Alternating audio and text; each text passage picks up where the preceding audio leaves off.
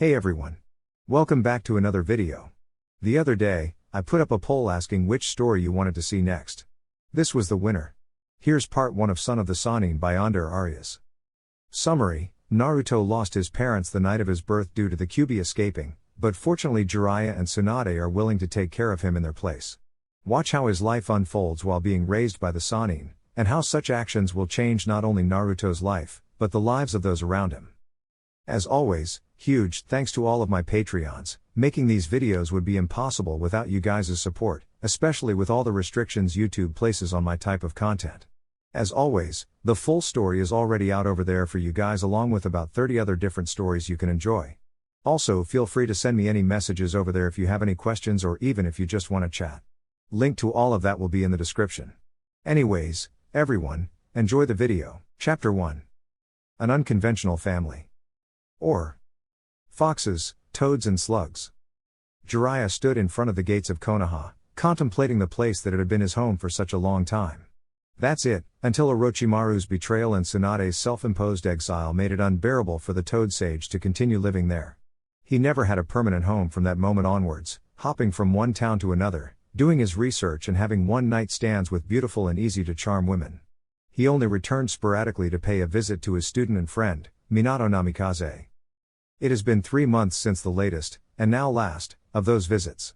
They talked about Jiraiya's failed book, The Tale of the Gutsy Ninja, and how Minato wanted to name his firstborn son after the main character of said book, Naruto. In the meantime, Jiraiya wrote his first erotic novel, Icha Icha Paradise, which became a bestseller in no time, engorging his already large bank account. He had been planning to drop by once the kid was born in order to give the newborn some nice gift. In fact, he was on his way to Konoha when a courier ninja arrived and told him about the tragic news, and that his presence was required in the village. Upon reading the letter with all the details, at first he thought it was some sort of tasteless joke, but the letter he was carrying had the stamp of the Hokage's office. And now, just as he stood in front of the gates, he realized it wasn't a joke as he had secretly hoped. Even from the outside, Jiraiya could tell that Konoha had been victim of a devastating attack recently, which was confirmed the moment the Toad Sage walked into the village. The streets were nearly empty. Destroyed buildings left and right. Trails of smoke coming everywhere. The gray sky appeared to reflect the somber and depressing mood the village seemed to be in. Jiraiya hurried towards the Hokage's tower. Hokage's tower. Hiruzen Sarutobi was in his former, soon-to-be his once again, office as he absent-mindedly looked through the window, lamenting the current state Konoha was in. An Anbu appeared behind him. Hokage-sama, Jiraiya-sama is here as you requested, the Anbu announced. The third turned around, and sighed. Tell him to come in, please. As you say, the Anbu said before disappearing in a cloud of smoke. A few seconds later, the white-haired Sannin walked into the office. Hiruzen couldn't help but smile a little upon seeing his old student. Hello, Jiraiya, it's good to see you again, even if it's under such awful circumstances. How was your trip here? Hiruzen said as he sat down on his chair. Not to be rude, but that matters very little now. It's that true, sensei? Are Minato and Kushina truly dead? Jiraiya asked, trying to suppress the anguish of his voice. Yes. Jiraiya averted Sarutobi's gaze, sighed, and whispered a profanity. He looked at his former sensei once again and asked, May I see the bodies? You may, but not now. There are urgent matters we must attend first before you can pay your respects to your student and his wife, Hiruzen gravely said. Matters that concern their son. Their son? Where is Naruto now? Is he okay? Jiraiya asked worriedly. Naruto is fine. He's possibly one of the few people who came out of this unscathed, Hiruzen said. I don't know if I'd call having a demon sealed inside him unscathed, sensei, Jiraiya pointed out. Not to mention that kid just lost his parents. True. Excuse my lack of tact. And to answer your first question, he's downstairs, on the lower floor. A couple medical ninjas are taking care of him. Now, Naruto was the reason I called you here. Because I'm his godfather. Exactly. According to Minato and Kushina's will, they left everything to Naruto, all their physical assets, such their house and other properties, as well as all their liquid assets, which will be managed by his legal guardian until Naruto comes of age. And according to their will, this person is you. I see. An uncomfortable silence followed Jiraiya's laconic answer. So, do I suppose that you're up to become Naruto's legal guardian and raise him until he's 18? Regardless of Minato's will, we can assign another legal guardian if you refuse. Jiraiya found the offer tempting. He had decided a long time ago that he would never settle down.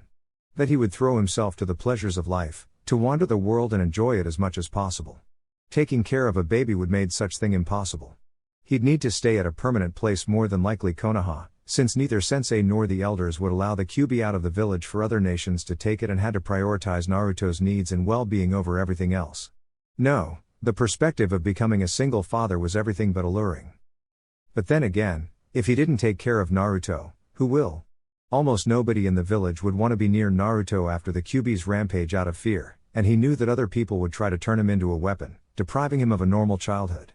No, he had a moral responsibility towards Naruto.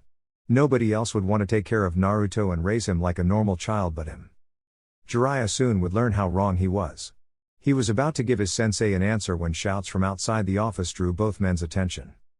"Miss, I'm sorry but Hokage-sama is in a meeting. You can't disturb him now," a male voice said, which Jiraiya vaguely recognized as the Anbu he has been talking to. "Do you know who I am? I'm sure that sensei will make time for one of his old students." A female voice angrily replied, a voice Jiraiya knew too well. "Oh my, I didn't expect her to come here so soon.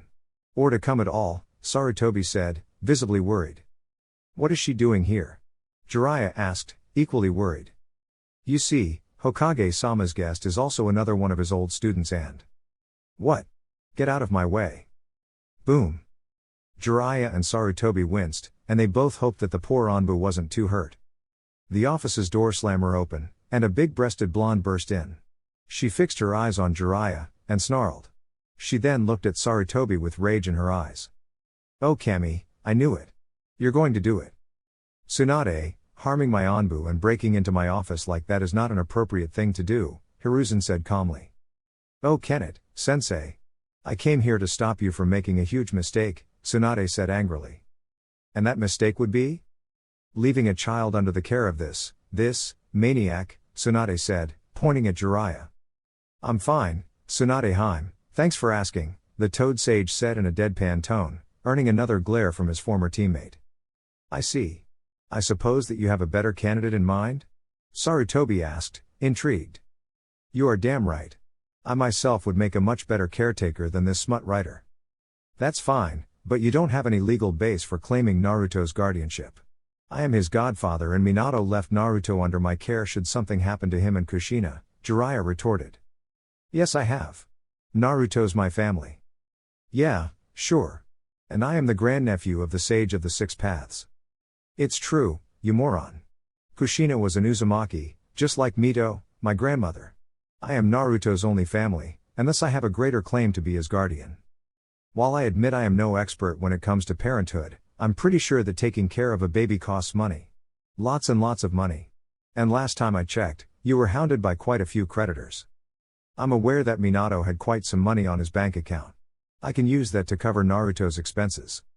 "Yeah, if you don't blow up on a casino again," Jiraiya angrily said, and turned to his former master. "Sensei, you can't seriously leave Naruto under this compulsive gambler.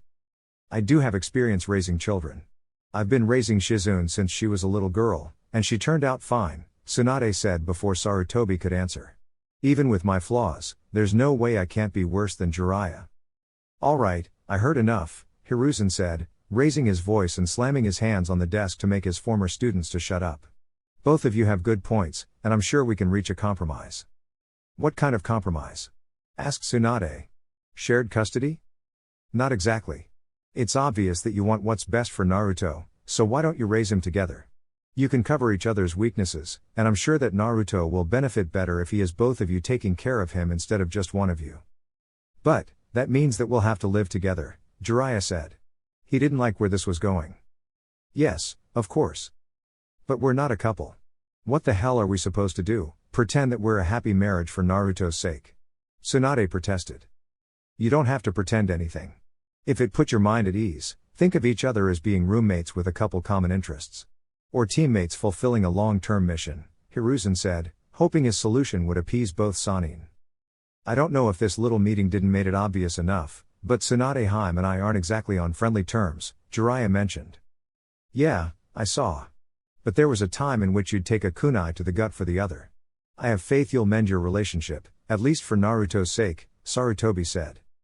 It's not that easy, sensei, Tsunade said. Hiruzen sighed heavily. I never said it was easy.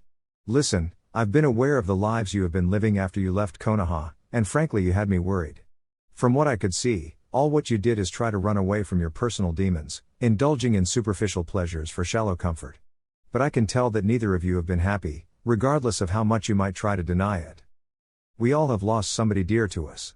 I myself lost my beloved wife and many old friends to the Kyuubi a few days ago, yet here I am, taking the mantle of the Hokage once again. I'm not saying that we're all the same or that you shouldn't deal with grief, but, how long has it been since both of you left? 6 years? Maybe more? I think it's about time you two start to move on. You can think of this as an opportunity. A new, fresh start. A chance to do something great. Don't you think it's about time to stop wandering around the world aimlessly wasting your lives in vain pleasures, and start doing something productive with your lives again? Both of you want to take care of Naruto. If that's the case, show me that you're worth him. Show me that you're able to not let your demons to get in the way of rekindling your friendship. Show me that the great and powerful Sannin, the ninjas I helped to shape, are still there, instead of the gambler and the pervert before me. A deafening silence followed Sarutobi's speech. Both Sannin wanted to reply, but they just were unable to. They couldn't find the right words. Any words. They glanced at each other, hoping that the other would have a clever reply that would get them out of admitting that their sensei was right, but there was none. Jiraiya sighed in defeat. There was no way out of here. Okay, I'm willing to raise Naruto together. What do you say, Haim? Tsunade had calmed down a bit, and looked just as pensive as Jiraiya. Alright, if this is what I have to do so I can be with my only family, but don't dare to get any ideas. Understood? Tsunade said, pointing an accusatory finger at him. Jiraiya raised his hands in defense. Hey, I didn't say anything. And you'll see that I can be a perfect gentleman. You better be. Then it's settled, Sarutobi said, visibly satisfied, as he stood up from his desk. Now, would you like to see Naruto? They didn't need to answer. Sarutobi guided his two former students to a room in the lower floor, in which a teen girl was being instructed by one of the medic ninjas how to hold baby Naruto. At the girl's feet there was a small pig wearing a maroon jacket and a pearl necklace. I see that you're getting to know Naruto, Shizune, Tsunade said when she saw her apprentice. Oh, Tsunade-sama. Did you get Naruto's custody? Shizune said, smiling at her. Yeah, more or less, Tsunade replied. More or less? What does that mean? I got joint custody with Jiraiya over here, Tsunade said as he motioned to her fellow Sannin. We'll be living together from now onwards. Oh, you're Jiraiya-sama? The teen girl asked. I'm so glad to meet you. Tsunade-sama told me a lot about you. Shizune, Tsunade shouted. Really? That's nice to hear. And exactly what did she say about me? Jiraiya asked with a perverted grin. Wipe that grin from your face, you pervert. The first thing we're going to do once we settle is to establish a series of rules to make sure we have a tolerable coexistence. You got that? Of course, Haim. You know I'd hate to do something to get on your bad side. That's good to hear. So, shall we move to Minato's old house already? Actually, I don't think that's a good idea, Hiruzen intervened. Come again? You see, Minato had a lot of enemies that would love to get revenge on him through his son, so I believe that we should keep Naruto's existence, as well as his parentage and his condition as a Jinchuriki a secret outside Konoha's walls. That's why I think we should sell all of Minato and Kushina's properties, and use that money to buy a new house for the four of you to live in. Also, I think that we should give Naruto his mother's last name instead. But sensei, Naruto has the right to know who his parents are. We'd make a disservice to Minato and Kushina's memory, Jiraiya calmly protested. I guess you got a point there, Jiraiya. Alright, for the time being, you can tell Naruto that his parents were powerful ninja who died the night the Kyuubi attacked, but keep their names a secret for the time being. Same goes with the Kyuubi. Sorry sensei, but I have to disagree there as well. You simply can't keep such a thing a secret from him, especially since the rest of the village knows about it already, Jiraiya protested once again. It's for his own protection. How being ignorant to the incredibly dangerous being inside him is going to protect him exactly? Jiraiya didn't bother to hide his skepticism. Listen, I want Naruto to have a normal life. That's what his parents would have wanted. Naruto carries a heavy burden on his shoulders, but he shouldn't be aware of it yet. That's why I'm going to enact a law in order to forbid the Kyuubi from being even mentioned by either ninja or civilians, under penalty of immediate execution. Let me tell you why that's a monumentally stupid idea, Jiraiya replied. Sarutobi couldn't help but feel outraged at Jiraiya's bluntness. Your solution amounts to ignore the Kyuubi. We can ignore it, but that won't make the Kyuubi disappear, and everybody else knows that. Forbidding people from talking about the Kyuubi might protect Naruto to some extent, but it won't make people forget that the Kyuubi is still inside him, nor stopping them from seeing Naruto as a bomb ready to go off at any moment. Even if that's true, how can Naruto have a normal life then? Let's face the facts, such thing is impossible. Naruto won't have a normal life, Tsunade interceded. Both Jiraiya and Sarutobi turned at her in surprise. Not that that's a bad thing, though. Normal doesn't have to mean happy. Jiraiya and I will ensure that Naruto's childhood is as fulfilling as possible. Thanks for backing me up, Haim, Jiraiya said, smiling at her. I'm just stating the truth. But if his generation grows up knowing that Naruto carries the demon fox, it might alter their perception of him and will judge him unfairly. It will be nearly impossible for him to make friends, Sarutobi interjected once again. Tell me, Sensei, do you think anybody would let their children near Naruto knowing what he's holding inside? At the very least, with all the facts, the children will be able to judge Naruto by themselves. And if they're unable to differentiate between the prisoner and its jailer, then they aren't worth his time, Jiraiya said. You seem very sure of yourself, Jiraiya. Are you sure this won't backfire? I would be lying if I said I was 100% sure, but I do believe that it is the best option. Let's have faith that the new generation will accept Naruto and won't judge him unfairly. You always drilled into our heads the importance of protecting the next generation. If we protect them, then we can place some trust in them, right? Sarutobi spent a few moments silent, pondering Jiraiya's words. A smile slowly crept his wrinkled face, and soon the old ninja was laughing, much to his students' bemusement. To think that I just had one of my teachings used against me, yeah, guess that you proved your point, Jiraiya. There will be no special laws regarding Naruto. You too will be tasked with his protection and well-being, and will have faith that Naruto will be accepted among his peers, regardless of his burden, Sarutobi said. There's one more thing I'd like to talk about. Even if I can guess your answer, is there a chance that you may rejoin Konoha's ninja ranks again? Besides getting back two of the most powerful ninja Konoha ever produced, Hiruzen was hoping that the return of the Sannin would help boost the incredibly low morale of Konoha's citizens. Sorry, but no. I came back here to take care of my only blood family left, not to be a killer and relive painful memories, Tsunade firmly stated. I'm with her. I left the ninja life behind. I'm a writer now. We will get involved with Naruto's training once he's old enough. He was about to add should Naruto choose to become a ninja, but for somebody like Naruto, that wasn't a choice. He'd have to be a ninja for his own sake. Both Sannin hoped they could convince him to take that path. But think in all the good you could do. Konoha's in its darkest hour. I'll ask you to reconsider, Sarutobi said, almost begging. He knew that if he passed this opportunity, he'd never had the chance to convince them to go back to being ninjas again. Here's my counterproposal, I'll take a job at the Konoha hospital, and I'm willing to even train future medic nins. But I'm never going back to a battlefield, Tsunade said. Hiruzen seemed to agree with her terms. He then turned to Jiraiya. Now that Tsunade made a concession, he'll have to do one as well. If there's a mission that absolutely nobody else can do, you can call me, was the Toad Sage's offer. Also, my spy network is at your service. Good to see that I can count on both of you, even if it's on such terms. Even if it was tragic circumstances that made you return, I'm glad to have you two back on Konoha, Sarutobi said in a heartfelt manner. Then it's all settled. When do we move in?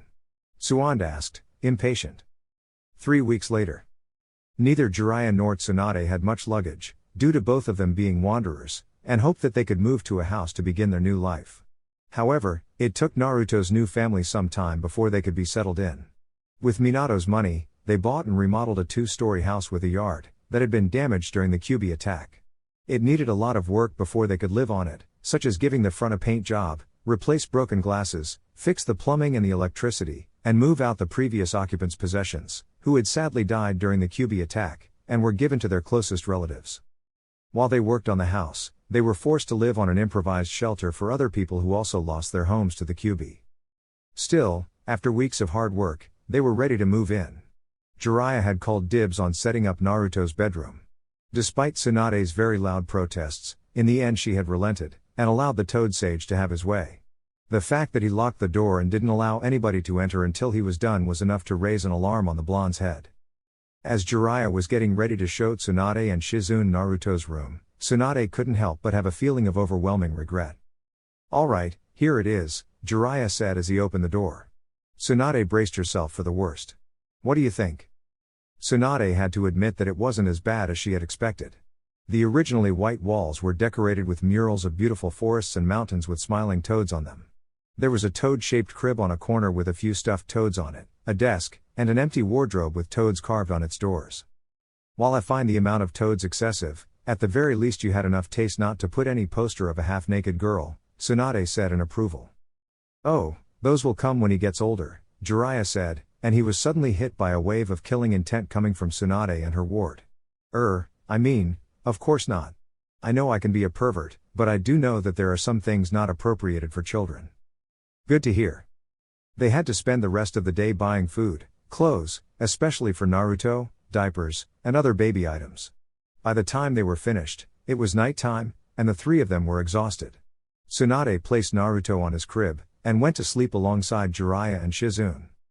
While it took no time for Tsunade and Shizune to fall asleep, Jiraiya remained awake. His head asked the same question time after time. Would have been any different if I was in the village when the Kyuubi attacked?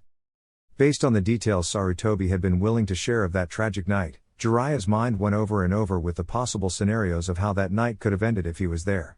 He spent an hour torturing himself by wondering if he could have been able to save at least one of Naruto's parents. "Stop doing that, Jiraiya. You couldn't know something like that would happen. The only thing you can do now is take care of Naruto to the best of your ability," the Sannin told himself. He then got up, and quietly went to Naruto's bedroom, making sure he didn't make any noise that could awake the other three people living under that roof. Jiraiya leaned on the crib, and looked at the infant laying there. "Hey there little guy, how are you doing?" Jiraiya said in a whisper. Naruto shifted in his sleeping seat. "Don't worry, I know that you had to go through a lot, but the nightmare is already over. Tsunade Haim and I are here to take care of you, and we will make sure that everything will be fine." Jiraiya continued to look at the sleeping baby. "Can I tell you a secret? Don't tell Tsunade or Shizune, because they would get really mad if they knew. But I have plans for you. Great plans. Once I'm done with you, you will be the biggest pervert Konoha has ever seen, ha ha ha. I will teach you everything I know so no girl will be able to resist your charms. You will be a legend only second to yours truly. Oh yeah, and you'll be a great ninja too. I guess that's important as well." Chapter 2. Midnight Drinks. Or, Uchihas are weird, weird, weird. 6 months after the Kyuubi attack. Jiraiya and Tsunade were both exceptional ninja. The kind that they only appear once every few generations. They both graduated the academy at an age most kids still can't tie their shoelaces, made chunin before hitting puberty and managed to become jonin before being 16. From that point onwards, the two Sannin, and their fallen teammate Orochimaru took a myriad of dangerous missions. If there was a task with a high chance of dying, they would do it without receiving a single scratch. If there was a mission that appeared to be impossible, they made it look as if it could be done by a mere genin. They never stopped to better themselves and improve in their areas of skill. Jiraiya became a seal master of renown and one of the few senjutsu practitioners alive. Tsunade became one of the best medical ninja the world ever knew. And both of them became incredibly powerful ninja, overshadowed by few and admired by many. Still, despite all the skills they had learned and honed over their lifespans, nothing could prepare them for the horror that it was to take care of a baby. Naruto used to cry a lot, often for no reason, and at completely random times, though he was rather fond of doing it at nighttime. He had to be watched constantly, or else he would somehow disappear, only to mysteriously appear outside the house. He would try to grab anything within his short reach, and more often than not he would try to eat it. One of the few things that would calm Naruto whenever he had a crying fit was Tsunade holding him against her chest. Jiraiya had joked that Tsunade's knockers would of course have a soothing effect on any men, no matter their age. Yet it turned out to be more than a joke when the slug princess breastfed Naruto, and the little Jinchuriki just wouldn't let go of her breast. The fact that the baby was positively elated whenever Tsunade started to undo her blouse wasn't a good sign at all. "This is bad, you're not even a year old, yet Jiraiya is already rubbing off on you," Tsunade said after the first time it happened. Or then again, it could be something else, since Naruto's stomach was a bottomless pit. He would eat a lot, and would never be satisfied. He always wanted more, and whenever his food was denied, he would go into a crying fit. Everybody wondered where the hell his little body stored all that food. On the bright side, Naruto was at least easy to feed, if a bit costly. Today was one of Tsunade's 2 days off after a rather long shift at the hospital. She would have spent the day sleeping, but neither Jiraiya nor Shizune were there, so she had to watch over Naruto, who just had calmed down from one of his random crying fits. She sighed in relief when she heard the main door opening. "Tsunade-sama, I'm back," said Shizune's voice as she entered the house. Sannin was wearing a green flak vest common among the Konoha Chunin and Jonin over her usual clothes. A forehead protector was wrapped around her head. Unlike Tsunade and Jiraiya, Shizune showed interest in joining the Konoha ninja.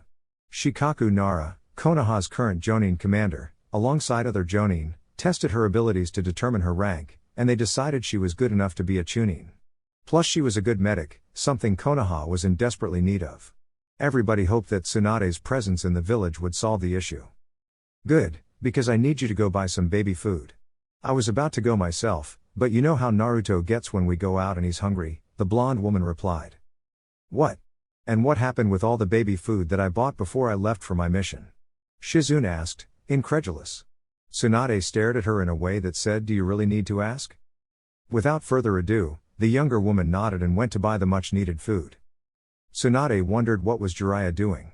Given that the Toad Sage rarely left the house, Tsunade had forbidden him from doing any research anymore, meaning that he could only use his imagination to write his erotic novels. She was hoping that he would take care of the baby while she had a much-needed nap.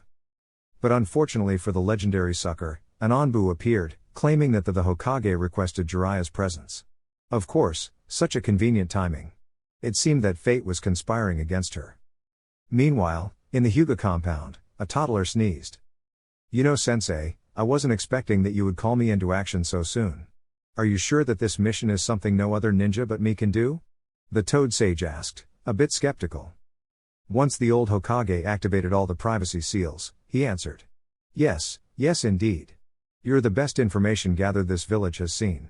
If somebody can unfold this mystery, it's you. Let me guess, you think that the Kyuubi escaping Kushina wasn't an accident?" Jiraiya ventured to ask. "Because we all knew that it was something that could happen." "Yes, and we set the proper measures. But no, that's not why we came to the conclusion that there was somebody behind the attack." "Enlighten me then." "After the Kyuubi had been contained, we recovered the bodies of my wife, Biwako, who was the midwife during the delivery, as well as the few Anbu that we had stationed to make sure nothing happened. The autopsy revealed wounds inflicted by ninja weapons." "Shouldn't you have told me this much earlier?" Jiraiya asked.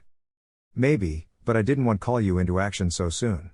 You see, there has been another investigation going on during these past months, carried out by Danzo and his branch of Anbu." Jiraiya frowned upon hearing that name. Danzo was known for being an extremist, often inducted orphans to bolster his organization's ranks, was an open critic of Sarutobi's conciliatory efforts with other villages and never bothered to hide that he wanted to be Hokage more than anything. Fortunately, he never had enough support to achieve such ambition. "I see. Did they find something?" If Jiraiya was asking this, he knew there would be two possible answers. They either found nothing, or they found something that Sarutobi didn't like, and wanted a second opinion. The super pervert prayed for the former, but just like with Tsunade, fate felt like conspiring against the Sannin. "Yes," Sarutobi said, sighing. "Danzo and I had been discussing the events of that night.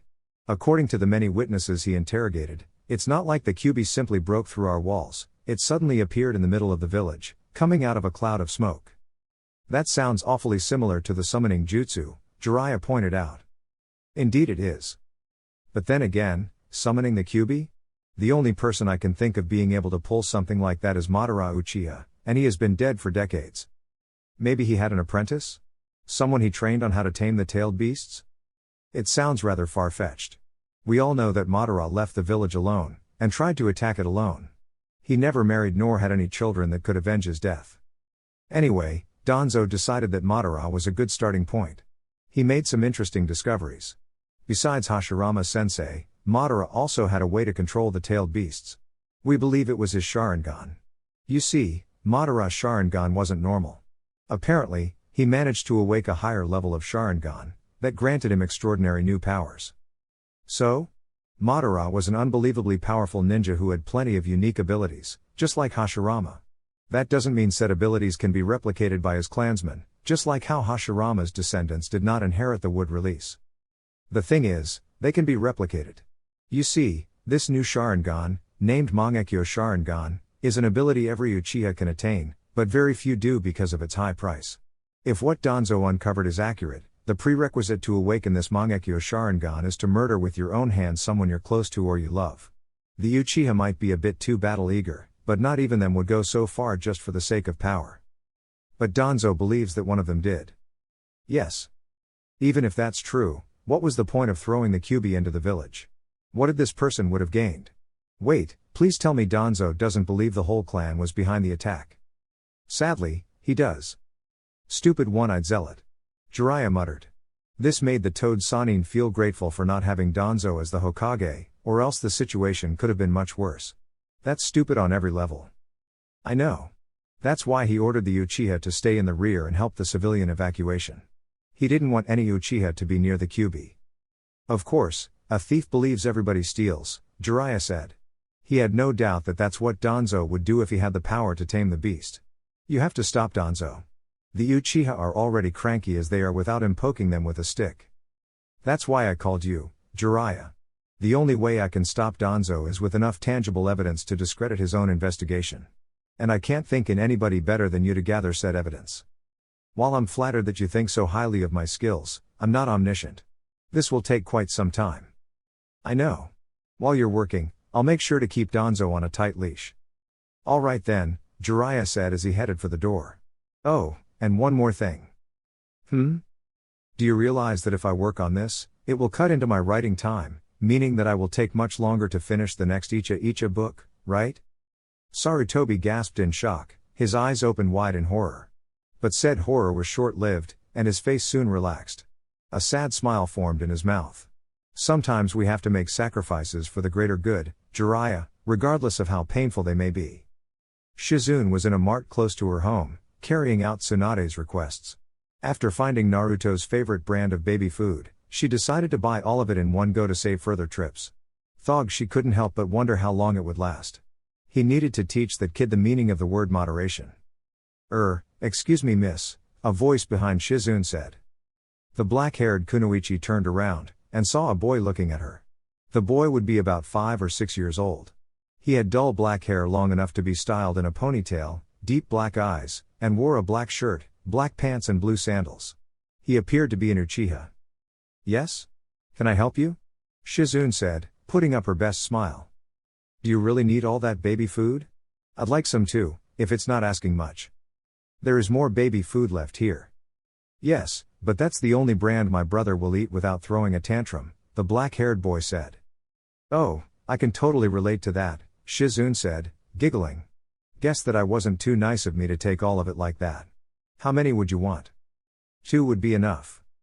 Shizune complied, and gave 2 jars of baby food to the boy. There you go. Thank you, miss. My name's Shizune, by the way. Itachi. Itachi Uchiha, the boy said, confirming Shizune's guess. Nice to meet you, Itachi-kun. Your brother is lucky to have such a nice and caring big brother like you taking care of him. Itachi blushed a little. Thanks. Both of them headed to the cashier. Itachi decided to keep talking. You know, that baby of yours must be really big if he eats that much, Itachi commented, looking at Shizune's basket, loaded with jars of baby food. That's the funny thing, he's so little. Tsunade-sama said that one day she's going to find where all the food he eats goes, because he's always hungry, and never gets fat. Tsunade-sama? Itachi repeated. Then a realization suddenly dawned on him. Wait a minute, that baby of yours, is the kid with the demon fox sealed inside? Shizune's bright mood suddenly darkened, and pondered if he should answer him. But then again, most of the village already knew her as one of Naruto's caretakers, so lying would be pointless. Yes, he is. And, how is he? Itachi asked with genuine curiosity. What do you mean? Does he have something that makes him different from other babies? Nothing that I have noticed. Trust me, deep down he's like everybody else. My parents didn't say anything, but I heard many grown-ups saying that he's dangerous, and that we should stay away from him. That's nonsense. Naruto's a normal kid like any other. Just because he has a demon sealed inside him doesn't make him dangerous. The seal the fourth placed on him will make sure the Kyuubi won't see daylight in a long, long time. Then why did they bring Jiraiya-sama and Tsunade-sama taking care of him? Shizune didn't like the course the conversation was taking. What do you mean by bring? They say that the Hokage had to recall the two legendary Sannin to keep the demon fox under watch and make sure he doesn't try to destroy Konoha again. Shizune was livid. Where did that rumors come from? Wasn't people aware of Jiraiya being the kid's godfather and Tsunade-sama being his only blood relative alive? It was obvious that neither Tsunade-sama nor Jiraiya-sama had heard of this rumors, or else they would have done something. She remembered the first time she decided to take a walk while carrying Naruto on a stroller. People shouted at her to get away from them, that she was putting them in danger by taking the thing out of his cage. At first she tried to ignore them and go somewhere else, but whenever he went, the treatment she got was the same. How could they be afraid of such an innocent creature? The next time she went on a walk with Naruto, Tsunade went with them as well. And they got the same treatment the moment they placed a foot on another street. That was a fatal mistake. Only Shizune's pleas stopped Tsunade from leveling the entire district. Still, quite a few people had to be hospitalized. From that day onwards, the verbal abuse stopped. But things didn't change that much. Whenever Shizune would walk with Naruto, people would simply return to their homes or leave the street until she and her ward were far enough. Some people muttered under their breath words the medic in training couldn't hear but could guess. They also shot her cold stares. She feared that Naruto would have a hard time making friends. But then again, this was a new scenario for her. While she already knew what most adults thought about Naruto, she was now talking to a child with no visible parent present. It was a golden opportunity not only to learn what any children would think of Naruto, but to erase whatever prejudices were implanted inside his young mind. Let me tell you that's a lie. Tsunade-sama and Jiraiya-sama are taking care of Naruto because both of them had strong ties with their parents. If that wasn't the case, then Naruto would be on an orphanage or under the care of any foster family. He doesn't need to be under watch. Like I told you before, the fourth seal will make sure the Kyuubi never returns. Itachi's expression didn't change. I see. Then if you live with him, you're not afraid that the Kyuubi won't be back, then I shouldn't be afraid either. Exactly. I'm so glad that you understand it, Shizune said, elated. Maybe there was hope at all. After paying for the baby food, Shizune and Itachi went their separate ways. Goodbye, Shizune-san. It was nice to meet you. Feelings mutual, Itachi-kun. I hope we meet again sometime soon. Shizune was in a considerably better mood now. That Itachi looked like a really nice and smart kid. Too bad he was too old to be Naruto's playmate. If only Naruto could meet some kids like him, then maybe she won't have to worry about him growing up without friends. Nevertheless, that possibility felt more plausible now. Maybe Jiraiya-sama was right about trusting the next generation. Tsunade was already regretting spending the afternoon napping, since once night arrived, she was too rested to fall asleep. She constantly shifted in her bed trying to get into a comfortable position, fluffed her pillow multiple times, opened the window in order to allow some fresh breeze in, closed the window once the room got too cold, opened the window again, until she punched the pillow in frustration. Maybe her best friend since she became an adult would be of some help. She got up from the bed, put on a robe and went to the living room. Turned out that Jiraiya was there, also awake, as well as her and Jiraiya's best friend, a bottle of sake. What are you doing up so late? Jiraiya asked. I could ask you the same, Tsunade retorted. True, but I did ask first. Tsunade groaned. Okay, fine, I couldn't sleep and thought that some sake could help. So you may pour me a cup now. What about you? Sarutobi-sensei tasked me with a big-ass mission that's going to take years to complete, and if I fail Konoha's relationship with the Uchiha clan may go down the drain, Jiraiya said as he carefully poured some sake on Tsunade's cup. I thought that you'd sleep like a log, given how overworked you've been this week. I spent all the day sleeping, so yeah, guess that I messed my sleeping cycle, Tsunade said as she emptied her sake cup in one go. Jiraiya refilled it without a single word from the blonde. Do you hear that? Jiraiya asked. Hear what? Tsunade said, taken aback. Was somebody trying to break into their home? I hear nothing. Exactly. Naruto hasn't cried a single time since sunset. I think that's a first. I didn't realize of that. And here we are, unable to sleep in our first silent night since we took care of that noisy brat. You've never been someone who appreciated irony. Oh, I do appreciate irony. When it happens to somebody else. Hee, you're quite the smart girl, aren't you? Jiraiya chuckled. By the way, Haim, can I ask you something? I'm not drunk enough for that. Wow, shot down before I even asked. But I didn't mean that. Did you ever imagine your life turning out like this? Tsunade wondered about the question. The answer was a definitive no. Since she was young, her picture of the future was her being married to her boyfriend Dan Kato, who would be Hokage, with her little brother Nawaki on his way to succeed him in the future. They would have at least 2 children. Tsunade would be retired from active duty and would work at the hospital, either treating the sick and wounded, or helping to shape the minds of the future generation of medics. Yet fate had different plans for her. Dan and Nawaki's lives were brutally cut short before her very eyes. Unable to deal with so much death around her, she decided to flee Konoha and wander aimlessly around the world. She stopped thinking about the future and focused on the present. But the few times she did think in the future, she could only picture herself either dying alone on an alleyway after drinking way too much. But, being back in Konoha, and raising a kid alongside Jiraiya? No, that never entered her mind. Hearing about the fate of Naruto's parents awoke a spark of determination within Tsunade that the Sannin thought it was long extinct. Maybe she failed to save Dan and Nawaki, but she swore that she'll do her best to ensure Naruto's safety. Yet something that at first appeared some sort of self-imposed atonement task turned out to be rather pleasant. Taking care of Naruto was a taxing job, but Tsunade considered it as much rewarding. And while living with Jiraiya didn't appeal to her one bit, the Toad Sage was a much nicer housemate than she had expected. In all these moths, he had never broke once the rules she had set. It almost felt like the old times. No, Tsunade finally answered. Not that I complain. I didn't achieve much after leaving the village. I feel that I'm doing something with my life again. Guess that old monkey was right, huh? What about you? Like Tsunade, Jiraiya also had dreams. He dreamed of marrying Tsunade and maybe have a couple brats with her. They'd live in a huge mansion. His reputation as a writer would even surpass his reputation as a ninja. People would fawn over him, gush about his talents and ask him to sign their books. He'd convince Orochimaru to drop his evil ways and return back to Konoha. Like Tsunade, Jiraiya didn't think in the future, not even once, since he was too afraid to think about it. His life was plagued by failures and very little accomplishments.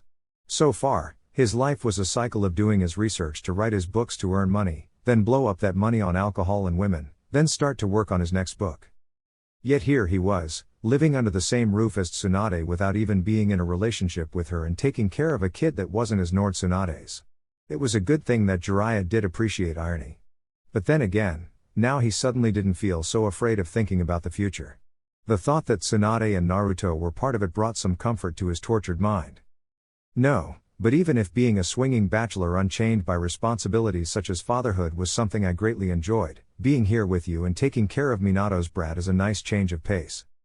By the way, how's that new book coming along? Slower than usual, between being back on duty and you not letting me to do more research. Not gonna happen. At least as long as you want to continue living in this house and raising Naruto. I didn't say anything. No, but you were thinking it.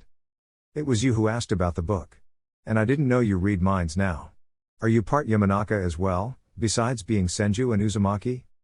I don't need mind reading powers to know what you're thinking. You've always been like an open book. I see. Do I make for an interesting read then? Jiraiya said with wide grin on his face. When you behave properly, you certainly do.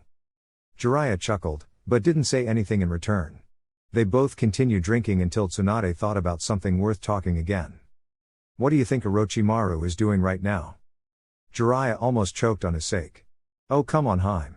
We were having a moment here, and you ruin it by bringing up that treacherous snake? I believe that you and I don't share the same definition of having a moment. And given that we're reflecting on our lives and future, I thought it would be fitting to talk about him. He used to be our teammate. Don't remind me. Well, from what I knew, the snake's probably cutting up the corpse of some poor bastard in a vain effort to understand the natural order of the universe or bullshit like that. You know, it's kinda sad that he's the only one of us whose life is turning out the way he planned it.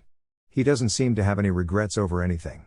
Maybe if we decided to go rogue instead of legally retiring we would have been happy.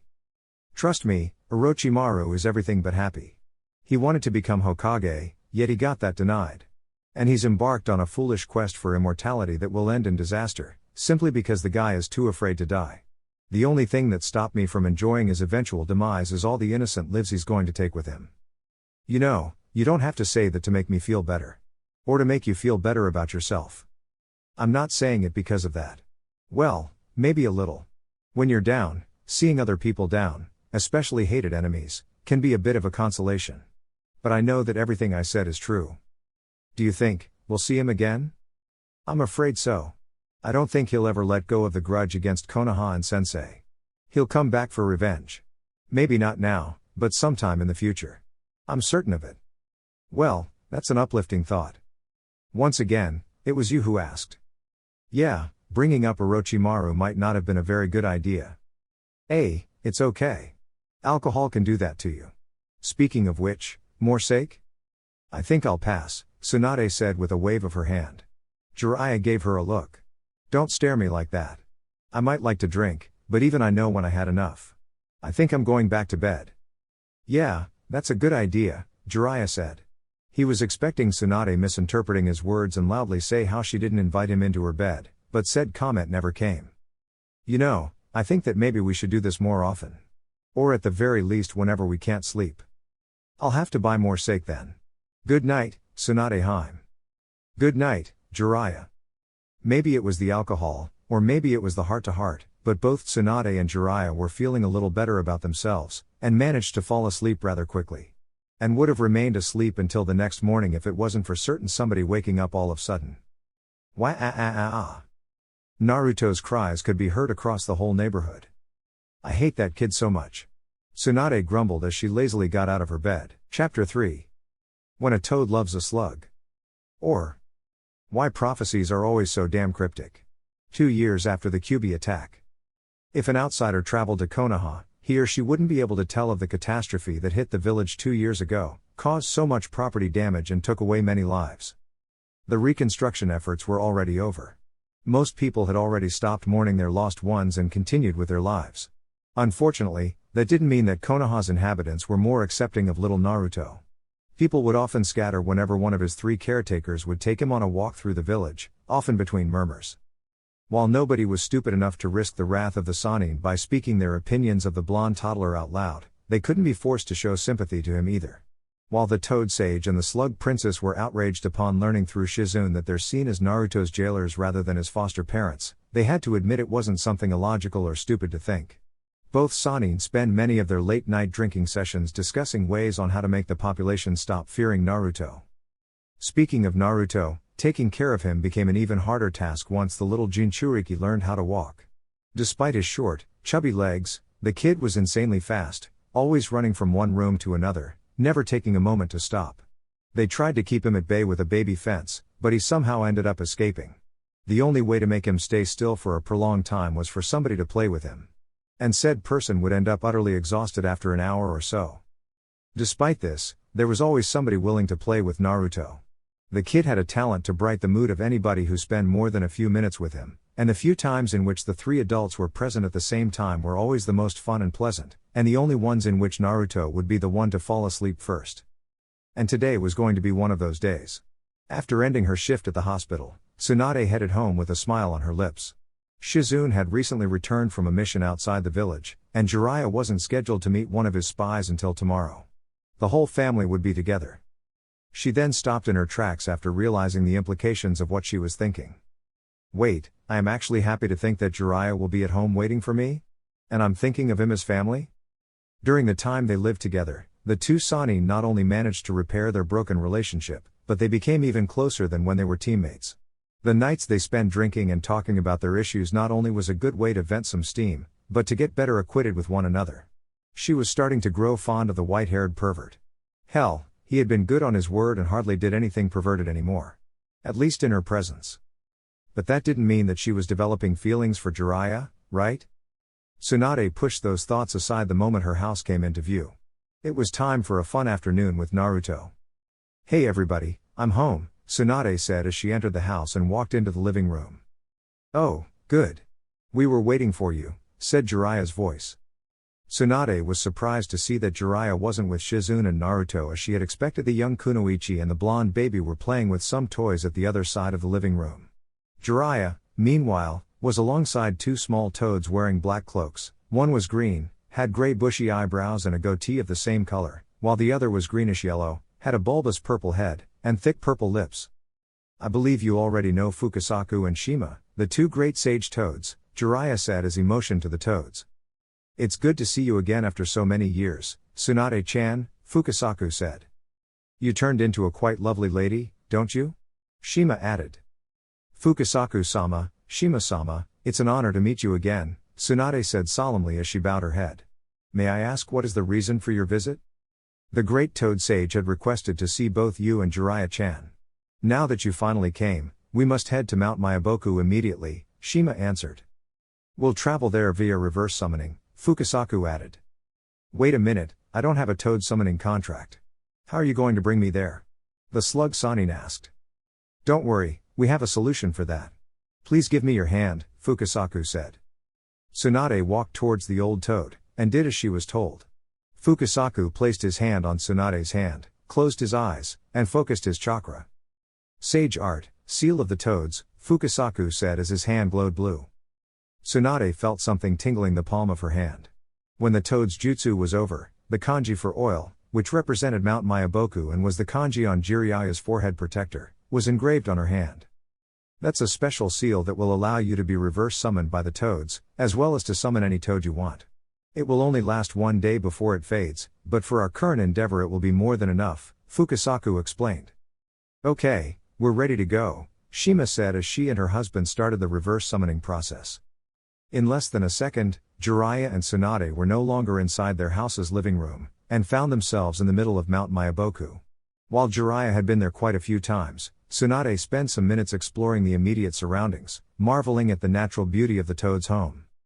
The place was filled with gigantic plants and mushrooms. Beautiful flowers that she had never seen before, nor knew they existed. Multiple rivers and streams flowed through the mountains. There were also many statues of toads scattered around the place. Yet for some reason, Tsunade found the place oddly familiar. The slug Sannin then realized what was Jiraiya's inspiration to decorate Naruto's bedroom. So, what do you think of our home, Tsunade-chan? Shima asked. It's amazing. The natural energy from this place is simply overwhelming. There's so much life. Would you say it's better than Shikotsu Forest? Ma, don't ask her such a thing. Don't you see you're putting her in a predicament? Fukasaku said angrily. Oh, can it, Pa? It's not that we invite a non-toad summoner to our place that often, and I just want to compare. Better or worse aren't words that I'd use to compare both places. Guess that the word would be different, Tsunade said, hoping that her answer wouldn't upset the toads. However, she wasn't going to badmouth the slugs behind their backs just to appease their current hosts. So, you said that the great toad sage wanted to see us? Jiraiya said, trying to get back to their current business. Oh, yes, you're right. Come on, let's not make Gamamaru-sama wait any longer, Fukasaku said as he led the way. Like that senile old geezer won't forget that he wanted to speak with the kids in the first place. Shima scoffed. While they headed to see the spiritual leader of the toads, Fukasaku thought it was a good chance to bring up certain topic regarding their only summoner. He hopped onto the white-haired man's shoulder. Jiraiya-chan, since you're here again, have you thought that it might be a good chance to complete your Senjutsu training? Maybe another time, Jiraiya replied uneasily. I'm kind of busy right now. Always with that excuse. Hey, I am taking care of a baby right now, so cut me some slack. Were you taking care of a baby during the past 10 years as well? I don't need it. I already mastered Senjutsu. Fukasaku scoffed in return. Then you and I have a very different idea of what mastering Senjutsu means. You need both Ma and I to enter and maintain Sage Mode. Plus your control of nature chakra has plenty of room for improvement. Listen, I will finish my training, okay? Just not now. I need to focus on Naruto first and foremost. I understand, Jiraiya-chan. But try not to delay it for much longer. The difference between incomplete and complete Sage Mode could mean the difference between life and death. After a short trip, the two small toads and the two Sannin were in front of Gamamaru, the great toad sage, who was sitting on a shallow pool. Tsunade eyed at the large red toad in front of her. Judging by the amount of wrinkles, warts, and near-closed eyes, it was obvious that Gamamaru was very old. Some said that he was so old, he even had met and advised the sage of the six paths himself, thought they were mostly rumors.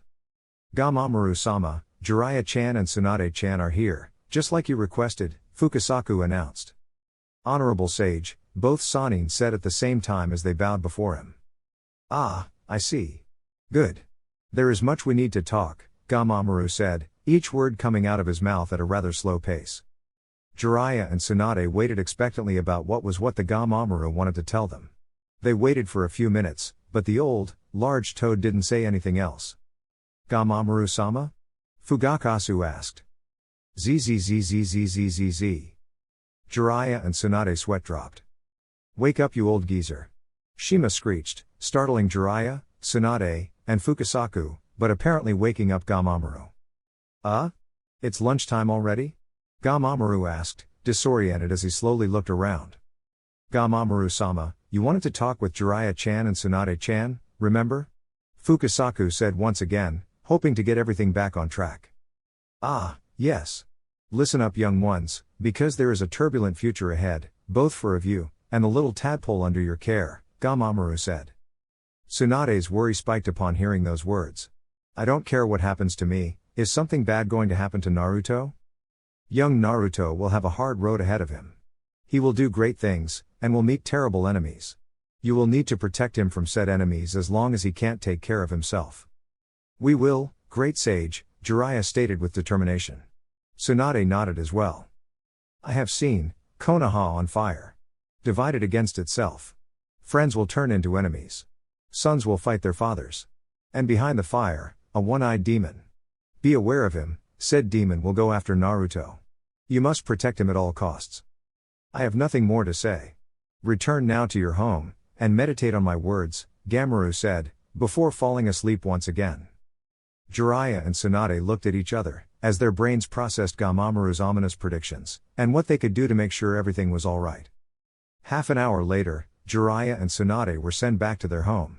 Much to their surprise, they found Naruto crying his eyes out while Shizune tried to comfort him in vain. What's going on here? Naruto, why are you crying? Jiraiya asked, and frowned. Upon hearing his voice, Naruto turned his head around, and looked at him.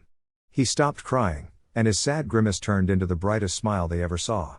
He wiped his tears, jumped from Shizune's lap, and rushed to hug them. You back, Naruto said as he was scooped by Jiraiya. What's going on, Shizune?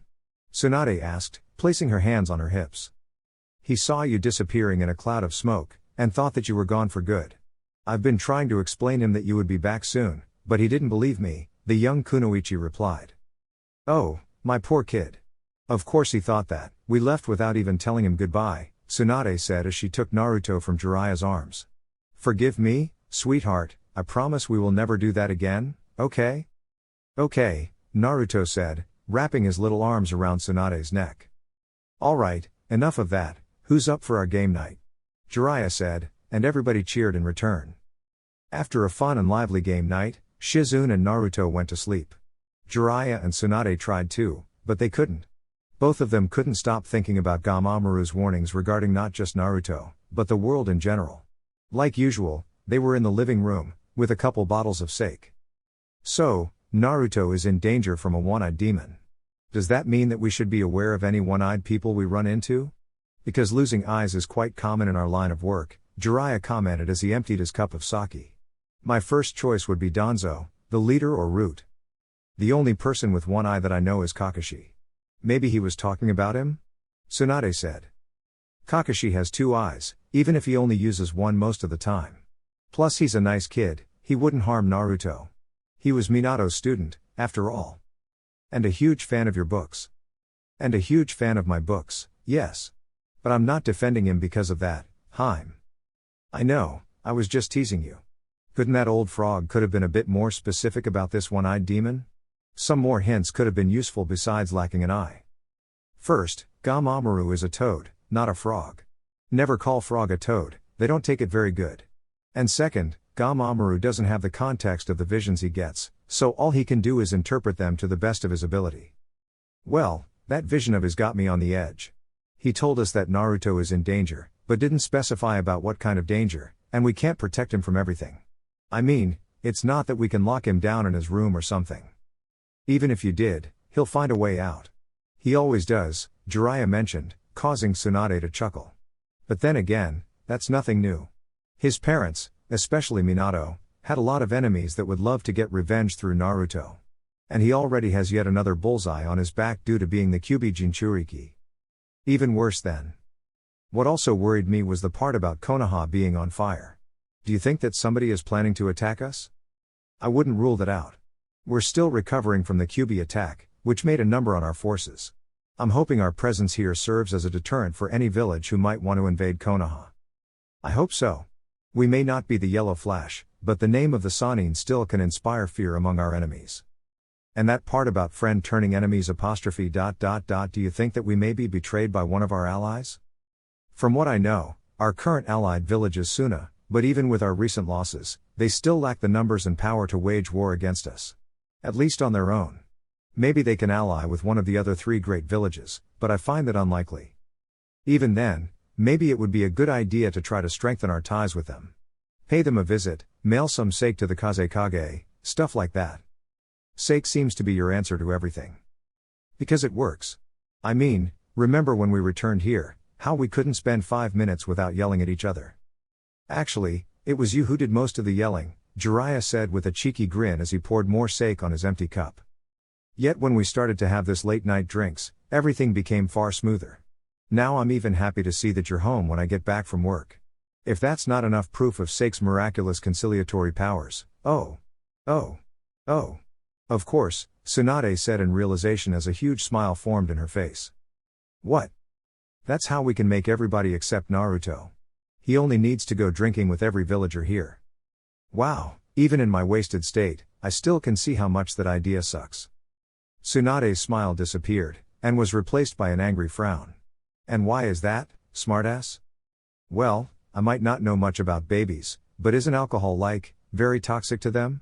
We still have to wait about 16 years until he can do that. And even then, he'll have to drink a lot in order to befriend the entire village. Damn it, I haven't thought that, Tsunade said, as she slumped on her chair, and drank from her cup again. Oh well, I'm sure I can think something. I just need more inspiration, hee hee. Hey, Haim, don't you think we had enough? Maybe we should go to bed. I will decide when I had enough. Now come on, keep the sake going. I have to forget that damned prediction from that damned frog. Toad. Whatever. Tsunade-sama. Are you awake? Come on, you need to get up, you're going to be late for the hospital. Shizune's voice awakened the blonde Sannin. The sunlight coming through the window felt into her eyes like being stabbed with burning hot daggers. Which didn't do any good to alleviate the massive hangover she was starting to notice. She could swear her head would explode at any moment. Yes, I'm awake, Tsunade said in a barely audible grumble. And stop yelling so much. The slug princess tried to get out of the bed, but she couldn't. There was something that was keeping her from moving. Further inspection revealed that it was a rather large, and definitely male-looking arm. She followed the arm with her eyes, and just as she feared, said arm was attached to a man. A naked man. A man with white hair she knew very well. While asleep, there was a very wide grin on his face. Taking into account the fact that Tsunade was also naked, it didn't take a genius to realize what happened last night, even if she didn't remember it. Nor she wanted to remember, anyway. She wanted to scream, but her extremely dried throat could only produce a cough. Just how much did I drink last night? The blonde Sannin asked herself in horror. Covering her naked body with the blanket, Tsunade tried to push the toad sage awake. Jiraiya. Jiraiya. Jiraiya, Tsunade said as she rocked the white-haired man, each time with more force. Jiraiya opened his eyes slowly, blinking several times until they accustomed to the current light. He groaned, rubbing his head with one hand, effectively being victim of a hangover just as bad as his drinking buddy. He then looked at Tsunade, and his mouth formed a smile. Good morning, Haim, Jiraiya said absent-mindedly. Then, slowly but surely, the more aggravating elements of the situation started to sink in. Upon realizing what was going on, he looked at Tsunade's barely naked form with his eyes wide opened as his face turned red. Whoa! What the hell? What happened? Trust me, I feel the same. We can talk about that later, and make no mistake, we will talk about it. Now get out of here before somebody sees us, Tsunade said, panicked. Alright, Jiraiya babbled as he hastily started to pick his clothes from the bedroom's floor and got dressed. Tsunade proceeded to do the same. Tsunade-sama, get out of the bed already. Shizune's voice said from the other side of the door. Even back in Konoha, I still have to be the responsible one. I'm awake. I still need a few minutes to get ready. Just don't come in. And what is taking you so long? Shizune asked as she opened the door and came into the room, only to be greeted with an image of her mentor and Jiraiya half naked, trying to get dressed as half as possible. Both Sannin smiled at her sheepishly. Shizune let out an eep. And quickly left, slamming the door shut. It's okay, it's okay. I didn't see anything. Just, take all the time you need. To say that breakfast time that morning was awkward would be a massive understatement. They all ate their breakfast without uttering a word, Shizune feeding Naruto while she actively avoided looking at the two Sannin in front of her. Tsunade, however, couldn't bear the silence anymore, and opened her mouth to speak. Shizune, what you just saw? None of my business, Shizune said matter-of-factly. We're all adults here. Just, tell me beforehand so we don't run into more unfortunate situations, the young kunoichi said, without turning her head to look at her mentor. This time it was Jiraiya who tried to speak. Listen Shizune, Tsunade Haim and I aren't. Do you think we should talk about that in front of Naruto? Shizune interrupted again. Both Sannin looked at the blonde toddler, happily enjoying his food and ignoring the conversation that was going on in front of him. They could pretty much be talking about Minato and Kushina and he'd pay as much attention. But then again, they had to admit Shizune had a point, that wasn't something to discuss in front of a little kid. Now, if you excuse me, today I have gate duty, Shizune said once she had finished feeding Naruto and eating her own breakfast, and left. I think that I'll get going too. I don't want to keep my contact waiting. Hopefully I'll get some more hints on the Kyuubi attack, Jiraiya said, clearly dying to get out of that house. Will you take care of Naruto? Yeah. I'll leave him in the hospital's daycare, Tsunade replied. So, see you later? Alright then, goodbye. Shizune was hoping that if she focused on work, maybe she'll remove the image of Tsunade and Jiraiya naked sharing the same bed, but gate duty was so boring and uneventful that she couldn't distract her mind with something else. Over the 2 years that Tsunade and her had been living under the same roof as Jiraiya, Shizune had noticed that their relationship became smoother little by little. During the first few weeks they used to argue a lot, and tried to avoid each other as much as possible. If Jiraiya was in the living room, Tsunade wouldn't go there until the Toad Sage left first. If Tsunade and her were having dinner in the dining room, Jiraiya would wait until they were finished before he would have dinner himself. The only time the two of them were together was when they spent time with Naruto. Then, the arguments became less and less frequent until they disappeared completely. Tsunade and Jiraiya were able to have civilized conversations, and seemed to tolerate each other enough so they stopped avoiding each other, as if they were finally getting used to each other's constant presence, and even enjoying it. One day that the medic ninja apprentice couldn't sleep, she heard voices coming from the living room, which she instantly recognized as the two Sannin. She then learned that whenever the two of them couldn't sleep, they would get up, have a drink and talk. Then this became a tradition, with both staying awake until late in the night regardless if they were suffering from insomnia or not, drinking and talking with each other. But even with how much their relationship improved, Shizune could never guessed in a million years that they would end up sleeping together. After her uncle Dan had died, Shizune never saw her master showing the barest of interest in the opposite gender again. Due to her beauty and generous pair of assets, Tsunade attracted many men, which she ended up rebuffing sometimes without even looking at them first. Those who took her rejection badly ended up in the hospital. Alright, your papers seem to be in order. I hope you enjoy your stay at Konoha, Shizune said to a merchant who had just crossed the gates. She then returned to her initial track of thoughts. Shizune had ambivalent feeling towards this morning's shocking developments. On one side, she wanted to shake that image from her mind. Tsunade was the closest thing she had to a mother, and nobody wants to think about their parents having sex. But on the other hand, she was feeling happy that apparently somebody was able to tear down the emotional barriers the blonde Sannin erected around her heart for years. She deserved to be happy. Ahem, excuse me, a voice said that snapped Shizune out of her trance. She blinked, and saw a Konoha Jonin looking at her. He had dark brown hair tied into a ponytail, and a goatee. Oh, sorry, what can I do for you?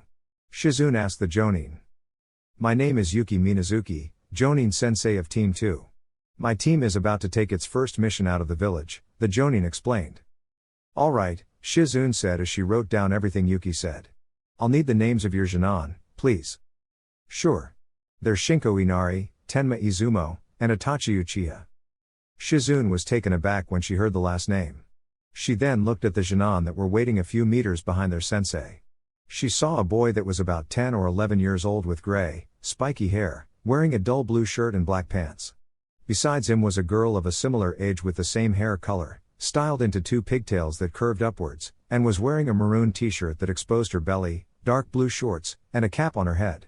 And lastly, there was another kid, much younger than the other two, whom Shizune identified as the kid she first met on a grocery store a year ago, and saw a few more times whenever she went on a walk. "Itachi-kun? Is that you?" Shizune asked. "Oh, hi, Shizune-san," Itachi said as he waved at her. "Are you a Genin already?" Shizune asked, her eyes wide open. Itachi just nodded. "But, how old are you?" 7.5. "But, you're so young." "Well, Itachi is quite talented," Yuki spoke up. "I was quite surprised when they told me he was the rookie of the year of his promotion." Shizune was left speechless. Not only this kid graduated 5 years before the average Genin, but doing so as the best of his class was something beyond amazing.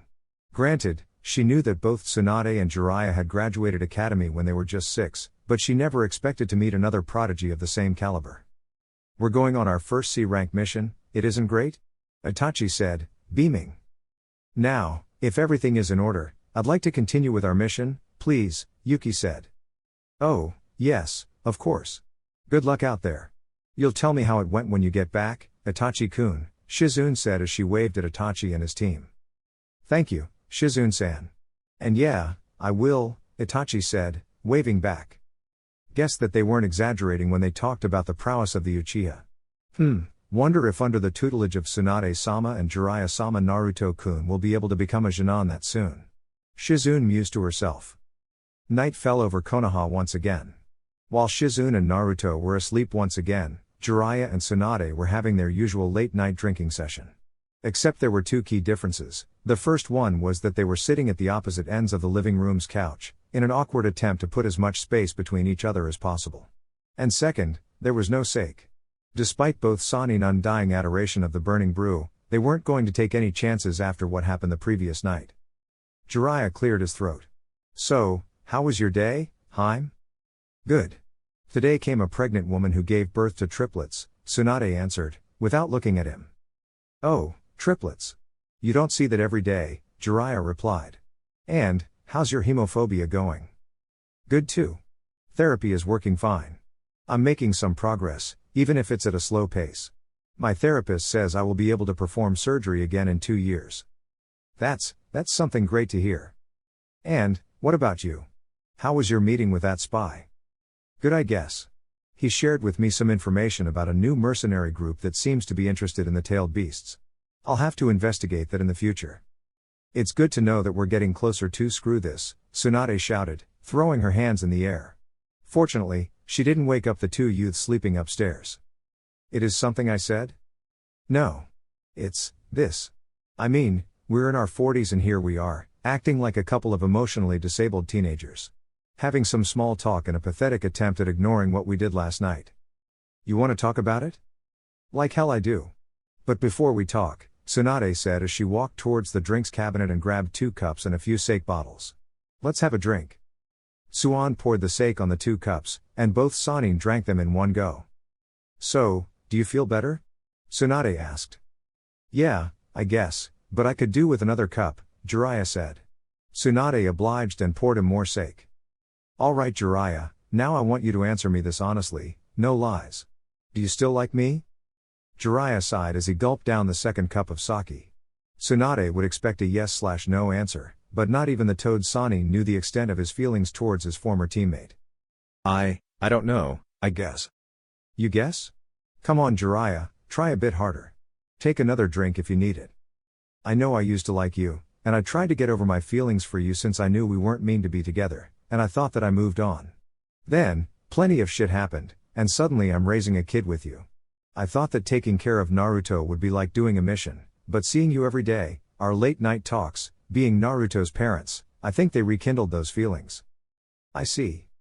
What about you, Tsunade? Did you find yourself attracted to me all of a sudden? Because I know that there's no man on this world who can trick you, much less force you, to share a bed with him." I'm not sure. But guess that I'd be an hypocrite if I didn't give you a specific answer after I forced you to give me one. I don't know when it happened, but suddenly I started growing more fond of you with each passing day. I didn't know if it was just fondness or if it was something more. To be honest, I've been an emotional mess since I left Konoha." Jiraiya chuckled. "Hey, I can relate to that. Jiraiya, the rules I established when we started living together. What about them? Did I break any? No, and that's what surprised me the most. You didn't do any of your research or any other perverted stuff I was expecting you to do. Were you hoping to win some points with me by sticking to my rules? No. Listen, Tsunade, what happened yesterday surprised me as much as it did surprise you. Then why did you decide to follow those rules then? I might not have been trying to woo you anymore, but I never stopped caring about you. I know I'm not the easiest person to live with, that's why I've been trying to suppress my least admirable traits in order to give you an easy time. You deserved as much as that. Well, thank you for that.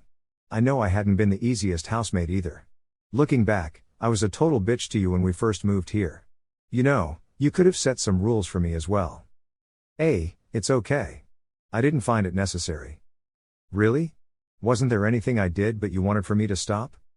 A couple things, but minor enough not to warrant something like a rule. Plus those offenses aren't hard to ignore when the offender is so easy to the eyes, Jiraiya said with a wide grin, as he shot Tsunade a devious look. Tsunade scowled and punched him in the shoulder. See? That's what I was talking about. You were doing so good, and you had to ruin it. Come on, you wouldn't like me if I changed everything about me, right? I like you better when you're not a pervert. Aha! You admitted to like me at last. Tsunade opened her eyes wide, stunned. I did? After a few seconds of silence she let a small smile tip from on her face. I guess I do. There's no point in denying it. So, what do we do now?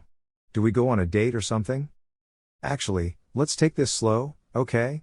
I might have admitted that I have some feelings for you, but still need to put my thoughts in order before we can take this any further. It's okay. I've been dreaming for this moment for decades. I can wait a little more. Good to know that.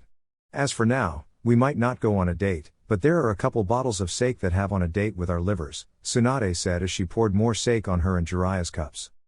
They spent the rest of the night casually chatting while drinking, resembling what they usually did during the previous nights. Shizune woke up next morning as usual. After getting dressed, she walked towards Tsunade's bedroom. Tsunade-sama, are you awake? It's time to get up, Shizune said after knocking the door, but there was no answer. She knocked the door again. Tsunade-sama? Fearing for the worst, the young Chunin opened the door slowly, and after working up some courage, she dared to peek inside. But much to her surprise, the room was empty, and the bed was made. Weird. Tsunade never wakes up earlier than her. Oh well, guess that there's a first time for everything, Shizune said as she went downstairs. However, upon reaching the living room, she saw something way worse than the image of the previous morning, which also made her realize why the bed was made. Tsunade didn't sleep in her room at all. Oh dear Kami, Shizune shouted in horror as she rushed back upstairs. That's the only couch we have. Chapter 4. The Hyuga Affair. Or, bloodline limits are not a substitute for anger management. 3 years after the Kyuubi attack. It took them some time, but Jiraiya and Tsunade were able to sort out their issues, and decided to give themselves a chance. Things were slow at first, just as Tsunade wanted, but they soon became comfortable with each other and their relationship moved way faster than anyone would have anticipated, and a year after they made their relationship official to Shizune and Naruto, they agreed to marry. For Shizune's sanity's sake, they also decided to limit any activity remotely linked to sexual intercourse to their bedroom. The girl had an innate talent for finding them doing it, if you could call that a talent.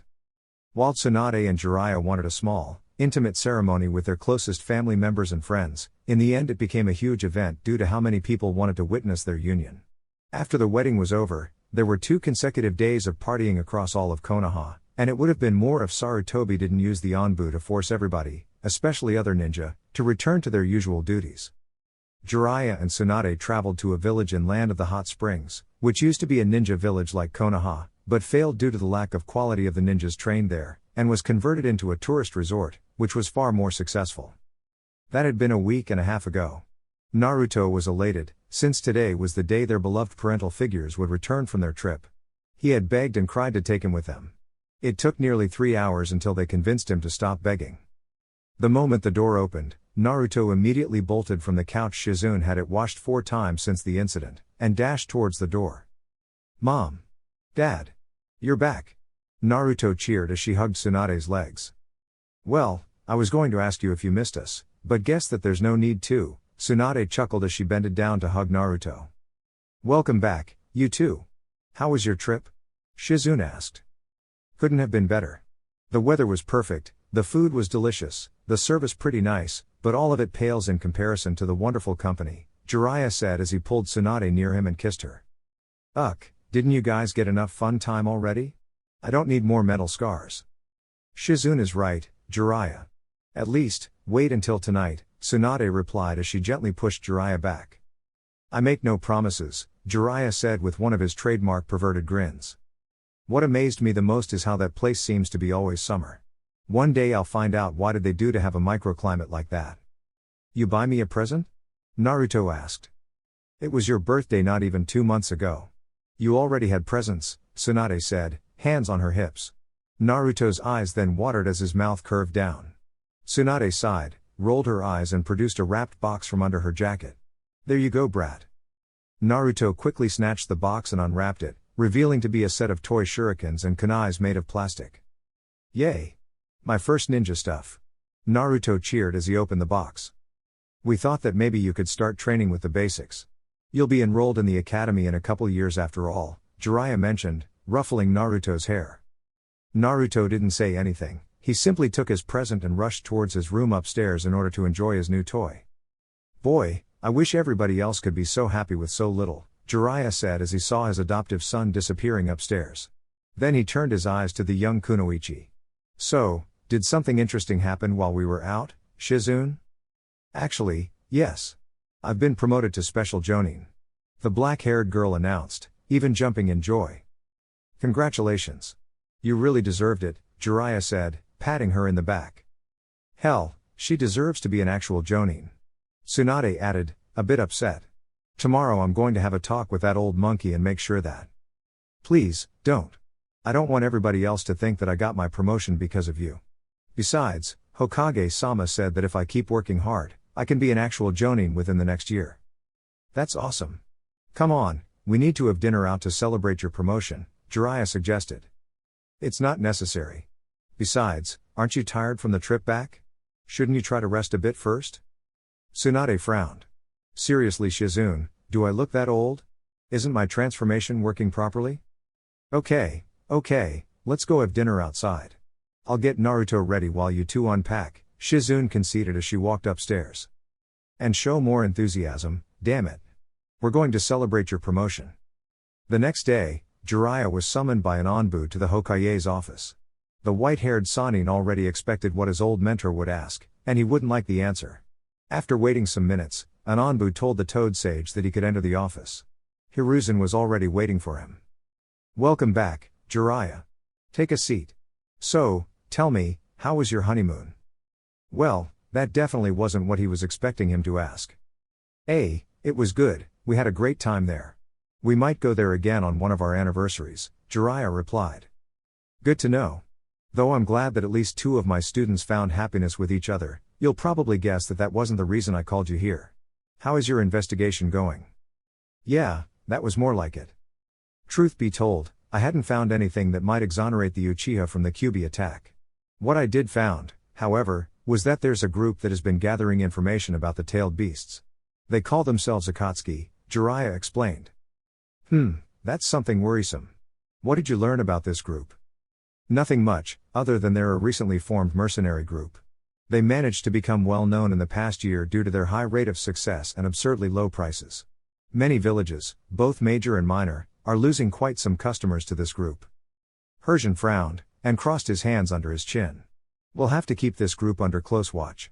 Have they tried something like abducting a Jinchuriki from another village? From what I heard, no. That's good. We'll inform other villages about our discoveries. Maybe this isn't anything, but you can't never be too cautious. I don't think they'll believe anything we might say, and think we're trying to trick them. With the exception of Suna, our relationship with the rest of the villages, both major and minor, isn't exactly good.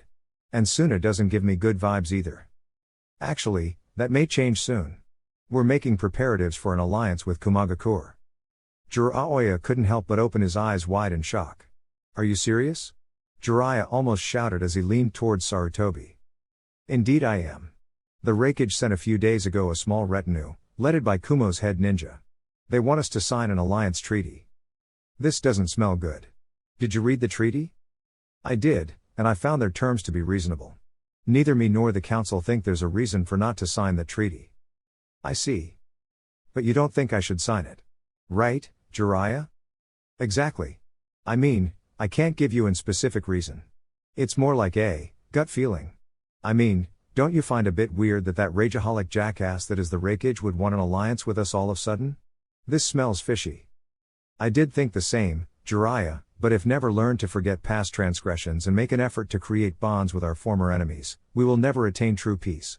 Maybe the Rakeage finally saw reason. Besides, this can be beneficial for your ward. Beneficial for Naruto? Explain. I know that Kumagakure has 2 Jinchuriki. Both of them had tamed their tailed beasts, and can use their power without any risk. If this goes well, maybe in the future Kumagakure will share with us what kind of training they did in order to achieve such feat. I know that Minato would have wanted Naruto to learn to use the power of the Kyuubi. If that wasn't the case he would have used a different seal. If that's the case, I hope that I'm wrong.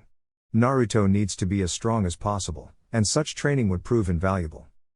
Besides, we will need other alliances besides Suna if this Akatsuki group is the threat you fear it is. And with Kumo and Suna on our side, maybe we can pressure Iwa and Kiri to join us. Can you imagine that, Jiraiya? All 5 villages, finally united? Sarutobi looked visibly excited at the prospect, as if seeing the culmination of the work of a lifetime.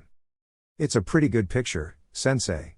But with Kiri's ninja being more unhinged than ever and how much Iwa hates us, it's unlikely. Unlikely doesn't mean impossible, my former student. Anybody would have said that you marrying Tsunade was also unlikely, yet look what happened. As long as there's a chance for something wonderful, we should fight for it with all our strength, don't you think? I guess you're right. Keep up with the Akatsuki. I have a feeling that the mysterious attacker who unleashed the Kyuubi was part of that group. With enough luck, we might gather enough evidence to exonerate the Uchiha. Speaking of which, how are the Uchiha doing? Sarutobi's expression soured. Sadly, not good. There seems to be an information leak, and the Uchiha learned that they're being held suspect for the Kyuubi attack, and my Anbu are hearing murmurs and rumors about the Uchihas being potential traitors among the population. As you can imagine, Fugaku-san was far from amused. This is not good. The Uchiha will grow restless, and that will only make them to look more suspicious on Danzo's eyes. That's why your investigation is so important, Jiraiya. I decided to be lenient and let you enjoy some time alone with Tsunade, but now it's time to get back to work. We need information on the attack, and we need it as soon as possible, Sarutobi sternly said. The Akatsuki lead seems to be the best one. I'll continue with that. Good. You're dismissed. Now, I have a treaty to sign. Unfortunately for the third, his hopes for peace would be cruelly crushed. The very same night the treaty was signed, a masked ninja attempted to kidnap Hiashi Hyuga's 3-year-old daughter, Hinata. Hiashi killed the man before he could even get out of the Hyuga compound. The kidnapper turned out to be Kumagakure's head ninja. Now it was obvious that the whole treaty was just a ruse to infiltrate a Kumo ninja on Konoha who could abduct in Hyuga. The Rakeage's answer came quickly in the form of a rather scathing letter demanding for the killer, Hiashi Hyuga, to be extradited to Kumo to be judged for attacking a diplomat, while at the same time vehemently denying any kidnapping attempt on their part. Refusing the demands would result in war. There was an emergency meeting at the Hyuga compound. Besides the highest-ranking members within the clan hierarchy, such as Hiashi Hyuga, head of the main family, his brother Hisashi, head of the branch family, and their father, a clan elder and former head of the main family, there were also the Hokage, Jiraiya, Koharu, Homura, and Danzo. Our main priority is avoiding a war with Kumo. We haven't recovered yet from the Kyuubi attack, we can't afford going to war so soon, especially not after a village that's strong, the Hokage declared. We all read that letter. The only viable solution is for me to be handed to Kumagakure. It was me who killed the head ninja, so it should be me who shoulders this responsibility, Hiashi declared solemnly. Hiashi, don't. We can't let the Byakugan to fall into those bastards' hands, the Hyuga elder said. I agree. If we hand the Byakugan to the enemy, we will give them a weapon to use against us. What guarantee we have that they won't declare war on us once they forced you to produce enough Byakugan bearers? Danzo asked. That's why we already have devised a solution. Hisashi will go in your place. We shall execute him in front of the Rakeage, and hand the corpse to him. That way, Kumo won't get the Byakugan and will avert the war, the elder said. Upon seeing Hiashi's reaction, he added, Hisashi already agreed with the plan. Are you really thinking in surrender to their demands? So one of them commits a crime against one of our clans on our own village, and we are the ones who have to compensate them? What kind of message would be sending to the rest of the villages, that we let everybody to trample over us with impunity? Koharu angrily shouted. I agree with Councillor Utatane. Konoha must never kneel before potential enemies, Danzo added. I can't believe what I'm going to say, but I agree with Danzo, Jiraiya added. Danzo shot him a neutral look. This may set a dangerous precedent. When other villages hear out of this, what will stop them of making unreasonable demands under threat of war? But we can't afford going into a war. Homura interceded. Even if we win, we would be so weakened afterwards that we'd be an easy prey for even the minor villages. Actually, I believe that the Raikage's threat of war is just a bluff, Jiraiya stated. What make you be so sure of that, Jiraiya-sama? Hyashi asked. We just killed one of their higher-ranked ninjas on a diplomatic mission. That's a pretty valid excuse to wage a war, and at least one of the previous wars was waged over even less than that. If they really wanted war, the Fourth Ninja War would have already been declared. Do you have any ideas, Jiraiya? The Hokage asked. As a matter of fact, I do, sensei. Let's reply their bluff with one of our own. I believe that since neither Tsunade nor I officially went back to active duty, they probably don't know that we're back in Konoha. Let him show that two of the legendary Sannin are back in business, and see if he's so eager to wage war against us then. That's a dangerous gamble, Jiraiya. While you and your teammates built quite the reputation during the Second War, it isn't a guarantee that might intimidate the Raikage. Guess that after living with Tsunade so much time something of her rubbed off on me, hee, Jiraiya said with a chuckle. Fortunately, my luck will be better than hers. I like your plan, Jiraiya. It's good to see that after all the pacifistic ideas Hiruzen surely filled your head with, you're still capable of some ruthlessness, Danzo told him. Jiraiya raised an eyebrow, then shuddered. A compliment from Danzo. He never felt so dirty. Hokage-sama, what is your decision then? Homura asked. Sarutobi closed his eyes, and pondered his options for a few minutes. He finally reached a decision. We will follow Jiraiya's plan. I'll send a letter to the Raikage asking him to meet me on neutral ground. Once there, we'll attempt our bluff. The next week, the Hokage and a group composed of Jiraiya, Tsunade, Hyashi Hyuga, Shikaku Nara, Kakashi Hatake and Shibuya Barame were heading towards the land of hot springs, which would serve as the neutral ground where the meeting would take place. Several Chunin were carrying the corpse of the head ninja on a stretcher, as well as the other two Kumo ninja that came with him. They didn't have women my size in mind when they made these goddamn flak jackets. Tsunade grumbled, trying to close her jacket over her massive rack, before finally giving up. If it was a man who did, I can guarantee he did. All men have women your size in mind at some point in their lives, Jiraiya said with a perverted grin. Tsunade shot him a cold glare. Don't give me that look, I'm just stating facts. Both of them were wearing a green flak jacket over a blue long-sleeved shirt, blue pants, and a Konoha forehead protector. I can't believe I let you make me agree to do this. We had left this shit behind, Tsunade protested. Relax, Haim, Jiraiya whispered as he placed a hand on her shoulder. We aren't going to fight, just to instill some fear into their bones. This will be over before you realize it. He decided not to tell her that Sarutobi was wearing his battle armor under the Hokage robes. Sarutobi also hoped that the meeting wouldn't end in a fight, but you could never be too cautious, especially with somebody so rage-prone as A. That better be right, Tsunade replied in a threatening tone. Hyashi's Byakugan located the Raikage and his entourage, who were already in the meeting point, a clearing between a forest and a river. Everybody instinctively checked on their weapons, even if they weren't mean to fight. After a few minutes more of walking, everybody else saw them. He brought more people than us, Tsunade noted upon glancing at the group of Kumo ninjas. Focus not on quantity, but quality. Do you see the man with sunglasses and a scarf, and that blonde woman with a ponytail? Besides the Raikage, you should worry about those two the most. Let me guess, they're the Kumo Jinchuriki? Correct. The Raikage brought the heavy hitters. I don't like it. Hey, so did we. Besides, this confirms my early theories. The Raikage wants to intimidate us as well. Now it all depends on who gives in to fear first, Sensei or the Raikage. Upon noticing the Hokage's group approaching, the Kumo ninja walked towards them. Both groups stopped at a safe distance from each other. So, you finally came, Hokage, and you brought the murderer with you. Good. Hand him to us, and we can get over this already, the Raikage said, his voice dripping with impatience. Not so fast, Raikage Dono. Yes, we are aware of your terms to settle this dispute. I discussed them with my counselors, and we decided to reject them. What? The Raikage roared. Do you realize this means war, right? I haven't finished yet.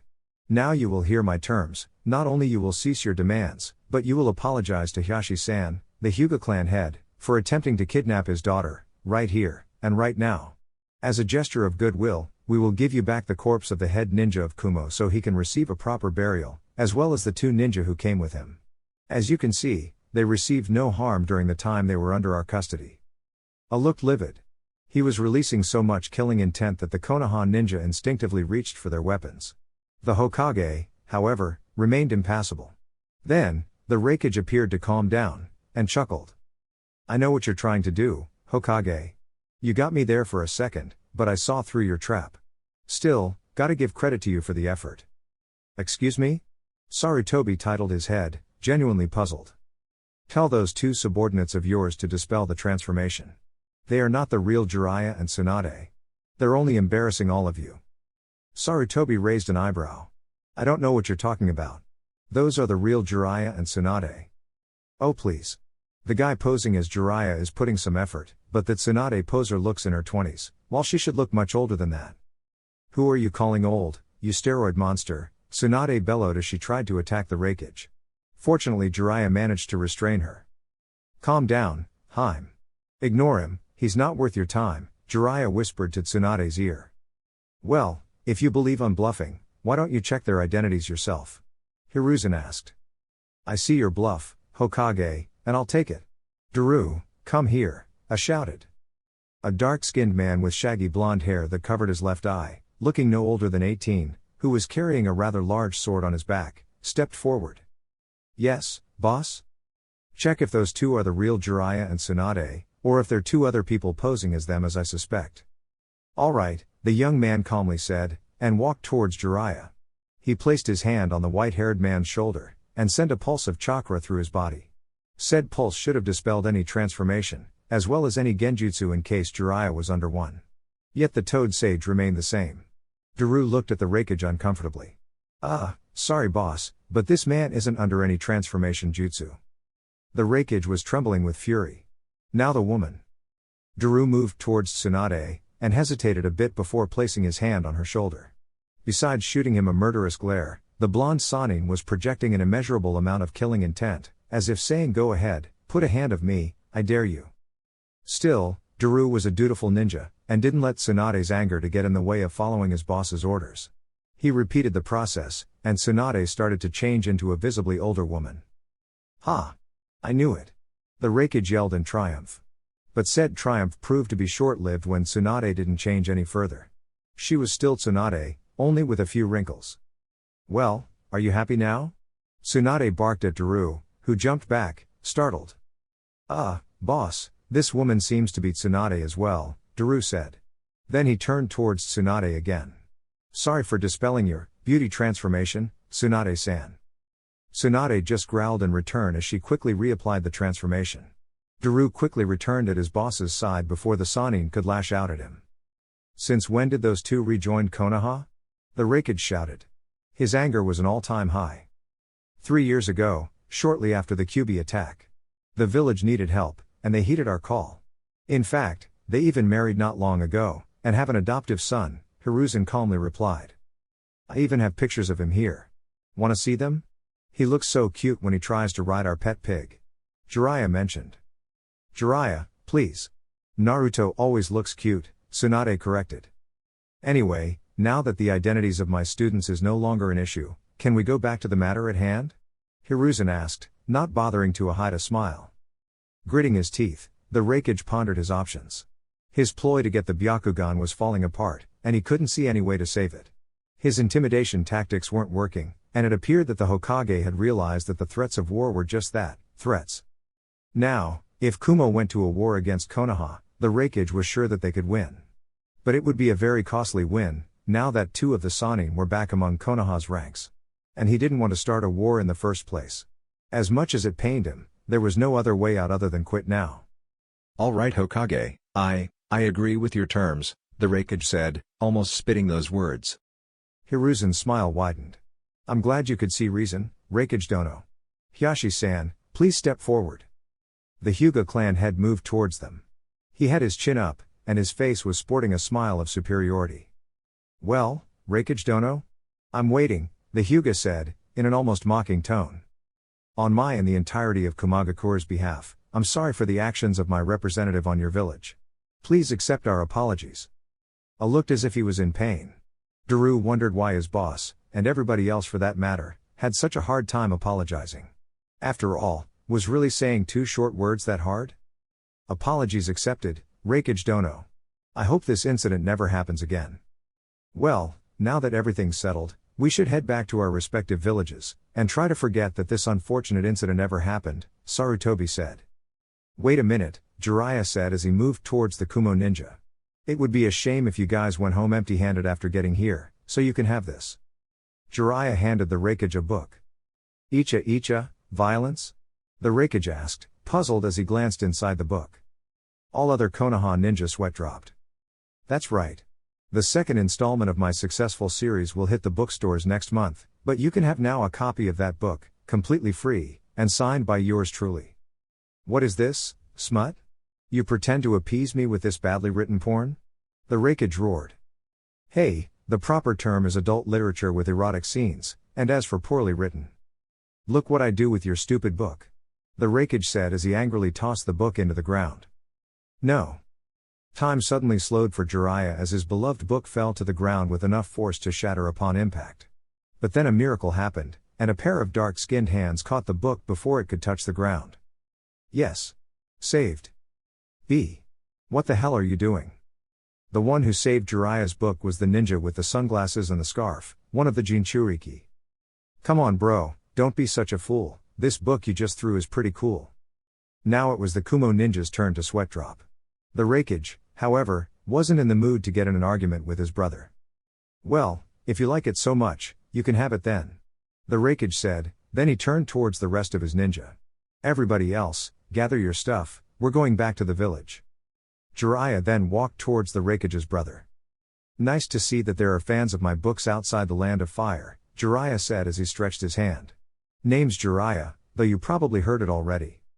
Killer Bee is the name, and being awesome is my game. Killer Bee replied. Your book is sublime, but it misses some cool rhymes. That's nice, I'll keep it in mind for the next book. By the way, I wonder if I could ask you a favor, Jiraiya said. Killer Bee nodded. This was a risky move since it meant sharing sensitive information with a foreign village, but the chance was just too good to pass. Konoha has a Jinchuriki too. Do you think that once he's old enough you could train him in order to control his tailed beast? I'd love to, pal, but I don't know if shall, because you see, my bro has to agree. I see, well anyway, I had to try. Enjoy the book then. Killer Bee couldn't be happier. Not only he had gotten an exclusive Icha book for free, weeks before it would be for sale, but that blonde Sannin didn't notice that he had been staring at her boobs during the whole ordeal. Thank Kami for whoever invented the sunglasses. A few days later, the Hokage's group returned to Konoha, relieved that they had averted a war and they didn't have to surrender one of their bloodline limits to an enemy village. And despite his face remained as stoic as usual, Hyashi Hyuga was the one who felt the most relieved. His brother was already waiting for him at the compound entrance. Welcome back, brother. I believe the trip was successful? Hisashi ventured to ask. Indeed it was. Thanks to Jiraiya's plans and Hokage-sama's resolve, I believe we averted a potential disaster, Hyashi replied. I'm glad to hear that. Come on, I'm sure Hikari-sama and Hinata-sama are dying to see you again.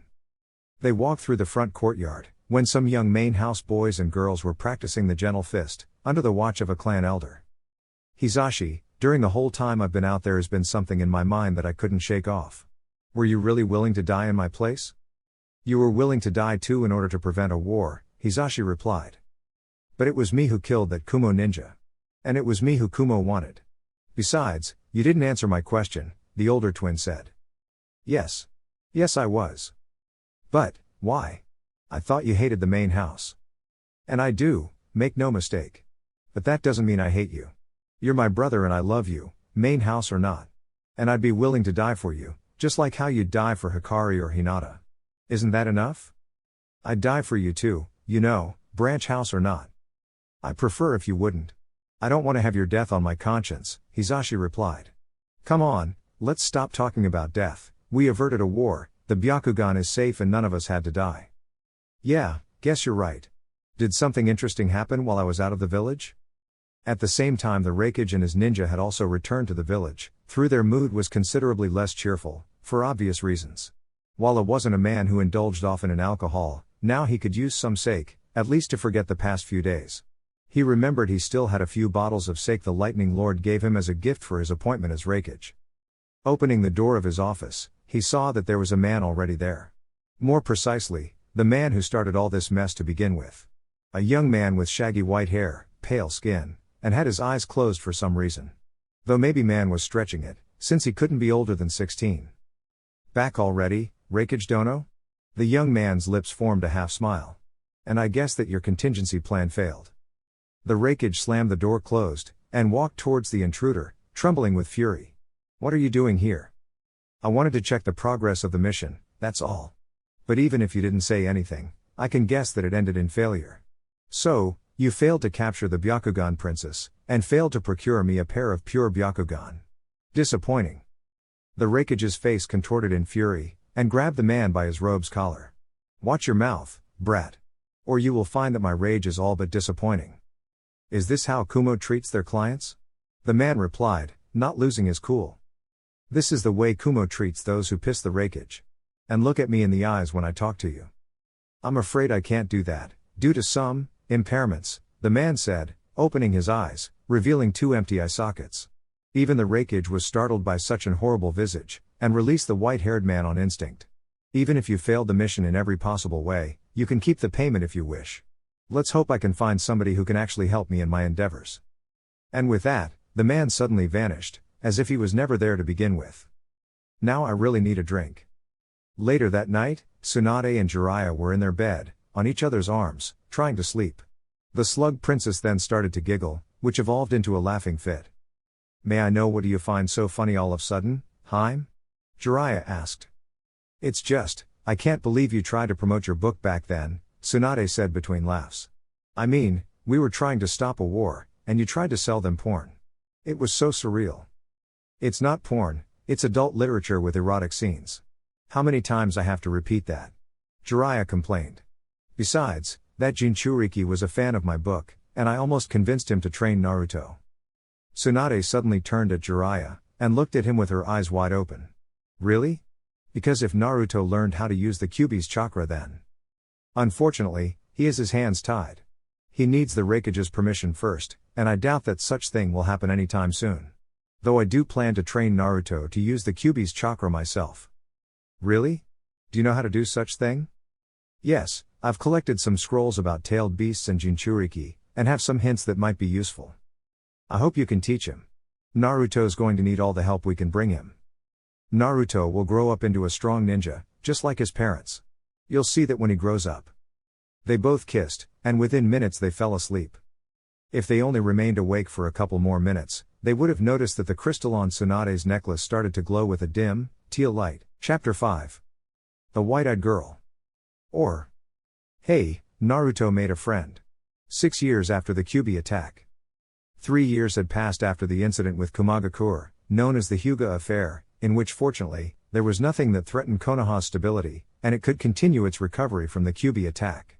That doesn't mean that nothing eventful happened in Konoha. Plenty of things, actually. Among those worth mentioning was the new members of the Senju family. Shortly before the meeting with the Raikage, Tsunade became even moodier than usual, had morning sickness, and her hunger skyrocketed. After performing a few tests, it was confirmed that Tsunade was indeed pregnant. Though not everybody reacted to the news with joy and jubilation. Flashback. Shizune, where the hell is my sake? Tsunade roared as she furiously inspected all the house's cabinets, looking for her best friend. I hid it away. The young Kunoichi replied between stutters. You did what? I did it for your own good. Shizune, we already talked about this. I'm old enough too. I don't mean that. Tsunade-sama, you're pregnant now, you can't drink alcohol, or else it may damage the baby. Tsunade was rendered silent as Shizune's words started to sink in. 9 months without her best friend to help her go through the pains of pregnancy? She fell on her knees. No. Her anguished yell was heard across all the elemental nations. End flashback. Coincidentally, the crystal on Tsunade's necklace, who used to belong to the first Hokage and it is said to bear his chakra, started to glow. Very dimly at first, but progressively brighter as the pregnancy went on. It also glowed brighter when closer to Tsunade's growing belly. And the surprises didn't end there. Turn out Tsunade gave birth to twins. Flashback. Tsunade was in a hospital bed, with holding newborn babies with blankets wrapped around them, on each arm. At her sides were Jiraiya, Shizune, and Naruto. So, have you thought how are you going to name them? Shizune asked. Yes. The girl is Kaida, Jiraiya said. And the boy's name is Hagane, Tsunade said. Can I hold a baby? Can I? Please. Please. Please. Naruto said, jumping up and down. Okay, but be careful, and hold him tight, okay? Tsunade said as she handed Hagane to Naruto. I know, I'm not stupid, Naruto said as she held the baby, which weighed more than he had expected. Hey there, I'm Naruto, your big bro. Shizune, meanwhile, was holding Kaida. They are perfect, aren't they? Indeed. I've been waiting 9 months for this moment, Tsunade said as she looked at her children, smiling sweetly. Then she looked at Shizune. Shizune, bring me my damn sake. End flashback. Turned out, the necklace also reacted whenever it was near the twins. Nobody could figure out why, but they knew it meant something. Soon after the twins' birth, Naruto turned 4, and the two Sannin decided that it was time to start his ninja training, at least the basics. He would join the academy in 2 years, and they wanted him to be as prepared as possible. The little blonde kid couldn't be happier. However, said happiness didn't last long when instead of cool jutsus or at least taijutsu combos, all what Jiraiya and Tsunade taught him was chakra control exercises, hand seals and basic taijutsu forms. Naruto's training routine consisted in mostly practicing simple punches and kicks against a small cushioned training dummy, practicing hand seals, and chakra control exercises that consisted mostly in keeping a leaf stuck to his forehead using chakra. Whenever he completed that exercise, they simply told him that the next time he would have to keep it longer. Unfortunately for Tsunade and Jiraiya, Naruto's attention span was non-existent, and he could barely focus on a task that he deemed too boring and uncool, regardless of how many times the two Sannin told him that he had to master the basics first before they could teach him the cooler stuff. It wasn't until 1.5 years, though to Naruto it felt much longer, then the blonde Jinchuriki would learn his first jutsu. Flashback. Alright Naruto, your mother and I decided that your chakra control is good enough to teach you your first jutsu, Jiraiya said. Yay! Finally, Naruto said, starry-eyed, as he pumped his fist while leaping in the air. To show you how this jutsu works, I need you to attack me first, so give me your worst hit. Alright, Naruto said as he took some steps back. He then charged at Jiraiya and leapt in order to hit him with a flying kick. Dragon kick of awesome fury. Naruto barely noticed his adoptive father going through a series of hand seals, and a second after Naruto's foot landed on Jiraiya's chest, the white-haired Sannin disappeared in a cloud of smoke, leaving a log in its place. What? I believe this is something you'd call cool, right? Jiraiya said from behind him. Naruto turned around, startled. How did you do that? This is a technique called body replacement jutsu. You replace your body with some other object the moment you're hit. Not only is very useful to avoid fatal blows, but it's also perfect to set an ambush to an unsuspecting enemy. Whoa! Please, teach me how to do it. First, you must learn to do the hand seals quickly. The sequence is tiger, boar, ox, dog, and snake. We will repeat it until you can do it fast enough. Then. End flashback. After practicing the technique for a few months, Naruto hadn't mastered the body replacement yet. He still had some trouble with the hand seals. But that didn't let him down. After all, most kids didn't learn that technique until they were in the academy, so he'd have that advantage over them. Besides, today was a good day. It was the first time he ever saw snow in Konoha, and he had a really fun snowball fight with his family. Then, after lunch, he went to enroll the academy, and now was on his way home to tell his parents. He was so excited to finally become a real ninja. Your eyes are so creepy. Huh? Naruto said, looking around for the source of the voice. He could tell it was the voice of a boy his age. I'm sure you're a monster. Another voice said. Naruto felt a chill going up his spine. Monster. He remembered the talk he had with his parents a couple weeks before his 6th birthday. Flashback. Naruto, listen up, you will be sick soon, and your mother and I decided it was time for you to know some important things, Jiraiya stated, as he placed a hand on the boy's shoulder. He was rather serious, as opposed to his usual carefree demeanor. We want you to learn these things from us rather than somebody else. Tsunade's mood mirrored her husband's. It is something bad I did? Naruto asked, genuinely worried. No, of course not, Tsunade reassured in a sweet tone. It's just, well, it's that we are not your real parents, Jiraiya stated. Naruto gasped in shock. Jiraiya, Tsunade shouted at the white-haired man, who flinched. What? You were taking too damn long. Never mind. Listen Naruto, you know what happened almost 6 years ago? Yes. A demon fox named the Kyuubi attacked Konoha, and the 4th Hokage killed it, but he died in the process. You see, Naruto, that's not entirely true, Jiraiya said, looking Naruto in the eyes. Turns out the Kyuubi is far too powerful to be killed like that. Not even by somebody as strong as the 4th. The best he could do was seal the demon inside somebody else. And that somebody else, it was you, Naruto. What? And why would the 4th Hokage do that? And who are my real parents then? Wait, does that mean that the demon fox is going to hurt me? Of course not. The seal that keeps the demon imprisoned inside you is very strong and will protect everybody, yourself included. Besides, you didn't even suspect that there was a demon inside you until we told you, right? You didn't feel that there was something wrong going on? Tsunade told him in a reassuring tone. No. As to answer your questions, the reason the 4th chose you was because you have a special kind of chakra that will help keep the Kyuubi imprisoned. If he chose somebody else, the demon fox would have escaped and continued its rampage. He also believed that in the future, you could use the Kyuubi's power for good. I see, Naruto said, feeling that he was about to cry. So that's why when I go out, people avoid me, and grown-ups tell kids not to stay near me? Because they're afraid of the Kyuubi? Both Sannin nodded sadly. And to answer your second question, your father was the 4th Hokage himself, Minato Namikaze, Jiraiya said. Naruto was now speechless. Tears started to come from his eyes. Your mother was Kushina Uzumaki, the last known member of the Uzumaki clan. That's why your father decided you should inherit her last name instead of his, since he was born to a no-name civilian family of fishers, Jiraiya explained. So my father died fighting the Kyuubi, and my mother? She died during the attack too. Many people died. And people who lost somebody precious that day will mistakenly blame you for the Kyuubi's actions. But don't let them affect you, Naruto. Naruto broke down crying. It was too much for his little heart to take. Jiraiya and Tsunade did the only thing they could and hugged their adopted son. Naruto cried his eyes out for nearly 20 minutes. Listen Naruto, we understand you may be angry with us for not telling you this sooner, Jiraiya whispered, without breaking the hug. But we will always love you, and we will always be here whenever you need us, Tsunade added. After wiping the tears from his face and the snots from his nose, Naruto opened his mouth to speak again. Don't worry guys, I'm not angry, and I don't care what other people said. You guys don't consider me a monster, and that's what matters. And if they still think I am, I will prove them wrong. I'll become the greatest ninja who ever lived. I will become Hokage, just like my father. Naruto suddenly felt guilty for calling his father to a practical stranger in front of the people who raised him, but they didn't seem to mind. For a second, when Naruto declared his bold dream, Tsunade saw his little brother Nawaki and his former lover Dan in Naruto.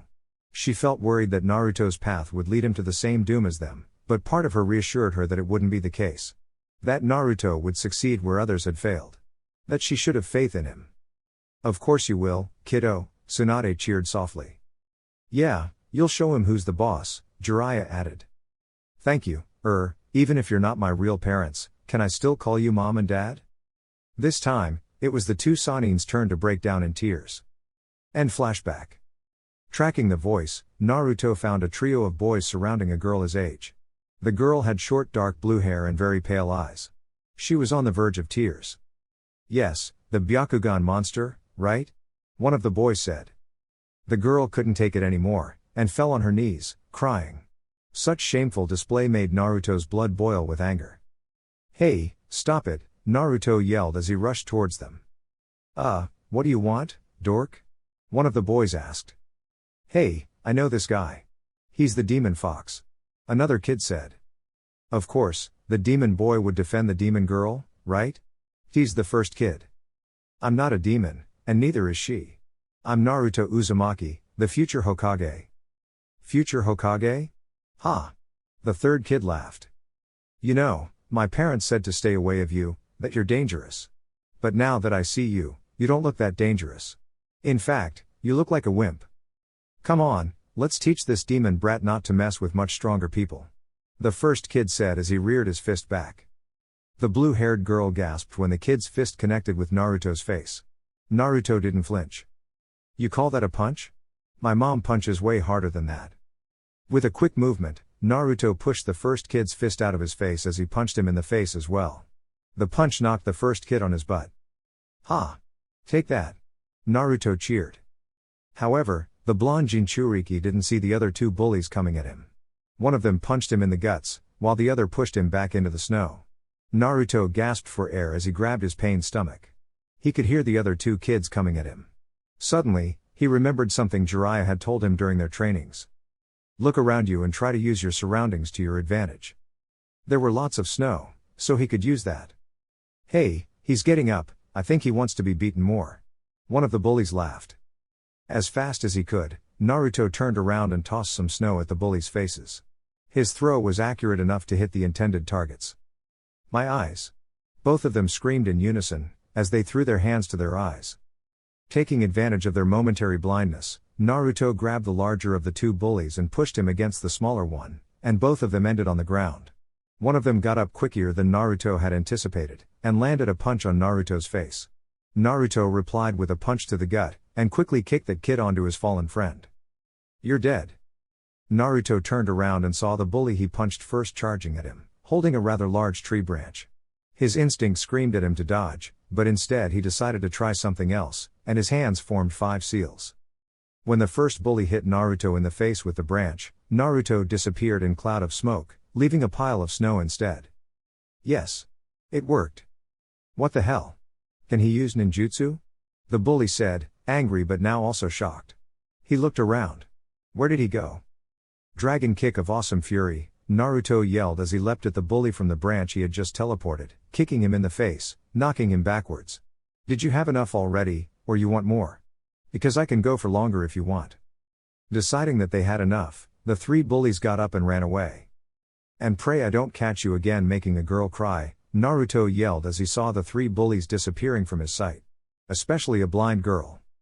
Naruto walked towards said girl, who didn't move from her spot since the fight broke out. Hey, are you okay? Why yes, thank you. The blue-haired girl said. But, I am not blind. You're not? Naruto asked, a bit shocked. He moved closer to her, making the girl blush. I saw your eyes and I thought, oh sorry then, Naruto said sheepishly as he rubbed the back of his head. And you? You have an eye swollen and a bloody nose, the girl pointed out, a bit worried. This? This is nothing. Mom is a medic and will heal it in an instant, hee hee. The girl stared at Naruto without uttering a word. Well, I gotta go. As you just saw, I'm a ninja. I just enrolled in the academy and I have to tell my parents. See ya, Naruto said as he left the scene at a quick pace. Wait, Hinata said, but the boy, named Naruto, was already too far away and he didn't hear her.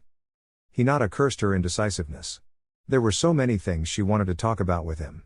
She didn't ask him his name even if she heard it, and she didn't give him hers. But he had said he was a ninja, and that he had enrolled the academy.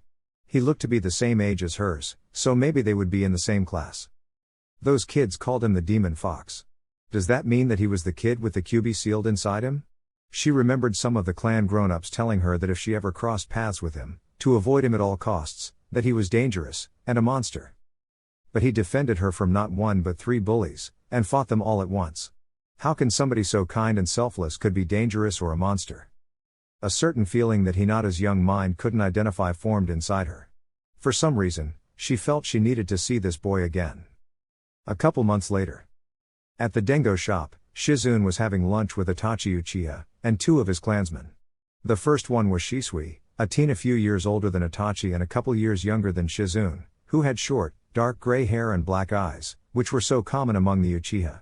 The other one was a kid of about the same age as Naruto, who also had dark hair with 2 bangs falling over his face, and the same black eyes.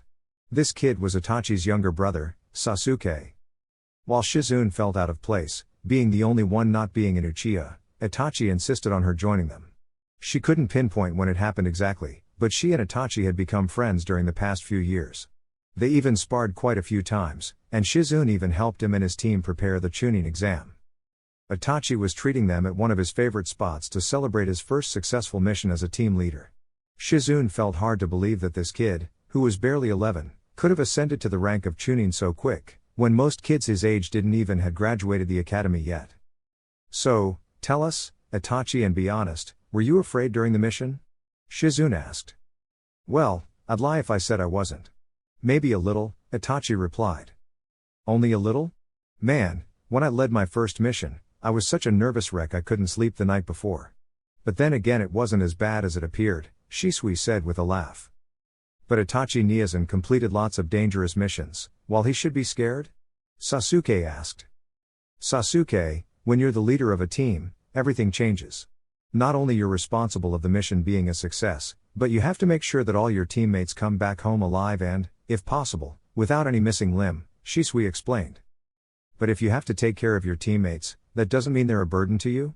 Then why didn't Itachi go to the mission alone? Because some missions can't be done by one ninja, Shizune explained. If you need to break down a door reinforced with protective seals, you need a seal master to disable them. If you're in a search and rescue mission, you'll need a sensor and most likely a medic.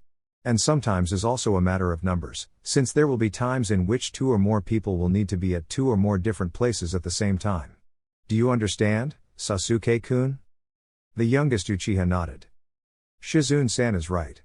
Being a powerful ninja on your own is fine, but there will be times in which your power won't be enough and you'll need the help of others, Shisui added.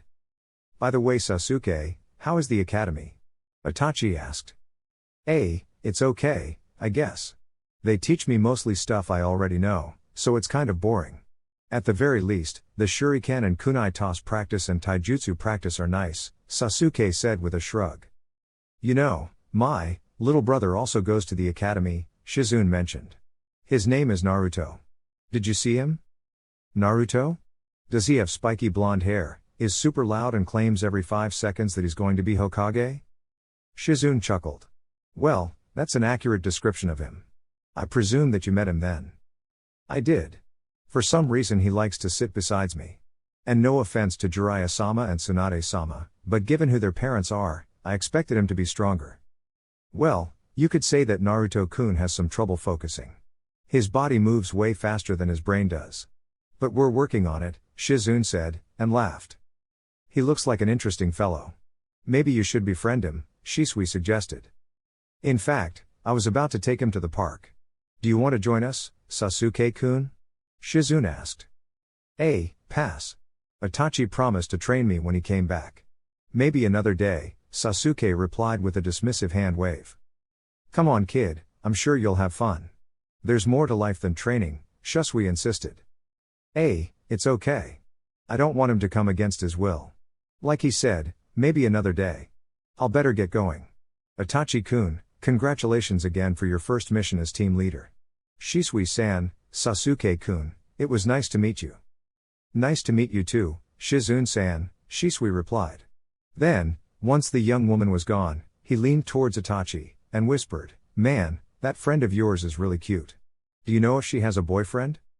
Just like how Hinata had predicted, she and Naruto were in the same class. However, the terribly shy girl couldn't gather the confidence to talk to him again. And much to her dismay, Naruto never noticed her. Not only did he forget about her, it was almost as if she didn't exist to him. But deep down she knew there was nobody to blame but herself. She followed him many times after class.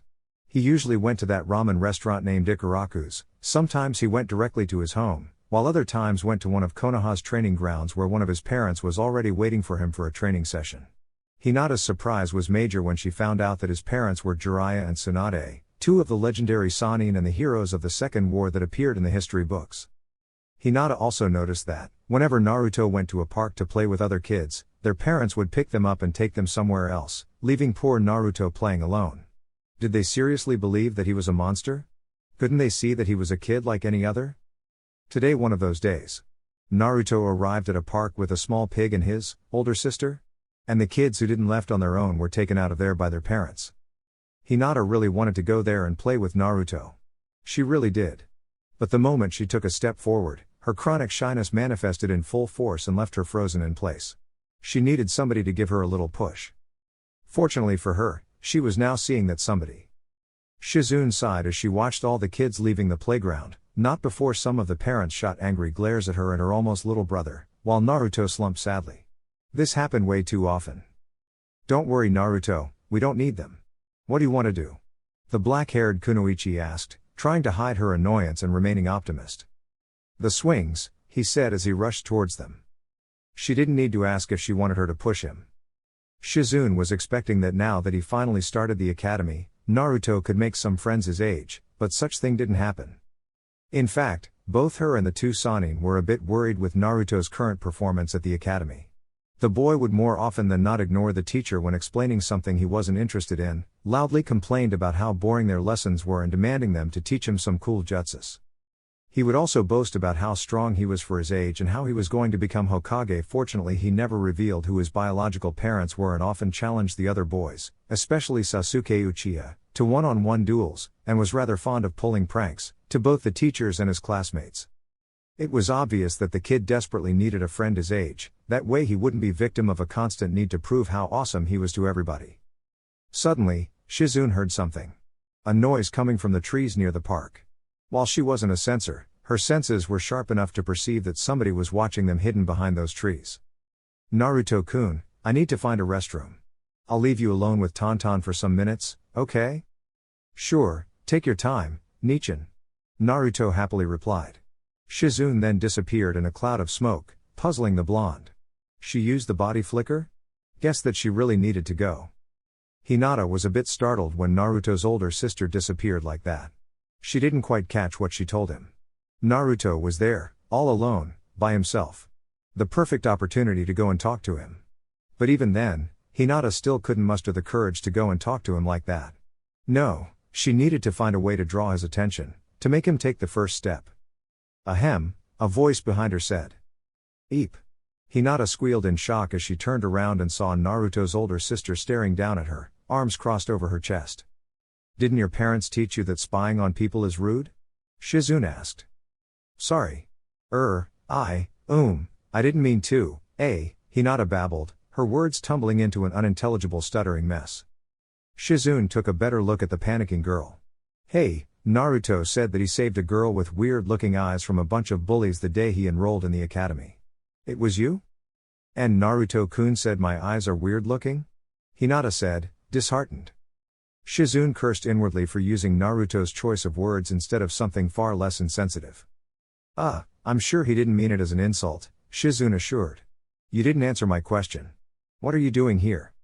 I wanted to thank Naruto-kun again for helping me against those 3 bullies. Shizune couldn't repress a smile. 3? Weren't they 10, Naruto? And as big as Jiraiya-sama? Then why aren't you doing that instead of stalking him from here? Hinata blushed, and averted her gaze. Oh, I see, this girl is way too shy to talk to him directly. Let's see if I can do something about it. What's your name, girl? I'm Shizune Kato. Hinata Hyuga. Pleased to meet you, Shizune-san. Just Shizune is okay, the medic nin said, smiling. Say, Hinata, would you like to do something for Naruto as a way to thank him? Why yes, of course. The Hyuga replied. Take a look at Naruto. What do you think he'd like the most this moment? Hinata saw Naruto swinging sadly in the empty park. The answer was obvious. He'd like for a friend to play with him, Hinata stuttered. Correct. Now you know what you must do. What? Was this woman expecting to just walk over Naruto and play with him? Just like that? Was she mad? Shizune smiled at her. Come on, I can see in your eyes that you want to play with him more than anything. Why yes, but.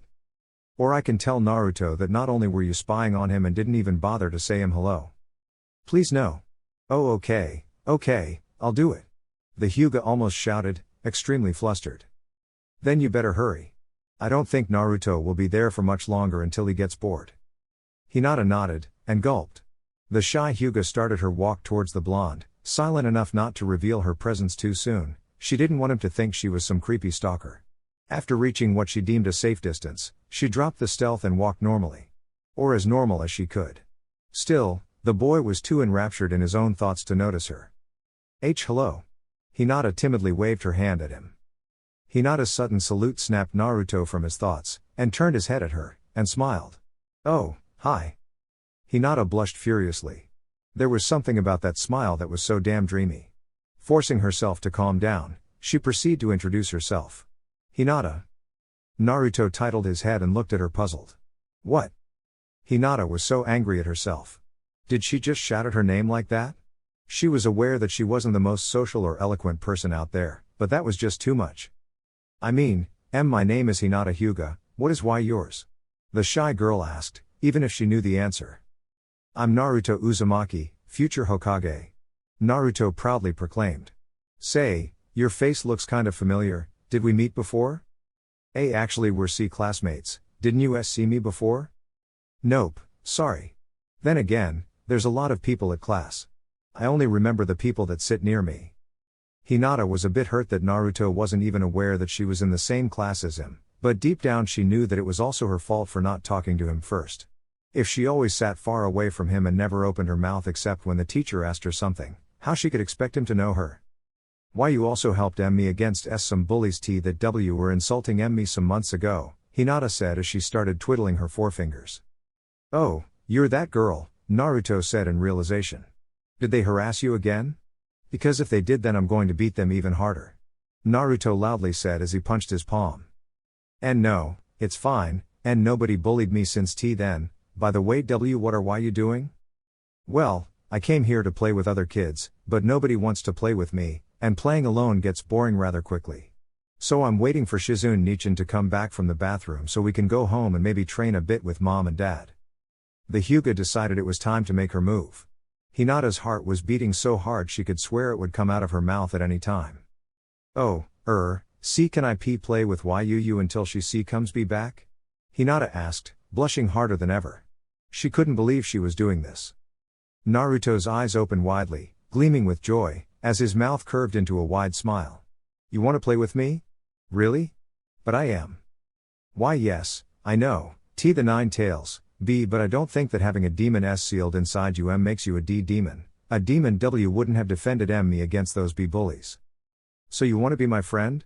Like, for real? Naruto asked, still in disbelief. Hinata nodded. Naruto's smile grew even wider.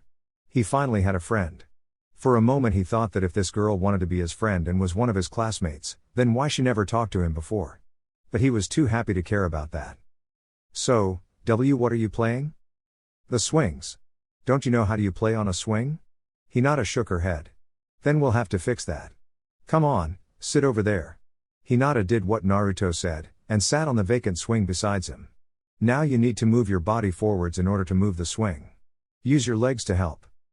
Hinata tried several times, but she was unable to make the swing budge. It doesn't work, I'm sorry Naruto-kun, Hinata said, a bit saddened. It's okay, I can push you. Before Hinata could say anything, Naruto got down from his swing and started to push Hinata. The shy Hyuga felt a knot forming in her stomach upon seeing how high the swing went. Naruto was pushing her with all his strength, but at the same time, she couldn't help but enjoy the excitement of that simple game. She was having so much fun, and she didn't remember the last time she had such a great time until now. Alright, now that you have enough momentum, try to keep it going yourself. Remember, use your legs to make more force, Naruto said as he quickly returned to his swing and joined her. Shizune chose that moment to return. Hey Naruto-kun, I'm back. The young kunoichi said. Shizune Nichin, Naruto said as he jumped from the swing, still mid-air, and landed on his feet in front of her. His joy was so big that he didn't realize that Shizune's bathroom break had lasted almost an hour. You're not going to believe this. I made a friend. Hinata, come here. Hinata got down from the swing and walked towards Naruto and Shizune. Really? That's so great, Naruto-kun, Shizune said with fake surprise. Fortunately for her, Naruto was naive enough to buy. Her joy, however, was very real. Hello, Shizune-san, Shizune. I'm Hinata Hyuga, Hinata said, bowing respectfully. And she even goes to my class at the academy. That means we can see each other every day, Naruto said, bouncing in joy. I'm so glad for you, Naruto-kun, Shizune said, ruffling Naruto's hair. Say, it's getting a bit late, shall we go back home? So soon? But I want to play with Hinata more. Naruto pouted. It's okay, Naruto-kun, we can see each other tomorrow again. In fact, I should be back home too, I don't want to worry my parents, Hinata said, twiddling her fingers. Bummer. Okay then, see you tomorrow, Hinata, Naruto said as he left with Shizune. See you tomorrow, Naruto-kun, Hinata replied as she headed back to the Hyuga compound. Hinata would always remember this day as one of the best of her life. Not only she had made her first friend and had a great time playing with him, but she could tell that she made Naruto so happy as well. In fact, Hinata even managed to forget her worries about her mother's declining health after the birth of Hanabi. She couldn't wait to get back home and tell her parents about Naruto. Then she stopped on her tracks. Almost the entire village avoided Naruto because of the Kyuubi. Would her parents disapprove of her friendship with him? The thought filled her with dread. She didn't want to lose him. But on the other hand, she was sure that once they meet Naruto, they would see how kind and funny he was, not to mention strong, and they wouldn't have any reason to object. Chapter 6. The Butterfly Effect. Or, do you believe in fate? Jiraiya was as timely as usual to his meetings with the Hokage regarding the Kyuubi attack investigation. However, there was something different this time. The first, less noticeable difference is that Jiraiya had a look of excitement on his face. That was good, as it meant that Jiraiya had made some important breakthrough in his research. Which might explain the second, more noticeable difference, Inoiki Yamanaka and Anko Mitarashi walking behind him. I got it, sensei. Jiraiya claimed enthusiastically. I got the definitive proof that will exonerate the Uchihas, and expose the real culprit behind the Kyuubi attack. Those are indeed excellent news, Jiraiya. Not only we will finally be able to put an end to Danzo's suspicions of the clan, but we will close Konoha's darkest chapter, Sarutobi replied as he gave a puff to his pipe. Anko, show him the report, Jiraiya instructed. Anko nodded, and handed the Hokage a folder with several files inside. Hiruzen inspected the files, and as he did, his good mood slowly vanished while his expression grew somber. He looked at Jiraiya with a grave expression. So you think that the perpetrator of the Kyuubi attack was Orochimaru? Listen Hokage-sama, I know it sounds far-fetched, but when you put all the evidence together, it makes perfect sense, Anko hurried to explain. Enlighten me then. Jiraiya cleared his throat and began his explanation. I've been investigating that shady mercenary group, Akatsuki, for the past 4 years. Like I told you before, they were interested in the tailed beasts, and often incorporated Miss and Nin to their ranks. And guess who was among them? The snake bastard himself. Jiraiya-sama brought a no-name missing Nin to torture and interrogation a couple months ago. My team and I have been scanning his mind, and made some interesting discoveries, Inoiki interceded. The first one, as Jiraiya said, was that Orochimaru is part of the Akatsuki. I could see many memories of Orochimaru not only wearing the organization's uniform, a black cloak with red clouds, but having meetings with other members. Though he never met more than one member at once. The second one was that Orochimaru is creating his own ninja village somewhere, called Otogaku or something, Anko added. I think we should find and deal with that village as soon as possible before it snowballs into a bigger problem. While these discoveries are indeed worrying, I fail to see the connection between Orochimaru and the Kyuubi, Sarutobi pointed out. Don't you see it, sensei? It's obvious that Orochimaru was a member of Akatsuki before he defected from Konoha. Besides his own ambitions, he wanted to be Hokage in order to increase Akatsuki's resources and had access to the Kyuubi. But things didn't go as he planned, he defected, and a year later, when the seal on Kushina was at its weakest, returns, sneaks his way to the place she was being kept, kills the guards, takes her away and releases the Kyuubi. Anko decided to intercede. Think about it, Hokage-sama. Orochimaru was the perfect man for the job. He's a really good infiltrator, knows Konoha ins and outs better than anybody else, and is strong enough to deal with even the strongest of our Anbu. After destroying Konoha, he would have handed the Kyuubi to Akatsuki, and thus killing 2 birds with 1 stone. But once again, he didn't count on Minato's interference, who more than likely defeated him and then sealed the Kyuubi inside Naruto, foiling his plans. And now he's building his own village in order to raise an army to try to destroy Konoha and reclaim the Kyuubi again. While those are believable motives, there's still the mystery on how Orochimaru managed to place the Kyuubi under his control. It's well known that normal genjutsus, no matter how powerful, hardly work on tailed beasts, and the only 2 men being able to control them were Hashirama-sensei and Madara, ninjas on a league way above Orochimaru's. It is well known that Orochimaru was experimenting with Hashirama-sama cells, and we know he produced at least one success in the form of Tenzo. What if that asshole finally perfected the process and gained the first Hokage's power? Anko suggested. A terrifying thought, but unlikely. If Orochimaru had Hashirama-sensei's power for so long, he would have used it against us already, the third stated. While all of you made an commendable effort, I'm afraid that this won't be enough to publicly place the Uchiha clan above suspicion. Anko muttered a curse under her breath, while Jiraiya looked downwards, upset. Inoiki remained neutral. But you made a good job with this investigation. This Oto Gakure is something that deserves further investigation. Inoiki, you and the rest of T and I should continue extracting all the information you can regarding this issue from the captive. I want daily updates on this. Yes, Hokage-sama. Inoiki and Anko said in unison, and they left the office. Jiraiya, we only need one more piece to finish the puzzle, the means used to control the Kyuubi. If you can uncover that, then the investigation will be complete and we can pin Orochimaru as the main culprit of the attack. I will, sensei.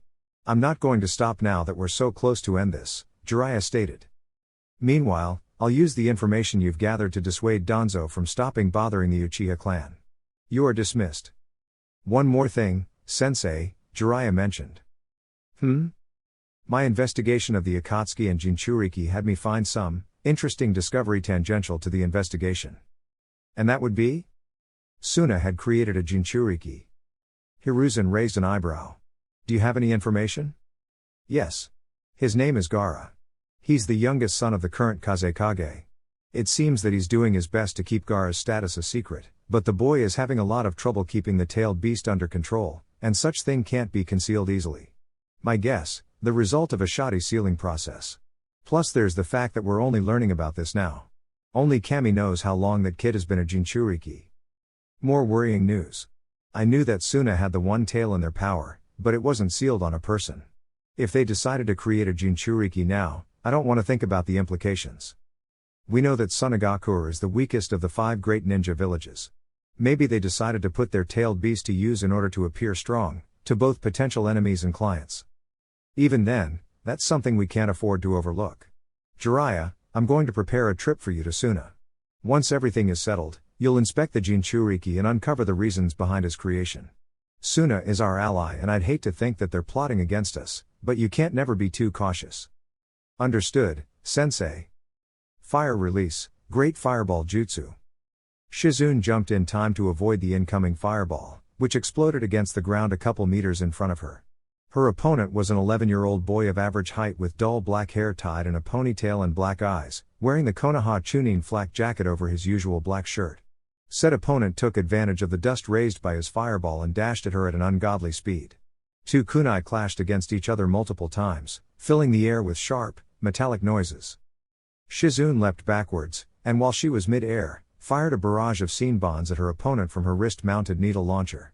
Said opponent also jumped backwards to avoid them, and used a kunai to expertly deflect the ones he couldn't dodge. Once Shizune touched the ground, she was alerted by the sound of spinning shuriken flying at her. The shuriken hit the target, but the young medic nin vanished in a puff of smoke, leaving a log behind. Upon quickly retrieving his weapons from the log, Shizune's much younger opponent looked around, trying to locate his enemy. His ears picked a sharp whistle that signaled an incoming barrage of senbons. Activating his Sharingan, the male ninja threw a few kunai in the air, which clashed against the senbons, stopping their momentum and making them falling to the ground. Shizune suddenly appeared behind the Uchiha, quickly forming a series of seals. Water release, water wall. Shizune's cheeks puffed, and she expelled from her mouth a large amount of water at the Uchiha, who suddenly burst into a murder of crows, flying in different directions. Shizune quickly formed a hand seal and shouted release, making the crows disappear. Knowing where her opponent was, she quickly turned around while delivering a high kick, which was parried by her opponent's arms. From there, the medic nin and the Uchiha traded punches and kicks, until Shizune made the Uchiha trip. The black-haired woman quickly pinned the boy to the ground, carefully avoiding eye contact. I think this is over, Shizune declared, placing a kunai on the Uchiha's throat. I guess it is, her opponent conceded. Shizune put the kunai back on her pouch, and helped her opponent to stand up. Nice spar, Itachi-kun. Thanks, Shizune-san. This time I managed to stay 5 minutes without using the Sharingan, Itachi said proudly. I'm sure it will be 10 minutes next time, the medic nin said, smiling. I'm not so sure. I still can't beat you even with the Sharingan. No, but you will. You're improving at a really fast pace, which shouldn't be a surprise, given how quickly you managed to earn a promotion. I'm sure you'll become a Jonin way before I do, haha. Yeah. Itachi sheepishly said, rubbing the back of his neck. Plus I can tell that today you weren't entirely focused. Really? Because I thought I was as focused as ever.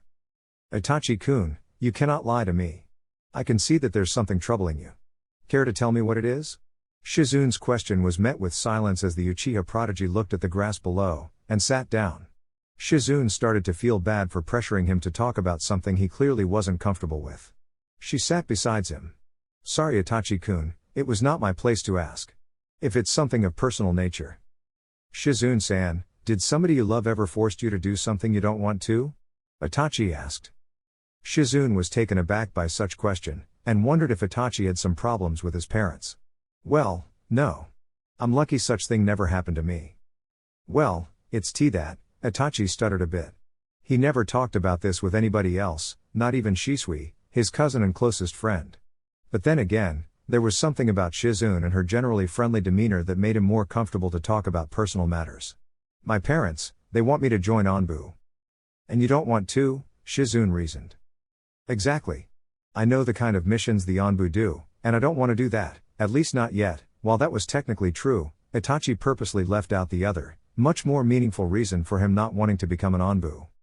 Well, I'd say that the Anbu would greatly benefit from somebody of your talent, Itachi-kun. I'm sure you'll be promoted to squad captain in no time, Shizun replied, making Itachi sigh.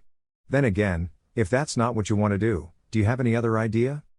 Well, I was planning that, after being promoted to Jonin, I'd ask for a squad of Genin to train. I always liked the idea of being a teacher.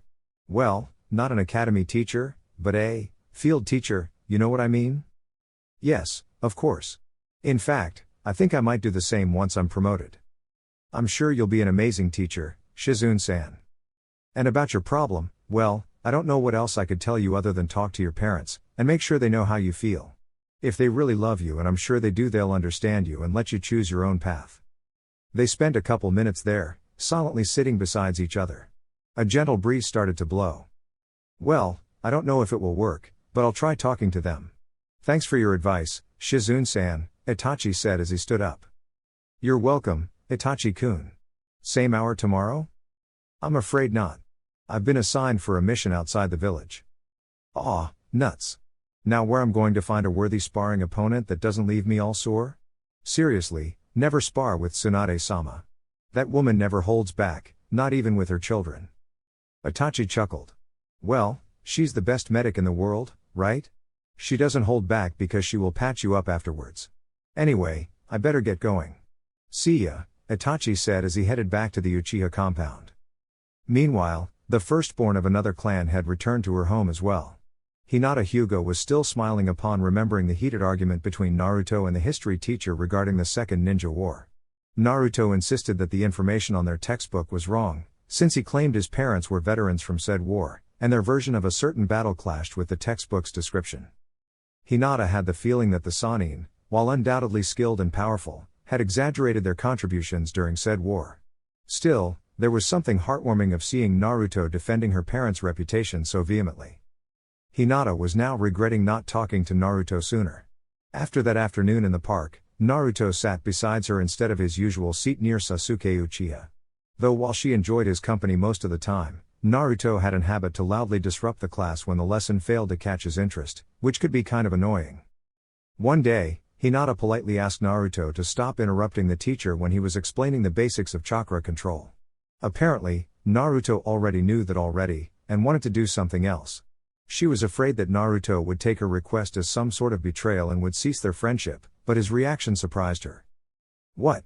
Oh sorry Hinata, I didn't know you were so interested in this, I'll shut up now. He had happily replied. Everybody was stunned at the Hyuga's amazing feat of convincing the hyperactive blonde to remain silent. The teacher called it a miracle. Now whenever Naruto didn't feel like listening the teacher, he often followed Shikamaru's example and took a nap instead. Unlike Shikamaru, there was times in which Naruto would snore loudly, prompting the teacher to throw the board rubber at him. After class, Naruto and Hinata often went to the park to play together. People would murmur upon seeing the demon boy playing with the Hyuga heiress, but neither paid any heed to those people. They were too busy having fun. Other times Naruto would invite Hinata to his house. Whenever she went, they usually played with Naruto's 2-year-old siblings, Hagane and Kaida. Hinata thought that maybe one day she could bring Hanabi to play with them given that they were only a year older than her. Usually, the four of them were under Jiraiya or Shizune's watch. Tsunade would arrive much later, once her shift at the hospital was over. The three of them were always really kind and polite to her, and made their best to make her feel welcomed.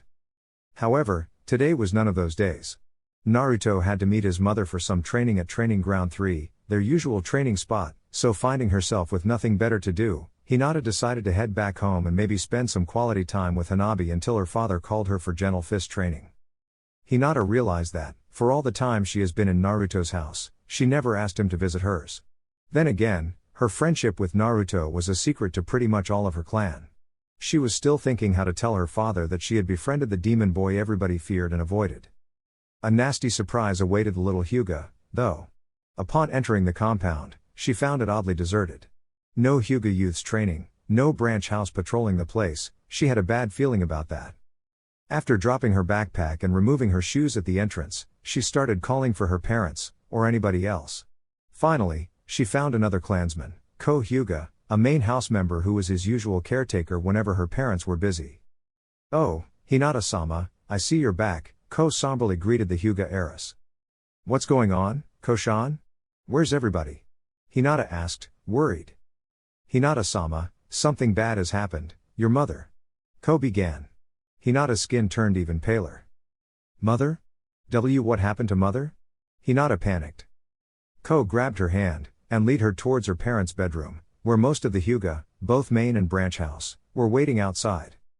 After giving birth to Hanabi, Hinata's mother wasn't the same again. Her body was often in pain, ate very little and more often than not would end up throwing up and felt perpetually exhausted. They had called a doctor before which prescribed her some medicaments.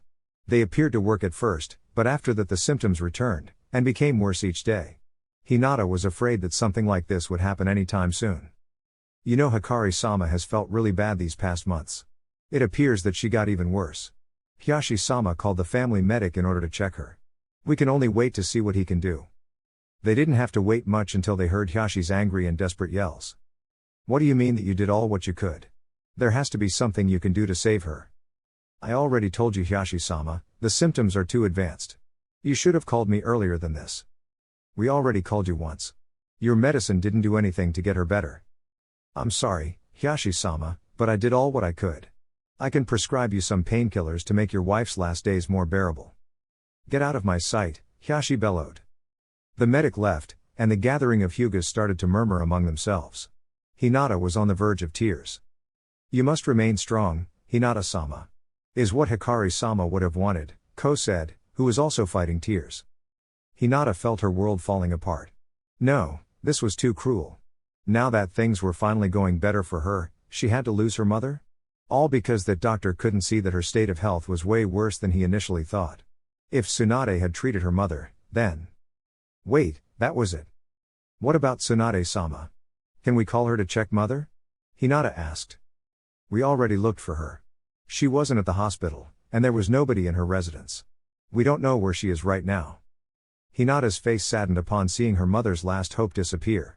Until she remembered why Tsunade wasn't on the hospital nor her house. Koshan, I know where Tsunade-sama is, Hinata exclaimed in realization. You, do? Yes. Come on, let's hurry. On Training Ground 3, Naruto was lying on the grass, panting heavily, with bruises all over his body. Every centimeter of his body was in horrible pain. Come on, brat, get up. We haven't finished the warm-up. Tsunade vigorously shouted as she lightly kicked him on the sides. Can you please, tone down the brutality, a little bit, please? Naruto said between gasps. When you become a ninja and go out of the village, you will find enemies that will try to kill you, and won't hold back. So answer me, why should I hold back then?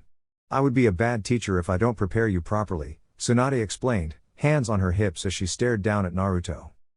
I'd like to stand up, but I can't, Feel my legs, or anything. Naruto swore that he would never call Jiraiya's meditation and chakra control exercises boring again. Tsunade sighed, and rolled her eyes. She crouched before Naruto, and placed a hand on his chest, which started to glow with a green light. Soon, a pleasant feeling started to cross his body, slowly but surely erasing the pain.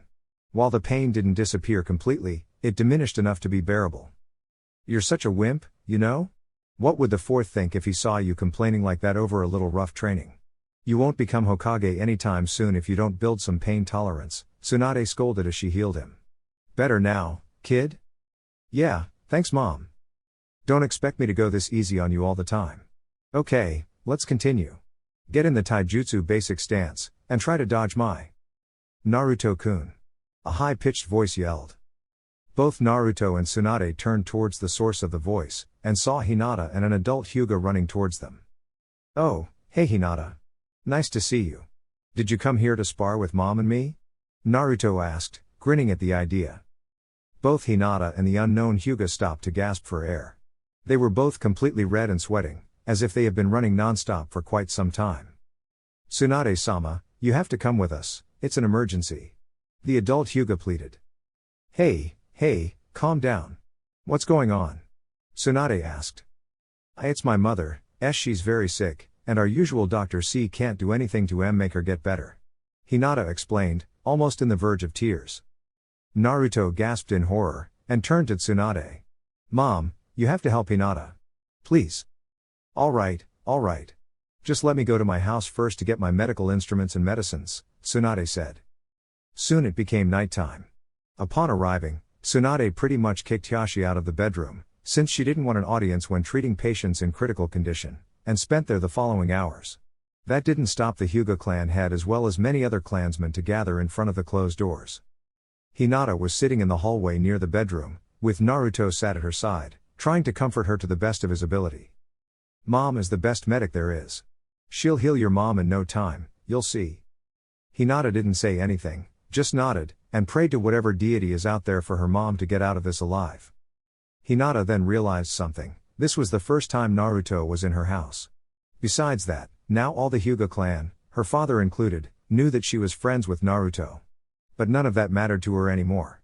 Her mother was the only thing in her mind right now. Finally, after several hours that felt like days, an exhausted Tsunade exited the bedroom. She was immediately swarmed by nervous Hyugas. A glare was enough to make them to keep some space. Alright, I have good news and bad news. What do you want to hear first? Tsunade asked. The good news, Hiashi replied, trying his best to conceal his desperation. Your wife is out of danger now, she'll live. A chorus of relieved sighs filled the place, Hiashi's being the most audible. See Hinata? Your mom is going to be okay, Naruto said to an equally relieved Hinata. She's very weak right now, but if you follow my instructions, she'll be fine in a few months, Tsunade added. And the bad news? Hiashi asked. Her uterus was beyond repair. She won't have any more children again, Tsunade announced. Her statement was followed by several murmurs. If she's going to be okay, then that doesn't matter. Hiashi, your wife was afflicted by an infectious disease that I traced back to her uterus. It was in a very advanced state.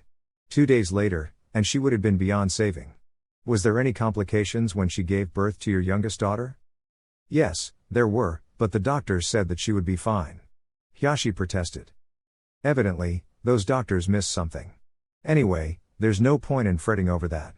I'll come here every week to check her progress. If I can't come for whatever reason, Shizune will come in my place.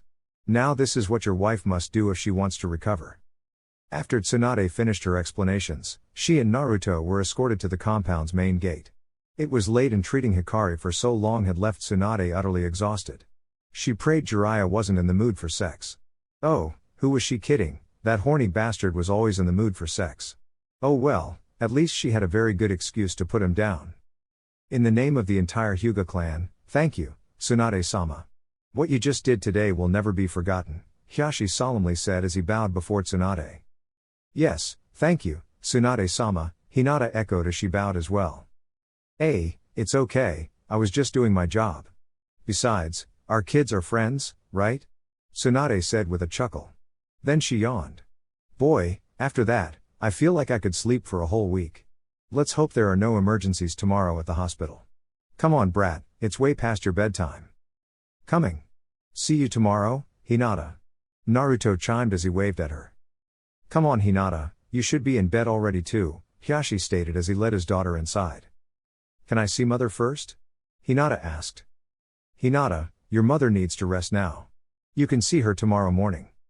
All right then, Hinata conceded, a bit disappointed. After all that had happened, she wanted to see that her mother was okay with her own eyes. But she knew that her father was right. By the way, you didn't tell me you were friends with that kid, Hiyashi noted in an oddly neutral tone. Sorry father, it's that, Hinata stuttered, unable to form a coherent sentence. Were you afraid that I wouldn't let you be friends with the boy holding the 9 tails within him? Hiyashi asked. Hinata nodded. Oh, other parents tell their kids to stay away from Naruto, and I thought that you. I only would have forbidden such a thing if the boy proved to be a bad influence on you, and for the time being, it doesn't seem to be the case. So you're okay with him being my friend? As long as he doesn't give me any reason to mistrust him and behaves properly, yes. And I'll let this time pass, but I don't want you to keep any secret from me again, understood? Hiyashi stated sternly. Hinata nodded. The little Hyuga sighed in relief. Not only she didn't lose her mother, but her friendship with Naruto was safe for the time being. She wouldn't have any problem sleeping tonight. Meanwhile, Hiyashi couldn't stop thinking about Naruto and how his presence had affected his family. If it wasn't for him, neither Jiraiya nor Tsunade would have come back to Konoha, and thus the Hokage would have never attempted to intimidate the Raikage, and Hisashi would have ended up killing himself to placate Kumagakure. And then there was his wife, would have been dead right now if it wasn't for Tsunade, as well as the fact that her daughter had recently befriended her adoptive son. Then again, he wondered if he would really have allowed Hinata to befriend that boy before. Now he couldn't make an unbiased opinion on Naruto given that he owed him his wife's life.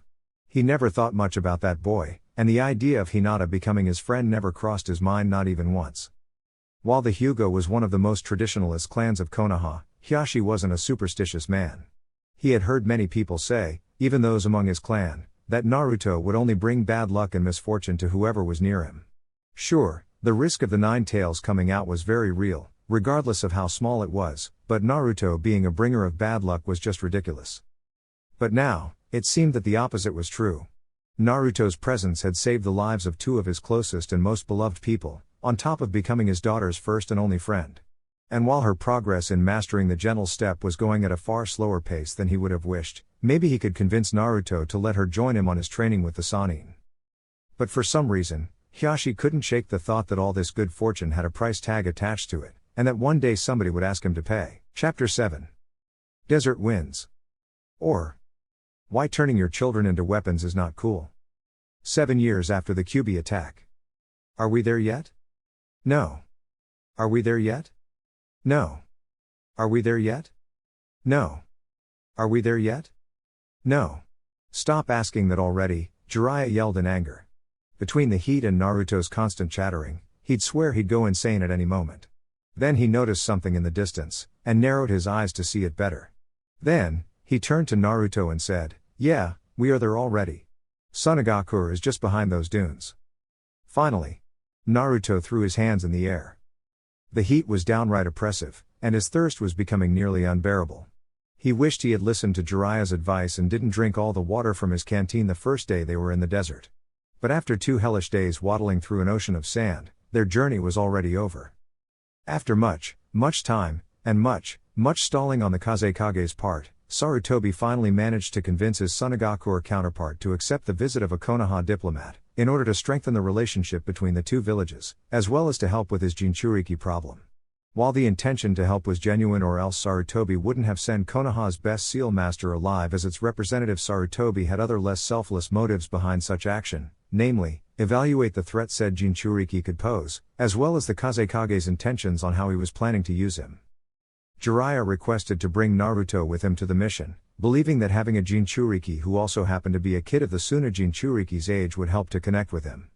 Koharu and Homura vehemently opposed to such thing, since not only it would mean taking Naruto out of the village despite not being a ninja, but bringing him into a foreign village. Sarutobi, however, agreed with Jiraiya's reasoning. Besides, if something happened, Naruto had one of the Sannin taking care of him. Tsunade also opposed her husband's idea, but for different reasons.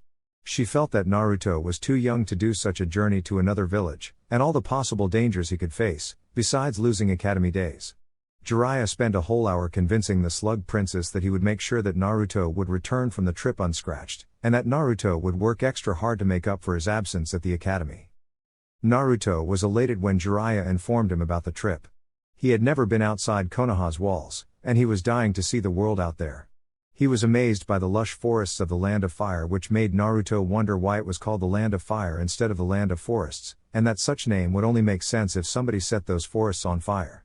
Jiraiya begged Naruto not to try to make their country's name more meaningful and was marveled by the watery landscape of the Land of Rivers.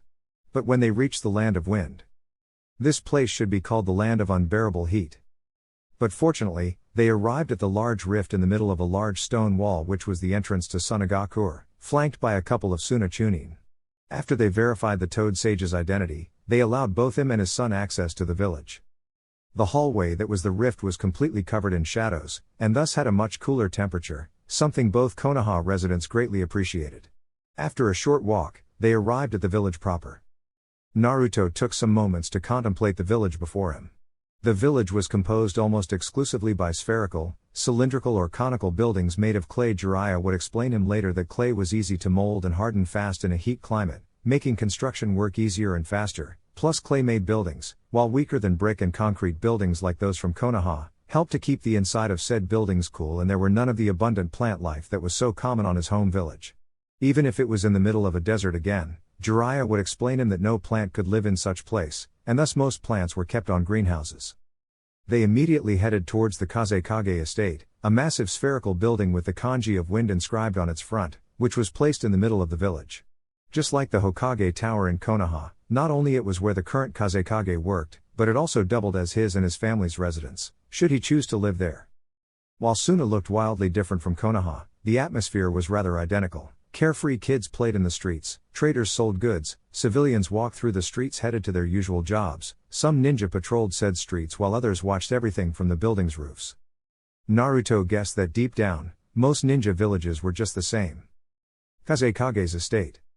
Jiraiya and Naruto were sitting on a couch on a large room, while they waited for the Kazekage to receive Jiraiya, which, according to the Suna Jonin that received them at the entrance, it should be soon. So, tell me Naruto, what do you think about Suna? Jiraiya asked, not afraid of a potentially tactless response, since they were alone. It's okay, I guess, but I prefer Konoha. It's really hot in here, and there's no green, Naruto dryly replied. Jiraiya guessed that Naruto wouldn't be very happy there. From an early age, he always had a fondness for plants. He loved to play in their house's garden when he wasn't training, and even had a corner when he was growing some plants. But then again, it could have been the fact that he grew up in a place with trees as far as the eye can see, and the contrast was rather jarring. Have you even been here before? The blonde asked. Yes, multiple times. But this place has hardly changed from the last time I was here. Well, I'm seeing some new power lines, but that's it, Jiraiya mentioned. Do you know the Kazekage?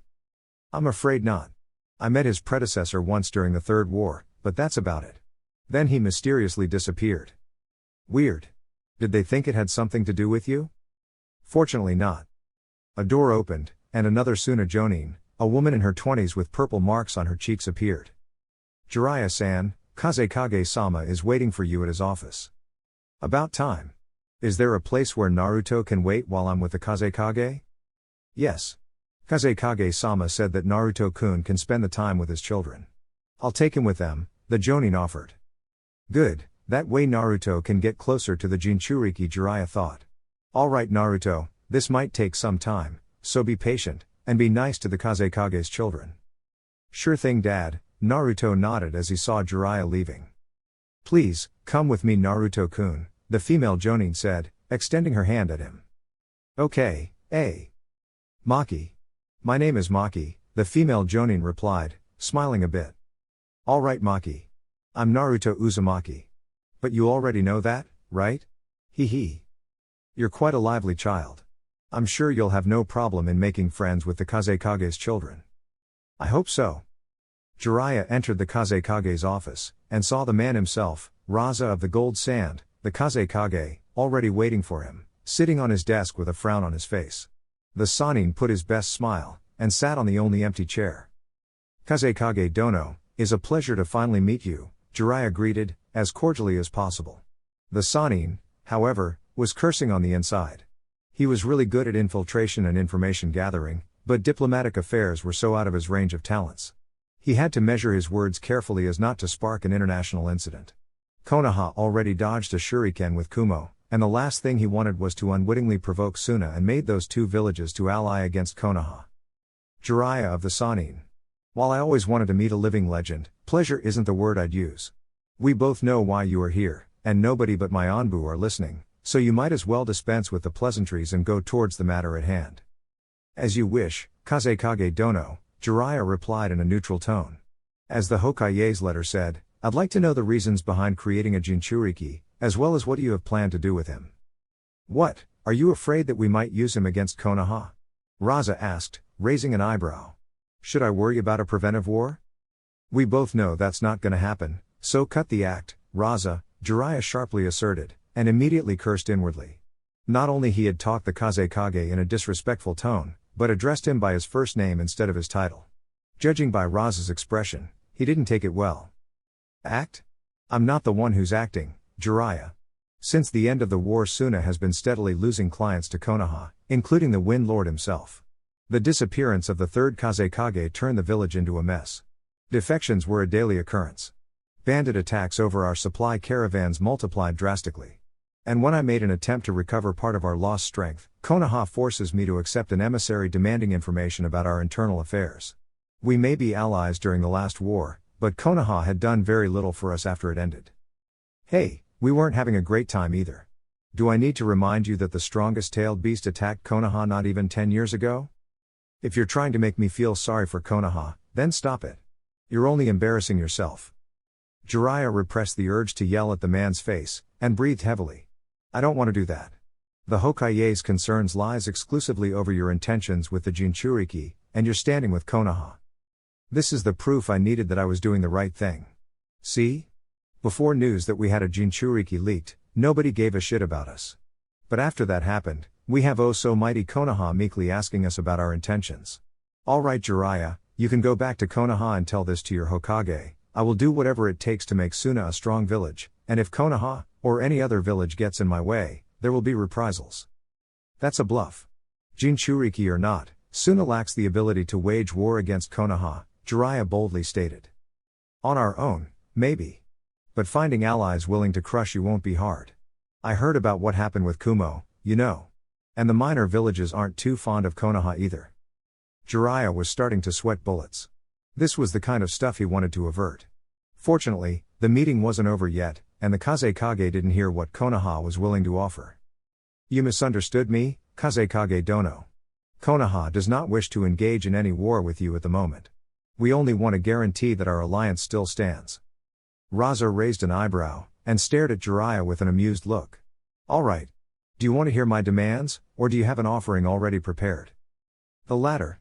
I'd like you to hear what the Hokage had allowed me to bargain with. Such as some S-class secrets that nobody outside Konoha knows. The Kazekage leaned forward. You have my attention. First of all, that Konoha also has a Jinchuriki, which holds the 9 tails, for some years. A kid the same age as your youngest son. So you managed to get something out of that mess. Alright, tell me more about him. He's the blonde kid I brought with me. A deafening silence followed Jiraiya's statement. Raza's eyes opened so wide, the Sannin thought they'd fall out of their sockets. So you sneaked the Jinchuriki of the strongest tailed beast inside my village, without my knowledge. I believe I did that. And is currently in the same building as I am. That is correct. And is in the same room as my own children. Trust me, I guarantee you that neither you, your children or any citizen of Suna is danger. Raza remained surprisingly calm. Do you know that doing such a thing is not a good way to improve the relationship between our villages, right, Jiraiya? Believe me, I had my reasons to bring that kid here. And that would be? To help your son. Excuse me if I don't believe you, Jiraiya. You can believe what you want. Listen, I know that the kid is having trouble keeping the tailed beast under control, that's why the Hokage sent me here instead of somebody with actual diplomatic skills. I can tell that whoever did the sealing, he or she made a rather crappy work. I happen to be one of the world's best seal masters, and if you allow me to take a look at the child, I can create a seal that will contain the demon properly. You can consider it a gift from Konoha as token of our goodwill. A tempting offer, Jiraiya, but how do I know that it's not a trick in order to get close to my Jinchuriki? The fact that you have Konoha's Jinchuriki in your grasp. Who also happens to be my adoptive son. Do you think I'd dare to risk his life like that? A ninja should be willing to sacrifice anything, including his loved ones, in order to accomplish his goals and destroy his enemies. That's why I had no qualms about turning my kid into a Jinchuriki. That's a grim thought. But then again, I didn't have to bring Naruto here. In fact, I actually took a huge risk doing so. But I did it because I thought it would be very beneficial for both Naruto and your son to meet somebody else with a demon inside. Plus you can see the difference between a seal that can hardly contain a tailed beast, and a seal that can contain it properly. The Kazekage crossed his hands below his chin, and stared at Jiraiya intently. I need to think about this. You'll hear my answer tomorrow morning. Meanwhile, both you and that kid will stay here. I'll have somebody prepare a guest room. You're dismissed. Thank you for your time, Kazekage Dono. I'm sure that you'll decide what's best for everybody, Jiraiya said as he stood up and left the office. While the meeting between Jiraiya and the Kazekage took place, Maki brought Naruto to a large room with a long table, a couple couches, some drawers and a few bookshelves. The room's two occupants immediately turned their attention to Naruto the moment he entered the place. One was a tall blonde girl with blue eyes and her hair styled in 4 pigtails. The other one was a boy with spiky brown hair and black eyes, who was shorter than the girl. Naruto-kun, these are Temari-sama and Kankuro-sama, 2 of Kazekage-sama's children. Temari-sama, Kankuro-sama, this is Naruto, the son of Konoha's emissary. Naruto walked towards the 2 kids, extended his hand at an intermediate space between the 2 of them, and introduced himself with a well-rehearsed line. Hello. I'm Naruto Uzumaki. Nice to meet you. It was the girl, Temari, who took his handshake offer, and gave him a rather strong handshake. Nice to meet you too, Naruto. Welcome to our village, Temari cordially greeted. I'll leave you alone. If you need me for whatever reason, I'll be outside in the hallway, Maki informed before leaving. An awkward silence followed Maki's departure. Naruto thought it was his responsibility to break it. And he would break it good. So, which one of you 2 is the Jinchuriki? Naruto asked, blissfully oblivious to his extreme bluntness. Temari and Kankuro almost choked upon hearing Naruto's question. How do you know? Kankuro stuttered. My dad told me. It was the reason for why we came here, you know. I remember he told me it was his son, so it has to be you, right? Naruto pointed at Kankuro. Actually, the Jinchuriki is our little brother Gaara, Temari clarified. Where he is then? Naruto asked. As of lately, we barely see him. He spends most of the time with our uncle Yashamaru. He's helping Gaara control his powers. What Temari was saying was an S-class secret, but given that Naruto knew about Gaara already, he saw no point in keeping the rest of the details hidden. What a pity. I was dying to meet somebody who's like me, Naruto commented, a bit disappointed. Temari and Kankuro choked even harder this time. Kankuro looked as if he was going to have a heart attack. Don't tell me you also have a monster sealed inside. What the hell? And they left us alone with you? Kankuro yelled. Kankuro, Temari shouted in a chiding tone. The door slammed open, and Maki burst into the room, kunai in hand. I heard a scream. Is everything alright? Yes, Maki-san, everything's fine. Except my brother, who's still an idiot, Temari explained as she hit Kankuro on the back of his head. Maki nodded, and left the room once again. It's okay, I got that pretty often. But don't worry, the 9 tails won't get out of here anytime soon, hee, Naruto reassured as he patted his belly. In fact, that's why we're here. Dad says he can make a better seal for Gaara so he won't have any trouble controlling his powers. Both siblings looked even more shocked than before. Really? Temari asked, as her eyes gleamed with a hopeful glint. Can he do that? Naruto nodded and smiled. That would be a gift from heaven. Not only is Gaara getting worse trying to control that monster, but it's also taking a toll on his mind, Kankuro said. Yes. Maybe he will even be able to sleep, Temari hoped. Wait, he can't sleep? Naruto asked, confused. Temari shook her head. If he falls asleep, even if it's only a moment, the monster will take over his body and will go on a murderous spree. Only the monster's power keeps Gaara barely functional while permanently awake, but like my brother said, it's doing nothing to help his mind. Let's hope your father can convince ours to let him take a look at Gaara's seal and patch him up somehow, Kankuro added. Anyway, while we wait, what do you want to do? The blonde girl asked. Naruto's eyes darted to the large table, where 2 wooden dolls with a few strings attached to their body parts laid. The Jinchuriki quickly rushed towards the table and grabbed them. Hey Temari, are these your dolls? Actually, they're Kankuro's. Really? You play with dolls? Naruto asked, barely holding his laughter. They aren't dolls, they're puppets. Kankuro angrily said as he snatched the puppets from Naruto's hands. They look like dolls to me. Only they look more boring. Though they do have a lot of moving parts. I'll show you the difference between a doll and a puppet, Kankuro growled while attached the strings to his fingers. He then made the puppets to stand on their feet, and made them fight each other. See? It requires skill and lots of dedication, but the results speak from themselves. Whoa, that's so cool, Naruto said, his eyes fixed on the puppets. So you're training to become a performer? Actually, I'm training to become a ninja, and so are my siblings. I'm a ninja too. Naruto proudly claimed. But what puppets have to do with being a ninja? Puppetry is a ninja art too, exclusive from Suna.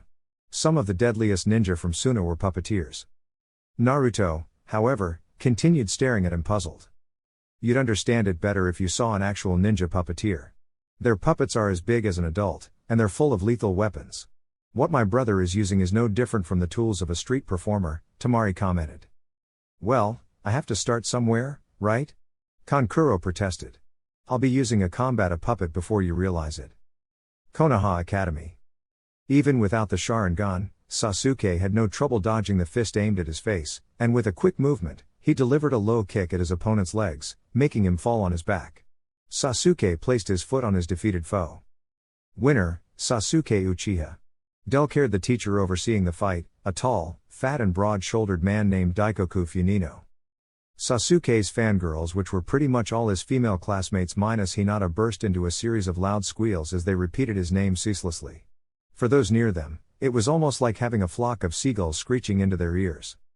Sasuke himself didn't understand why they got so crazy. Sure, he won, but he was fighting against somebody who telegraphed his attacks a month in advance. Even a blind baby could have won against such unworthy foe.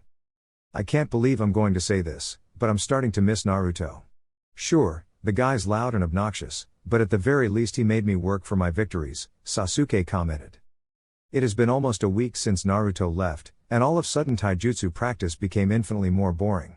None of his opponents lasted more than 10 seconds. Daikoku scratched his head. He was really hoping the spar would last a bit longer. Does somebody else wants to spar against Sasuke? All the boys averted their gazes. His question was met with silence. Daikoku then turned at Sasuke with an apologetic smile. I'm sorry then. We'll have to let other people spar for the time being. I will spar against him. A high-pitched voice said, making everybody to gasp in unison. Hinata, what are you doing? Sakura asked in disbelief. You can't fight against a boy. I can't? Technically, we usually don't make boys fight girls, but there's nothing written in stone about that. I mean, you will have to fight against a ninja of the opposite gender sooner or later, so we may as well start now, Daikoku commented. He then turned at Sasuke. If it's okay with you? Pass. I'm not going to hit a girl, the Uchiha replied. What's wrong, Uchiha, afraid a girl might kick your ass? Kiba mocked. Well, you didn't volunteer to fight me, so I know that you're afraid that I will kick your ass. This girl has more guts than you, Sasuke retorted, making Kiba snarl in anger. Hinata, why do you want to fight Sasuke? If you want to spar now, I'm sure one of your female classmates will be happy to be your opponent, Daikoku asked. And Naruto-kun always fights Sasuke-san B because he says that Sasuke-san is strong, and why you can only get better B by fighting strong opponents. I want to get stronger T too. Hinata never felt the need to spar against Sasuke. While she meant what she said, Naruto was usually her usual opponent when they trained together outside academy hours. However, she didn't have Naruto for the time being. Alright Hyuga. You get your fight. It can't be worse than my previous 3 fights, Sasuke shrugged as he got into his usual fighting stance. Hinata also slid into the gentle fist stance. Sasuke eyed her opponent, the only girl who wasn't a fangirl of his, but of Naruto's instead. Though then again fangirl was an unfair label. Hinata and Naruto had a genuine friendship. They talked, laughed and were there for each other. The Uchiha also suspected that the Hyuga had a crush on Naruto, but then again he didn't care much about that stuff. Before the fight began, Hinata activated her Byakugan. Sasuke felt a tinge of jealousy. All the Hyugas awaken their Byakugan when they reach certain age, yet he still didn't awake his Sharingan yet. The fact that his brother awoke it when he was younger than Sasuke is now didn't help. Alright then, begin, Daikoku said, making a chopping motion with his hand. Sasuke and Hinata dashed towards each other. They clashed in the middle, and traded many punches and kicks. For the first few seconds, they successfully parried all the hits, until Sasuke saw an opening and landed a kick on the Hyuga's abdomen, pushing her backwards. Hinata? Can you continue? The teacher asked. Hinata nodded in reply. Once again, Hinata dashed towards Sasuke. Sasuke was expecting that, being Hinata the heiress of a rather powerful clan specialized in taijutsu, she'd be a worthy opponent, but nope. Her footwork was sloppy, her attacks slow, and had some trouble remaining focused. After trading a few blows, Sasuke once again sent her to the ground with a well-placed punch to her gut. And once again, Hinata got up. It seemed that what the Hyuga heiress lacked in talent, she made up with sheer determination. It seemed that after all the time they spent together, Naruto was starting to rubbing off on her. This time, thanks to Sasuke getting confident, Hinata managed to land a strike on Sasuke's shoulder, and he felt it as if it was on fire. This is the gentle fist? The Uchiha thought, wincing in pain. This girl is more dangerous than she looks. I'll have to finish this quickly. Sasuke went on the defensive, careful not to let any of those palm strikes from hell to touch him again. He didn't have to wait much for the Hyuga to reveal an opening, and went for the kill. He delivered a series of fast punches to her ribs, and finished with a powerful kick that sent her once again into the ground. Okay, I think that was enough. Winner, Sasuke Uchiha, Daikoku declared. Once again Sasuke's crowd of fangirls cheered furiously. Sasuke ignored them, walked towards Hinata, and extended his hand. Hinata looked at him for a moment, and took his hand, letting him help her back on her feet. Nice fight. You even managed to hit me once.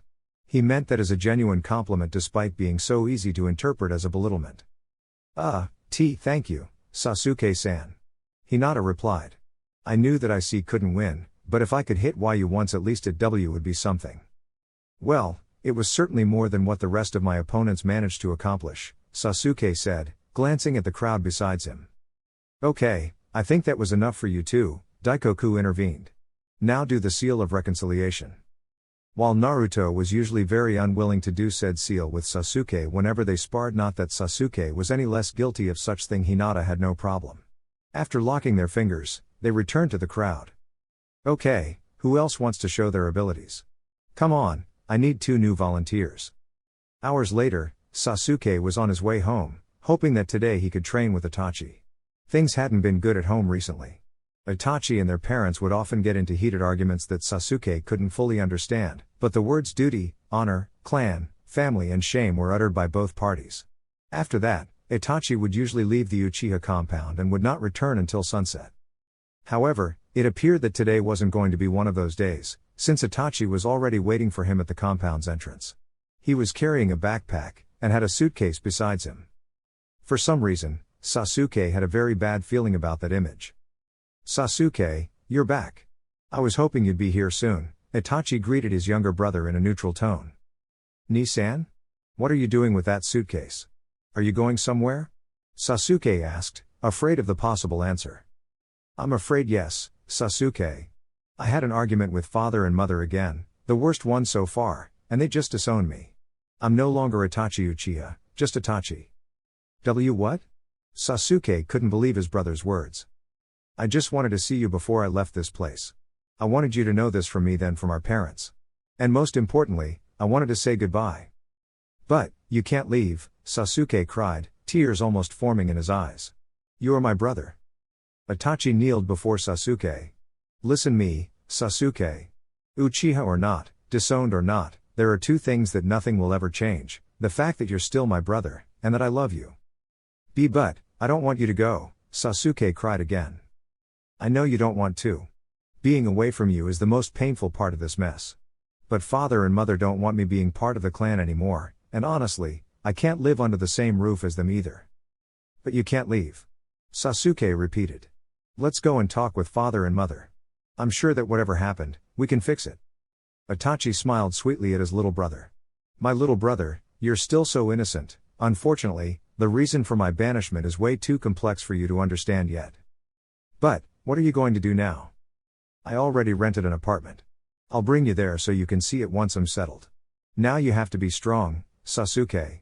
Keep working hard on being a ninja like you have done so far. Make me feel proud of calling you my brother. Sasuke didn't say anything, just stayed there, crying. Itachi then pulled him into a hug. The Uchiha prodigy then stood up, grabbed his luggage, and left the place that he had called home for all his life. After watching his brother disappear, Sasuke spent some more minutes there, motionless. Then, he returned to his house. He didn't greet his parents like he usually did. He didn't even demand for explanations as for why they had kicked out Itachi from the clan. He merely went to his room, and locked himself there. He dropped on his bed, and cried his eyes out until he ran out of tears, and finally fell asleep. Kazekage Estate, next morning. Shortly after Jiraiya and Naruto woke up, Maki the Tsunade entered the guest room they had slept in order to inform them that the Kazekage had invited them to have breakfast with him and his family. She also informed that Gaara would be there. All right, that's good, Jiraiya said, confident, as he started to get dressed. Why is that good, Dad? Naruto asked. The Kazekage is rather protective of Gaara, given that he wasn't with his siblings, and has a personal caretaker. The fact that he's willing to have Gaara present means that he trusts us to some degree, and maybe he will accept my offer of fixing his seal. If everything goes as planned, not only we will help that poor kid, but we'll secure an alliance with Tsunade. Meanwhile, in the estate's dining room, Raza and his two elder children were sitting on a large, rectangular table, waiting for their guests and remaining family to join them. So, Dad, are you going to let Naruto's father fix Gaara's seal? Temari asked with hopeful eyes. I'm not comfortable with the idea, but it appears to be the best solution so far. Gaara has a lot of trouble controlling the demon. If this Naruto you talk about is proof of the man's sealing ability, by the way, are you sure he was a Jinchuriki? Raza asked. He showed us his seal. It appeared to be the real thing. Only Jinchuriki have stuff like that, Kankuro commented. Well, we will learn the truth soon, Raza said. The room's door opened, revealing Jiraiya and Naruto, escorted by Maki. After being thanked, the Tsunade left. So, what's for breakfast? Because I'm so hungry. Do you guys have ramen here? Naruto asked excitedly. Who the hell eats ramen for breakfast? Kankuro asked in disgust. You'll have to excuse Naruto. He gets rather out of control with an empty stomach, Jiraiya said, laughing nervously as he and Naruto took a seat.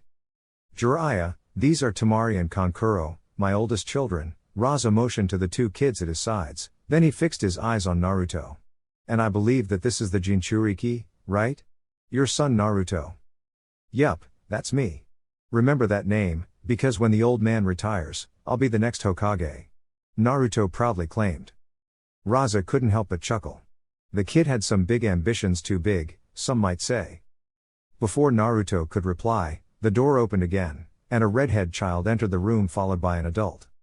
The child, who appeared to be Naruto's age, had short blood-red hair and black rings around his blue eyes. The adult, both Jiraiya and Naruto guessed it was Gaara's caretaker, had shoulder-length, sandy blonde hair and purple eyes. Ah, we're all finally here, Raza mentioned. Sorry for the tardiness, Kazekage-sama, the adult said as he and Gaara walked towards the table. It's okay, Yashamaru. I know that taking care of Gaara is not an easy job. Fortunately, one of our guests might make that task easier. Or so he says. Why is that woman called Yashamaru? Isn't that a male name? And who is this woman, by the way? Didn't you guys say that your uncle was taking care of Gaara? Naruto asked. Temari and Kankuro could barely repress their laughs, while Raza glared at him, annoyed. Yashamaru merely smiled. I have a male name because I am a man.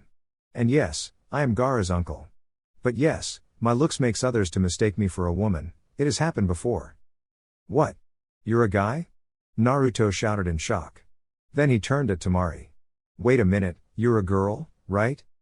Of course I am. Don't I look like one? Temari harshly replied, visibly offended. Well, so does this guy. Naruto protested, making Kankuro to laugh even harder. Jiraiya facepalmed. Naruto was the nightmare of every diplomat. Fortunately for them, neither Raza nor Yashamaru were taking his antics seriously.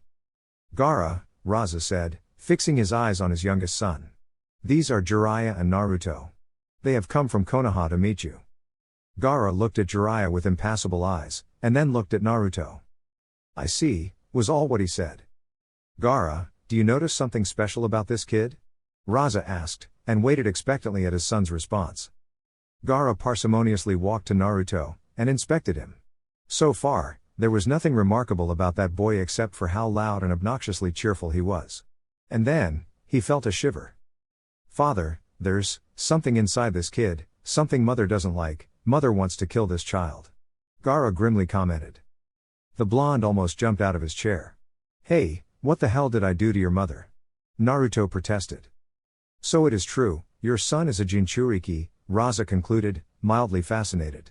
Yet he looks so normal. Of course I am normal. I might have a demon inside me, but that doesn't change who I am. I already told you that Naruto is the difference between a good seal and a shoddy one, Jiraiya interjected. Can he access to the demon's power? Raza asked again. Yes, thought I'm not going to teach Naruto how to use it until he's older. A foolish decision. For a Jinchuriki to reach his potential, they should be trained to control their demon as soon as possible, Raza replied. He still struggles to control his own chakra, so I don't want to take an unnecessary risk and put him in danger. Whatever, Raza dismissed with a wave of his hand. So if you fix Gaara's seal, Gaara will have access to the demon's power without losing control, right? Exactly. If that's the case, then you have my permission to do it. Excellent. Then, this is all what I need to start the process. First, a safe room to work in, then. Many hours later. The process was hard and exhausting, mostly because a shield of sand would often appear at random times, interfering with the sealing process. A byproduct of the tailed beast, Jiraiya had guessed. Though Gaara said that, according to his uncle, it was his mother's spirit protecting him. On top of that, he had to work while two Suna Jonin watched him intently. Jiraiya had demanded the two ninja to leave, but they weren't going to leave the Kazekage's son and the village's Jinchuriki alone with a foreign ninja. After much work, Jiraiya had replicated the four-symbol seal that kept the Nine Tails prisoner inside Naruto on Gaara, and he removed the shoddy seal that could barely contain the tailed beast. Both of them exited the room, and a Suna Chunin escorted both of them towards a room where Raza, his children, Yashamaru and Naruto were waiting for them. The process is finished. It has been a success, Jiraiya announced, smiling. Gaara, however, remained impassible. Great. I knew you could do it, Dad. Naruto cheered. Those are some great news indeed, Yashamaru commented, smiling. The Kazekage took a step forward. Gaara, how do you feel? I can't hear Mother anymore. But other than that, I feel good, Gaara answered. I see. Let's do some tests and see if Jiraiya's handiwork is as good as he claims to be, okay? Raza asked. Gaara, lie on this couch. I'll use a genjutsu to make you sleep. But you told me that I should never sleep. Gaara calmly replied. I know. But if Jiraiya's seal works as intended, you should be able to, Raza explained, motioning to the couch. Gaara nodded, and did as his father asked. Raza cast the genjutsu, and Gaara fell asleep. Nothing happened. 5 minutes passed. Nothing happened. 10 minutes passed. Nothing happened. It's amazing. Gaara is sleeping and the demon isn't taking over. Jiraiya, you're incredible, Tamari gushed, completely elated. I never get tired of hearing that, Jiraiya replied with a foxy grin. Your work is indeed worth its praise, Jiraiya, Raza conceded. Though I still want to do one more test. Do all the tests you want, the results won't vary, Jiraiya said, confident. Raza rocked Gaara until he woke up. Father, I was asleep, did something happen? Gaara asked, a bit worried. Nothing. The seal worked. But I want you to do one more thing for me. Go to the door, please, Raza instructed. Gaara nodded, and did as he was told. Once there, he turned towards his father. I'm on the door. What should I do? Gaara was interrupted when he saw his father tossing several kunai at him. The redhead kid yelped and instinctively raised his arms in self-defense.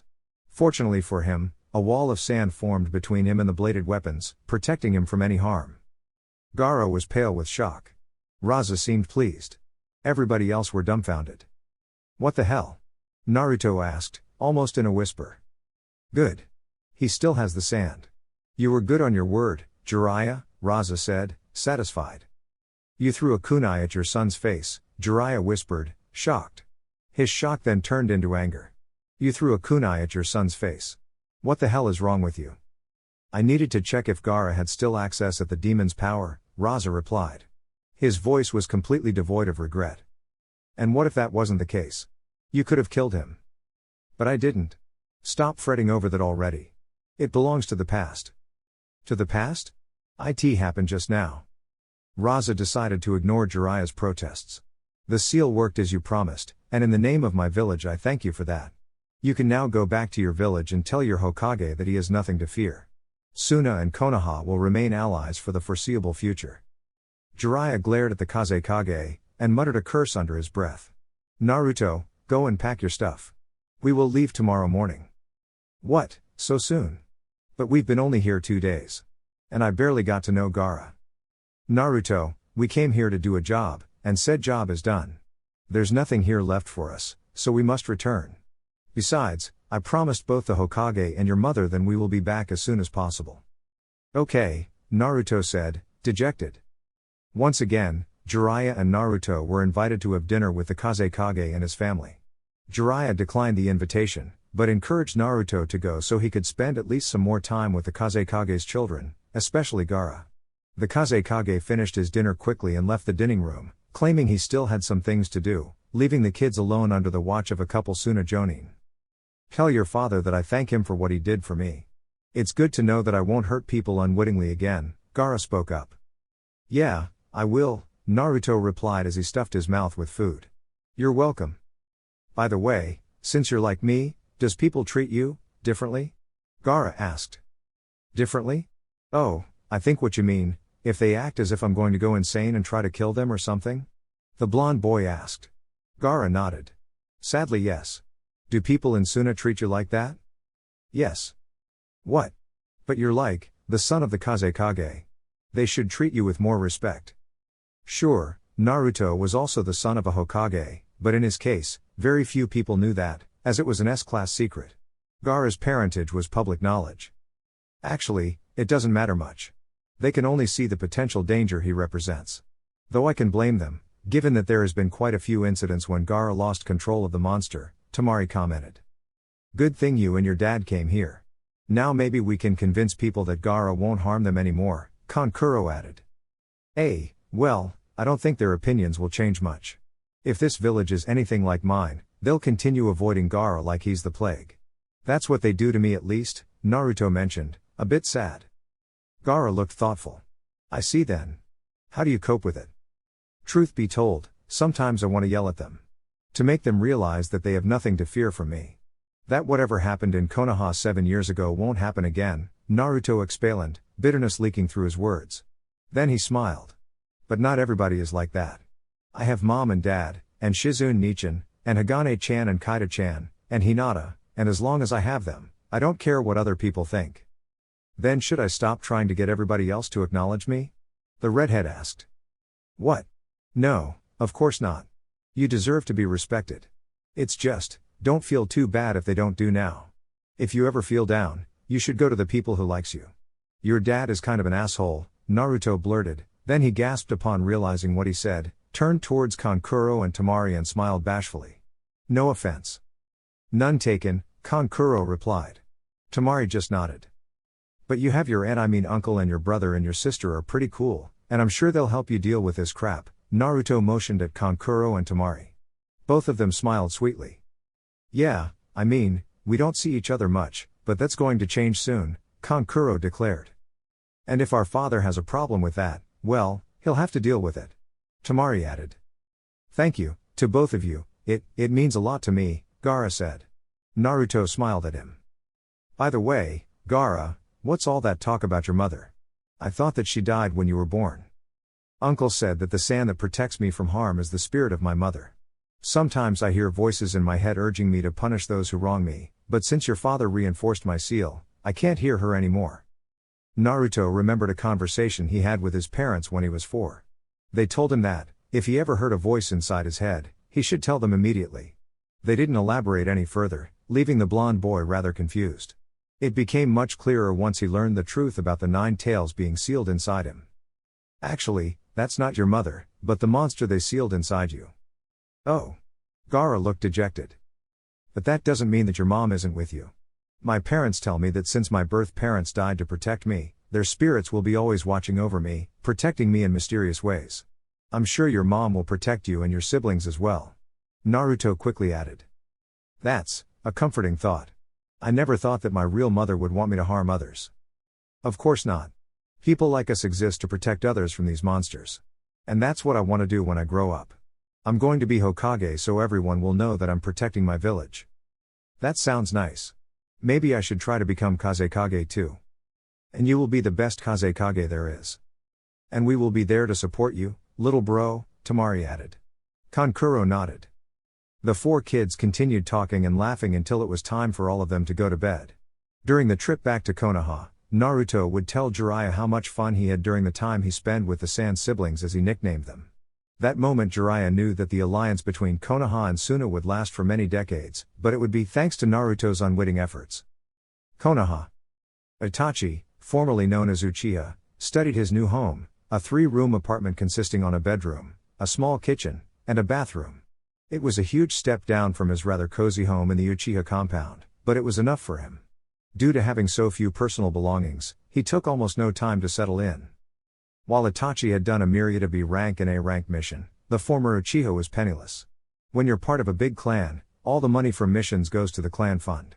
The clan head, or a designated treasurer, would manage the fund and use it to cover the clan's expenditures, such as food, clothes, weapons, water and electricity. Adult clansmen had a small allowance that they could spend however they pleased. Most of them used said allowance to buy things for their children.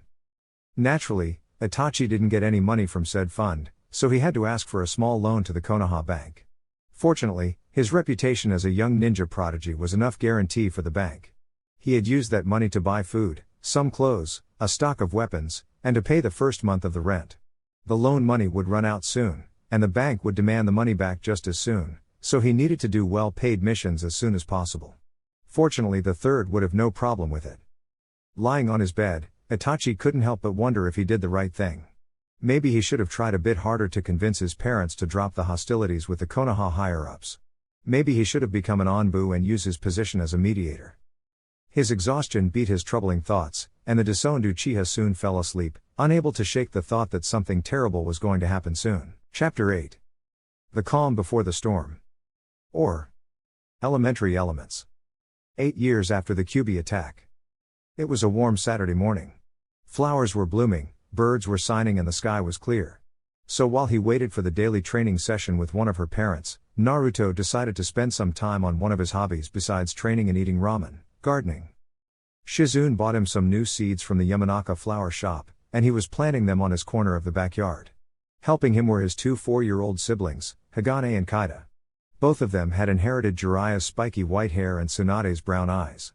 Though Hagane usually had a short haircut, while Kaida had it styled into 2 long pigtails.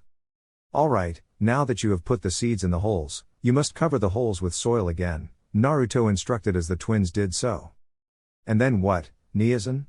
Kaida asked. Then you come every day and water the seeds. In a few weeks, it will grow a plant with really pretty flowers. Ah, but I wanted to see the flowers now. Kaida complained. Maybe if we water them more, they'll grow faster? Hagane wondered. Nice try, but it doesn't work that way, hee hee. Okay, wait here, I'm going to get the watering can, Naruto said as he went back to the house. He returned back with a full watering can, and he almost dropped it in shock. What the hell? Naruto was in shock. Besides a smiling Kaida and a surprised Hagane, there was an almost full-grown bush of white roses. Look at this, Niazan. I told the flowers to grow already, and they did. The little girl said proudly. Whoa, it's almost like the first Hokage, Naruto shouted, amazed. Who? Both twins asked in unison. The first Hokage. Your great-grandpa.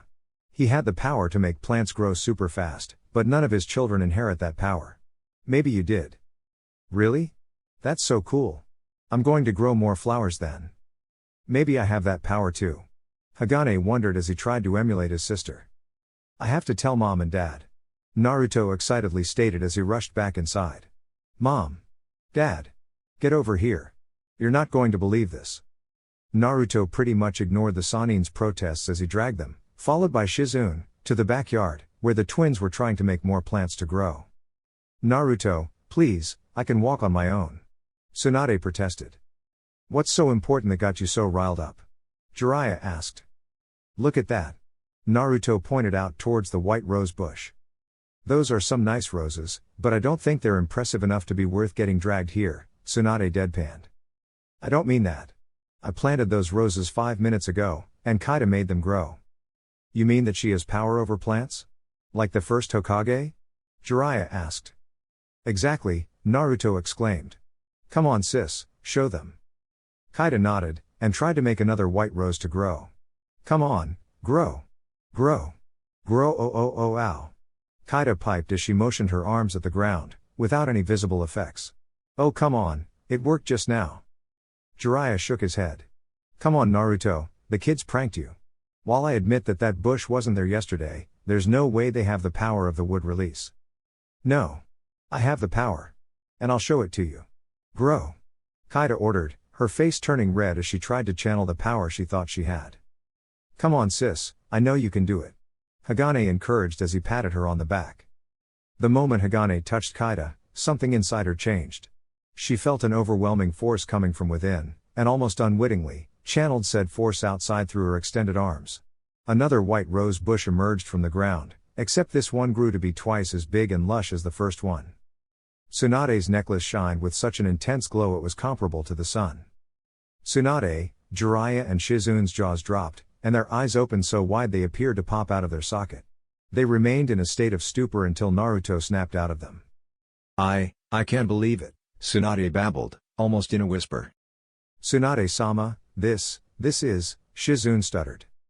Jiraiya was also shocked, but then he smiled wide. Ha ha, did you see that? My genes are so good, they awakened a long-lost bloodline limit. Jiraiya, Tsunade whispered, ignoring the Toad Sage's remark. When Hagane touched Kaida, you felt something, didn't you? Yes. Something similar to nature chakra, Jiraiya replied. Kaida, when Hagane touched you, what did you feel? I felt, being full of energy. And so strong. Like I've been sleeping for a whole week. It felt amazing. The little girl said. Hagane, honey, give me your hand, Tsunade instructed as she crouched in front of her younger son. Hagane did so, and Tsunade's necklace glowed once more. None of the presents were sensors, but they could felt Tsunade's chakra dramatically increasing all of a sudden, manifesting in the form of a blue aura flaring around her. Jiraiya also noticed the bit of nature chakra there. The effect vanished once they stopped holding hands.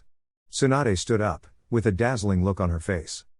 When Hagane touched me, I felt my chakra reserves growing so much, I thought I wouldn't be able to hold them. This is incredible. Wait a minute, we all touched Hagane many times before. Why he didn't have this effect until now? Shizune asked. I don't know, maybe it was dormant until something triggered it? Jiraiya guessed. Like what? Like, Kaida making those plants grow? Naruto asked. I mean, you told me about twins having some sort of invisible special connection.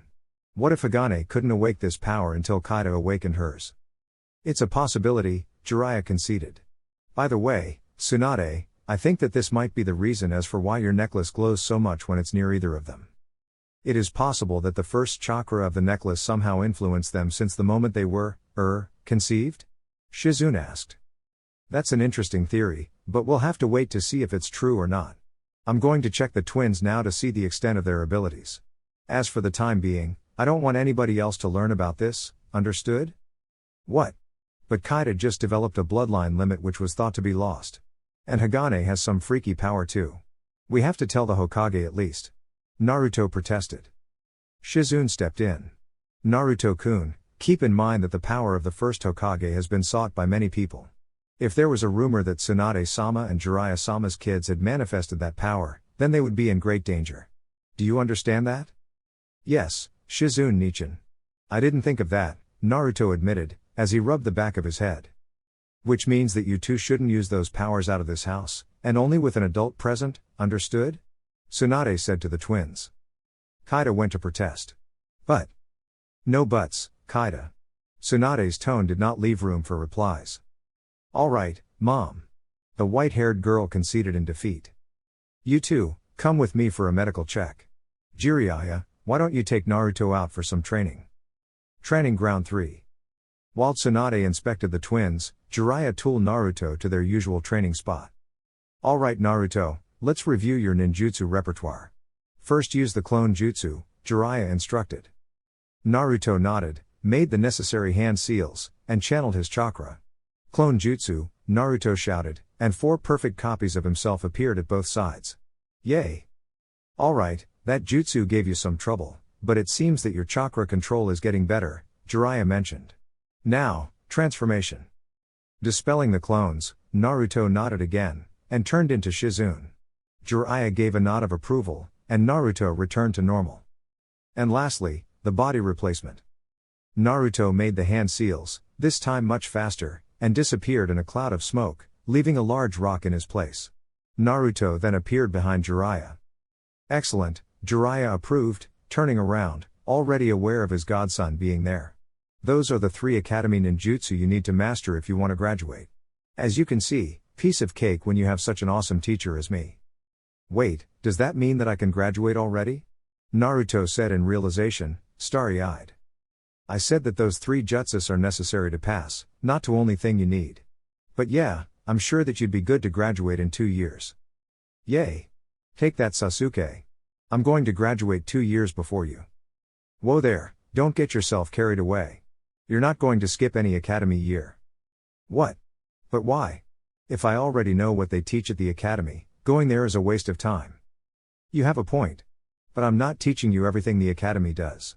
Stuff like maths, physics, biology and geography might not seem useful for a ninja at first, but they are. That's why the academy is still important. If that wasn't the case, I wouldn't bother sending you there. Besides, I'm going to have a talk with the Hokage and see if he can do something about making the academy curriculum a bit more challenging. I mean, a ninja needs more than the 3 basic E-rank jutsus to do their job. They don't even teach tree walking. Besides, I want to teach you other abilities that will take some time. And that would be? Sealing jutsus, some more advanced ninjutsu, being able to dispel genjutsus, and if possible, control of the 9 tails chakra. It's my goal to make sure you gain some level of mastery over those abilities before you graduate. I see. No matter what you decide to throw at me or how hard the academy gets, I'll pass with flying colors. Naruto claimed, pumping his fist. Boy, that inner fire is something every teacher wants to see in his students, Jiraiya smiled. Alright kid, now that you showed me what you're capable of, I think that I can fulfill your request. Yes. Elemental ninjutsu. Last week, Sasuke, who for some reason had become incredibly cranky since the previous year, showed everybody that he had learned the great fireball jutsu. Even if he was far from completely mastering it, Naruto had to admit that it was pretty cool. From that day onwards, Naruto begged her parents to teach him elemental ninjutsu. And now the gap between him and Sasuke would close once more. Jiraiya then produced a small light brown rectangular paper. This is a litmus paper. It is used to determine your elemental affinity. You channel chakra into the paper, and based on how it reacts you can determine your affinity. For example, Jiraiya did as he explained, and the paper started to burn. My affinity is fire, so the paper burns when it's in contact with my chakra. Fire is the most common affinity on this land, hence its name. Now. Gimme. Naruto hastily took another litmus paper from Jiraiya's hands. He channeled his chakra, and the paper split in 2. Aw damn it. Give me another, I think broke this one. Calm down, Naruto. The paper didn't break. If the paper cuts in 2, then it means you have an affinity for wind. Which is the least common affinity of all nations, even in the land of wind. Awesome. I have a rare affinity, unlike Sasuke who is fire like everybody else. Naruto cheered, then he realized that Jiraiya also had a fire affinity. Sorry dad, I didn't mean to. It's okay. But don't get all excited, having a rare affinity does have its downsides. Really? Like what? Since there are so few people with wind affinity, that means less people who can teach you, and less people creating new jutsus. I believe that there's only another wind user in Konoha, one of the sons of Sarutobi-sensei. I think I could get him to teach you some of the advanced stuff. But for the time being, let's stick to something simple. Jiraiya walked to a tree and plucked a leaf from one of its branches. He then handed that leaf to Naruto. I want you to use your chakra to cut that leaf in two, just like you did with the paper. What? Why? Naruto asked, puzzled. Jiraiya sighed. Your mother and I told you this a million times. Before learning the cool stuff, as you so eloquently put it, you need to learn the basics first. And this exercise will help you mold wind chakra. What, did you expect that I was going to teach you how to produce a tornado or something like that? Well, yes. I mean, Sasuke can create fireballs, and I need something to counter that if I am to beat him. Actually, that wouldn't be a good idea. And why not? Because elemental chakra is like rock paper scissors. Just like how rock beats scissors but gets beaten by paper, some elements are weak against some and strong against others. In your case, wind is strong against lightning, but weak against fire. If you try to counter Sasuke's fire jutsus with wind jutsus, you will only make his attack stronger. What? Then I'm never going to beat him. Naruto whined, depressed, as he fell on his knees. Don't say that. You can learn water jutsus as well if you want. But you said that my affinity is wind. Yes, but that means that wind jutsus will be more powerful, consume less chakra and will be easier to learn. You can learn jutsus from all 5 basic elements. Think of it as the use of your arms. Your right arm is the dominant one, but that doesn't mean that you can use your left arm as well, but you use the right one more because you have more dexterity. Then teach me water jutsus instead. No. You have to learn jutsus of your elemental affinity first. Once you have that down, you can master the element that counters the element you're weak against. For example, after mastering fire, I learned earth jutsus, since earth beats water, which beats fire. I see, man, this is far more complicated than I thought. Naruto realized, rubbing the back of his head. Of course it is. Why do you think I don't want you to graduate too early? I want you to be properly prepared once you go out there to fight the bad guys. By the way, you have fire, but what affinity do Mom and Shizune Nichin have? Your mother has lightning, and Shizune has water. And since Kaida has wood release, which is a combination of earth and water, those elements are her affinity. What, it is possible to have more than one affinity? Yes, but outside bloodline limits, they're extremely rare, even more than people with wind affinity. Now come on, I won't teach you any new jutsu unless I see you cutting that leaf with your chakra. The key is to try to compress your chakra into a blade as fine as possible. Right, Naruto said, as he fixed his stare on the leaf on his hands, and channeled his chakra. Meanwhile, in the forests of Konoha's outskirts, 2 figures were having a talk, covered by the tree's lush foliage. Both of them were teenagers with dull black hair and black eyes, wearing headbands of Konohagakure. One of them was also wearing the symbol of the Uchiha clan on the back of his t-shirt. So, how things are going, Shisui? The first figure asked. It was as you feared, Itachi. It was way beyond a rumor. The Uchiha are indeed planning to stage a coup. I don't know when, but it will be soon. Very soon, Shisui grimly noted. Itachi cursed inwards. Our time is running out. What about that investigation that Jiraiya-sama is conducting? Even if the true culprit of the Nine Tails attack was found, it is too late. The damage was done the moment Danzo put the Uchiha clan under surveillance. I'm afraid that there's nothing stopping the coup. If such things happen, it will be an open invitation for the other villages to declare a war on us. What can we do? I already have a plan. There's a meeting tonight of all the Uchiha members at the Naka Shrine. I believe that Fugaku-sama will make the coup official, and reveal what he has planned. What he doesn't know, however, is that I will be there and I will use my Koto Amatsukami on him and make him convince the clan to rebuild the burned bridges with the village. I already have the third's approval, Shisui explained.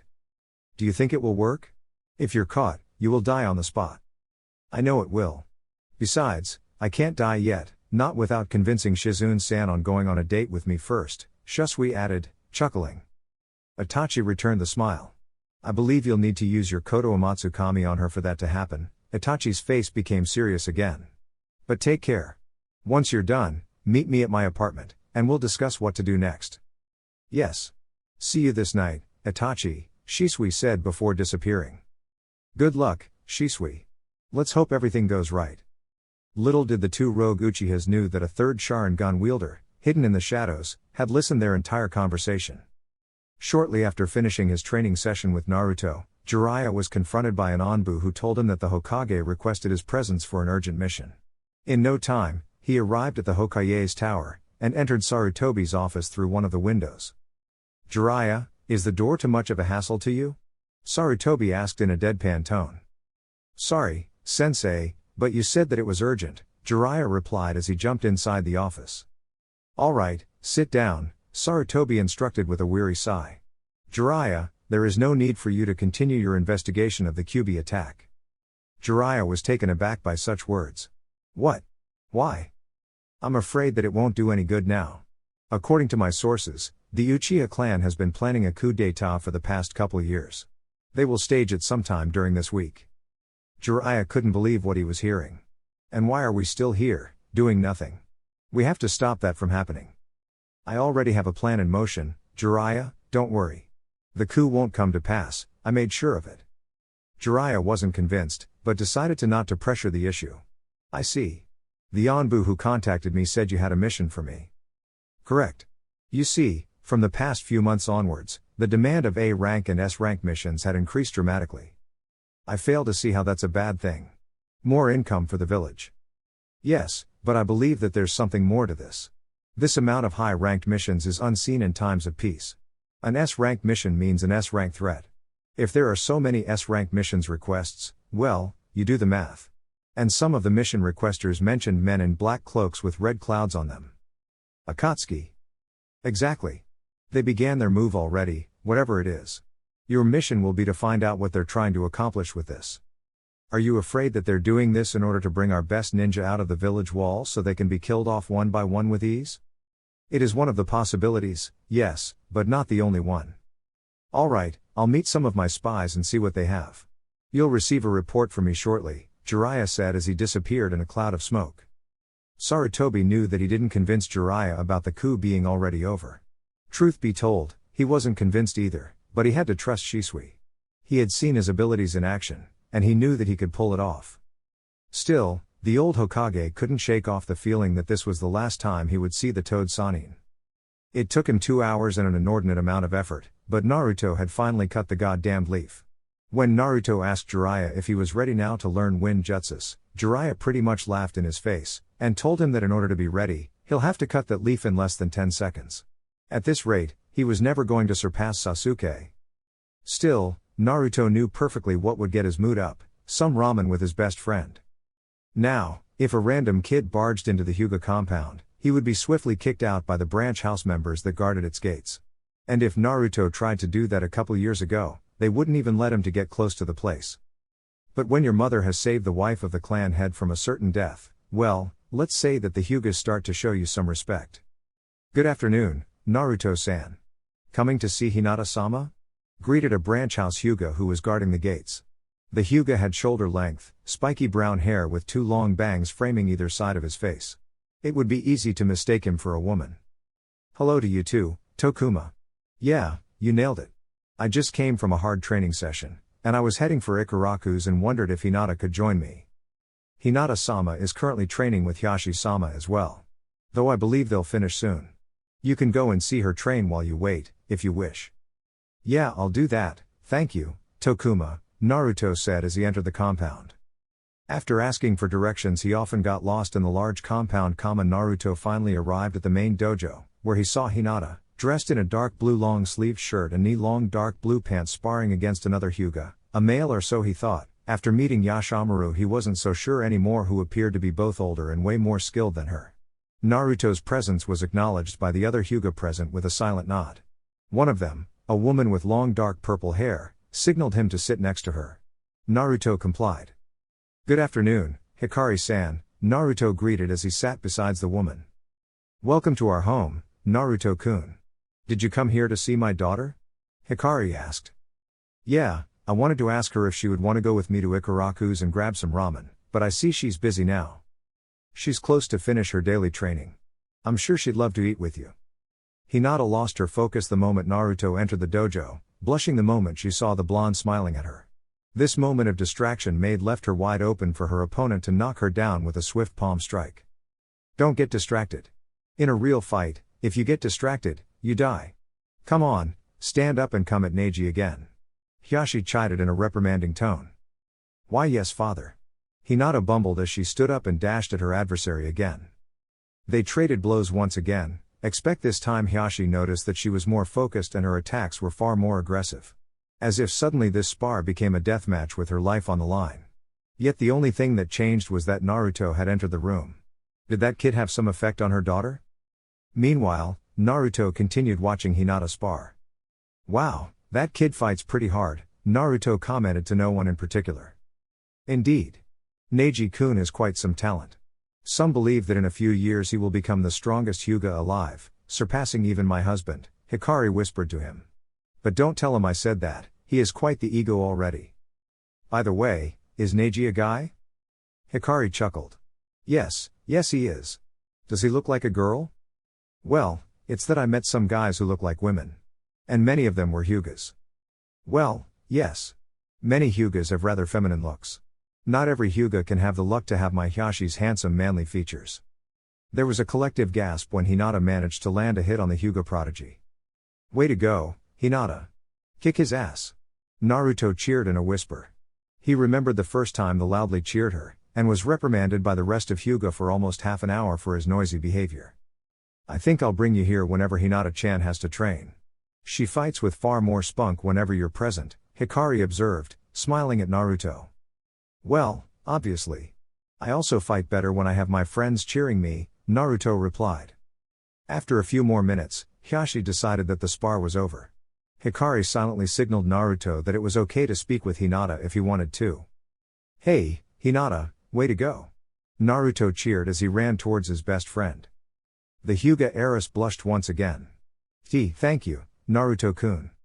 Say, I was going to Ikaraku's to have some ramen. Wanna join me?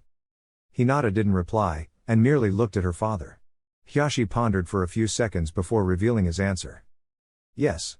But your mother will go with you, Hyashi stated in a neutral, but commanding tone.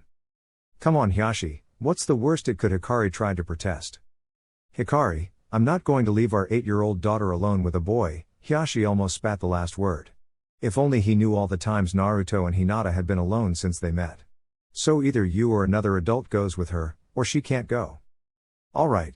As you wish, dear, Hikari rolled her eyes. Naruto-kun, wait a minute before Hinata-chan gets a quick shower and gets dressed. Half an hour later, the two Hyuga girls and the Uzumaki boy were at the latter's favorite food place. Alright, 2 chicken ramen bowls for the ladies, and 5 miso ramen bowls for our favorite customer, Ikaraku announced as he placed the orders on the counter. Enjoy the food. We will. Naruto happily replied as he started wolfing down the food. Hikari watched him with curious eyes. Kid, how can you eat so much and not have an ounce of fat in your body? The Hyuga woman asked. Because I burnt all of it training a lot. I need to if I'm to become Hokage. Naruto proudly proclaimed as he finished his first bowl and went to the second. Especially now, that I'm learning elemental ninjutsu. Oh really? That's amazing Naruto-kun. Because that kind of jutsus are pretty advanced, Hinata noted, as she slowly ate her ramen. Indeed. They're usually taught to chunin, and the average age of becoming a chunin is 15 to 16.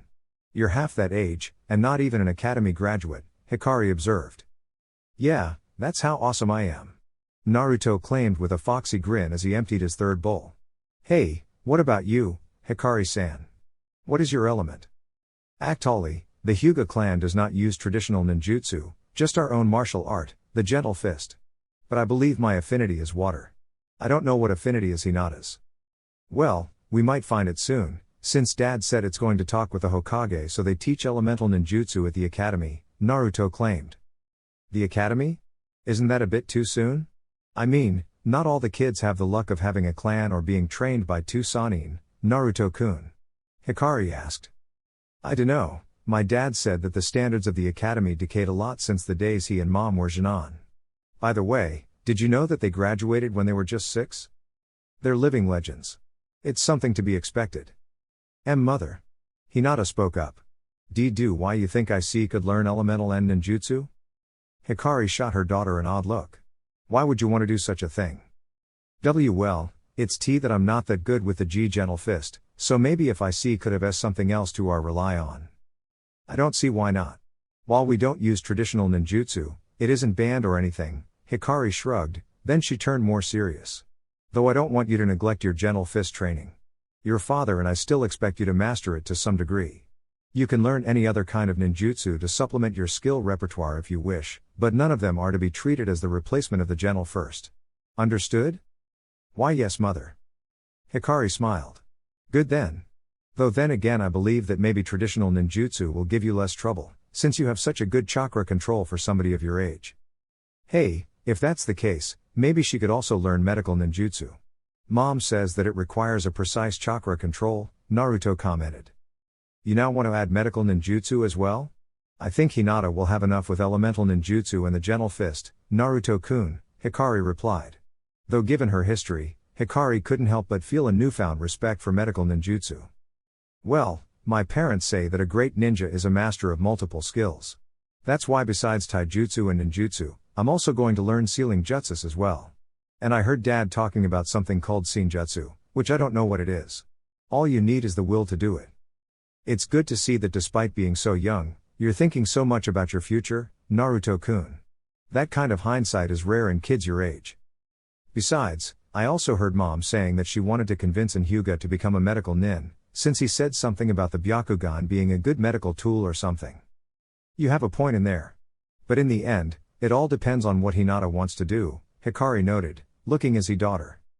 Well, as for now, I think I'll like to try elemental ninjutsu F first, and then maybe medical ninjutsu as well, Hinata said.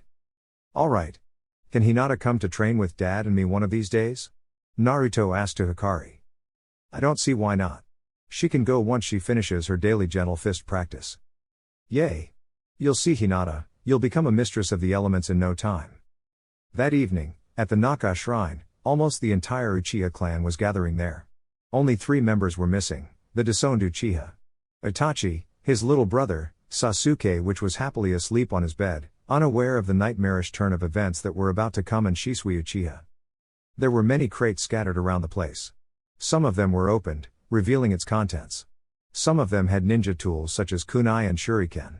Others had flak jackets, similar to the ones worn by Chunin, except that this were black instead of green, and had the Uchiha fan on its back instead of the Uzushio red swirl. Another crate had 4 head protectors, only with the Uchiha fan instead of the Konoha symbol. Fugaku Uchiha, the clan head, was on top of a couple crates that served as a makeshift podium. The Uchiha stopped chatting among themselves and paid attention to what their leader was about to say. My brethren, it's a pleasure to see all of you gathered here, in this sacred place. Since time immemorial, the Uchiha has been one of the most powerful clans of the entire elemental nations. An unstoppable force matched by very few clans. Our power, however, wasn't without a price, and said price being doomed to a life of constant battle. That's why our ancestor, Madara Uchiha, chose to join the Senju clan and founded this village. That granted us peace. But said peace, like our power, came with a price. Since we became part of this village, the Uchiha had always been second-rate citizens. Forced to live isolated from the rest of the village, barred from attaining positions with any real power. But, as dutiful and loyal ninja, we endured. But being accused of being behind the Nine Tails attack, that was the last straw, Fugaku yelled. He was replied by multiple Uchiha shouting back in agreement. Allying with the Senju was a mistake Madara realized, and so did we much later. But except death, there's no mistake that can't be rectified, and that's what we will be doing soon. We will take back what is ours. We will take back Konoha. The rest of the clans will bow before our might. Fugaku's words were met with more shouts, louder and with more enthusiasm than the first ones. You must be thinking that this is a suicidal endeavor. And in most circumstances, it would be. But tonight, we have a golden chance that we can't afford to pass. Somebody contacted me a couple years ago, and offered me the means to take this village for the clan. Said person has vast resources that he had put at our disposal. Among them, he created a climate of chaos and instability across the land of fire, forcing the Hokage to dispatch most of his strongest jonin to keep the peace. Which means that there are almost no elite ninja protecting Konoha. Between that, and the reinforcements my ally will provide me, in 2 days Konoha will be under our control. Again, more shouts and cheers. However, not everybody was convinced. Fugaku-sama, who is this ally you keep talking about? Asked an Uchiha. Yeah, is he or she the leader of another village? That's where the reinforcements come from? Another Uchiha asked. I believe I can answer that question, a booming, disembodied voice said. All the Uchihas looked around in surprise, some even activated their Sharingan to see where this mysterious voice came from. Besides Fugaku, a semi-transparent, swirling vortex appeared, and from said vortex emerged a figure. A man wearing a black hooded cloak with red clouds over a set of armor. His face was hidden by an orange mask with black flames on it, as well as a single hole on the right side, revealing a red eye. "My brethren, this is the ally I've been talking about. Why don't you introduce yourself?" Fugaku asked to the mysterious newcomer. "Of course," said the masked man. "My name is Madara Uchiha, and I came back to help you reclaim what is rightfully yours." Alright guys, that's it for the video. If you enjoyed it, please feel free to leave a like and subscribe. As always, the rest of the story is already out over on Patreon, link to that will be in the description. Anyways, until next time, peace.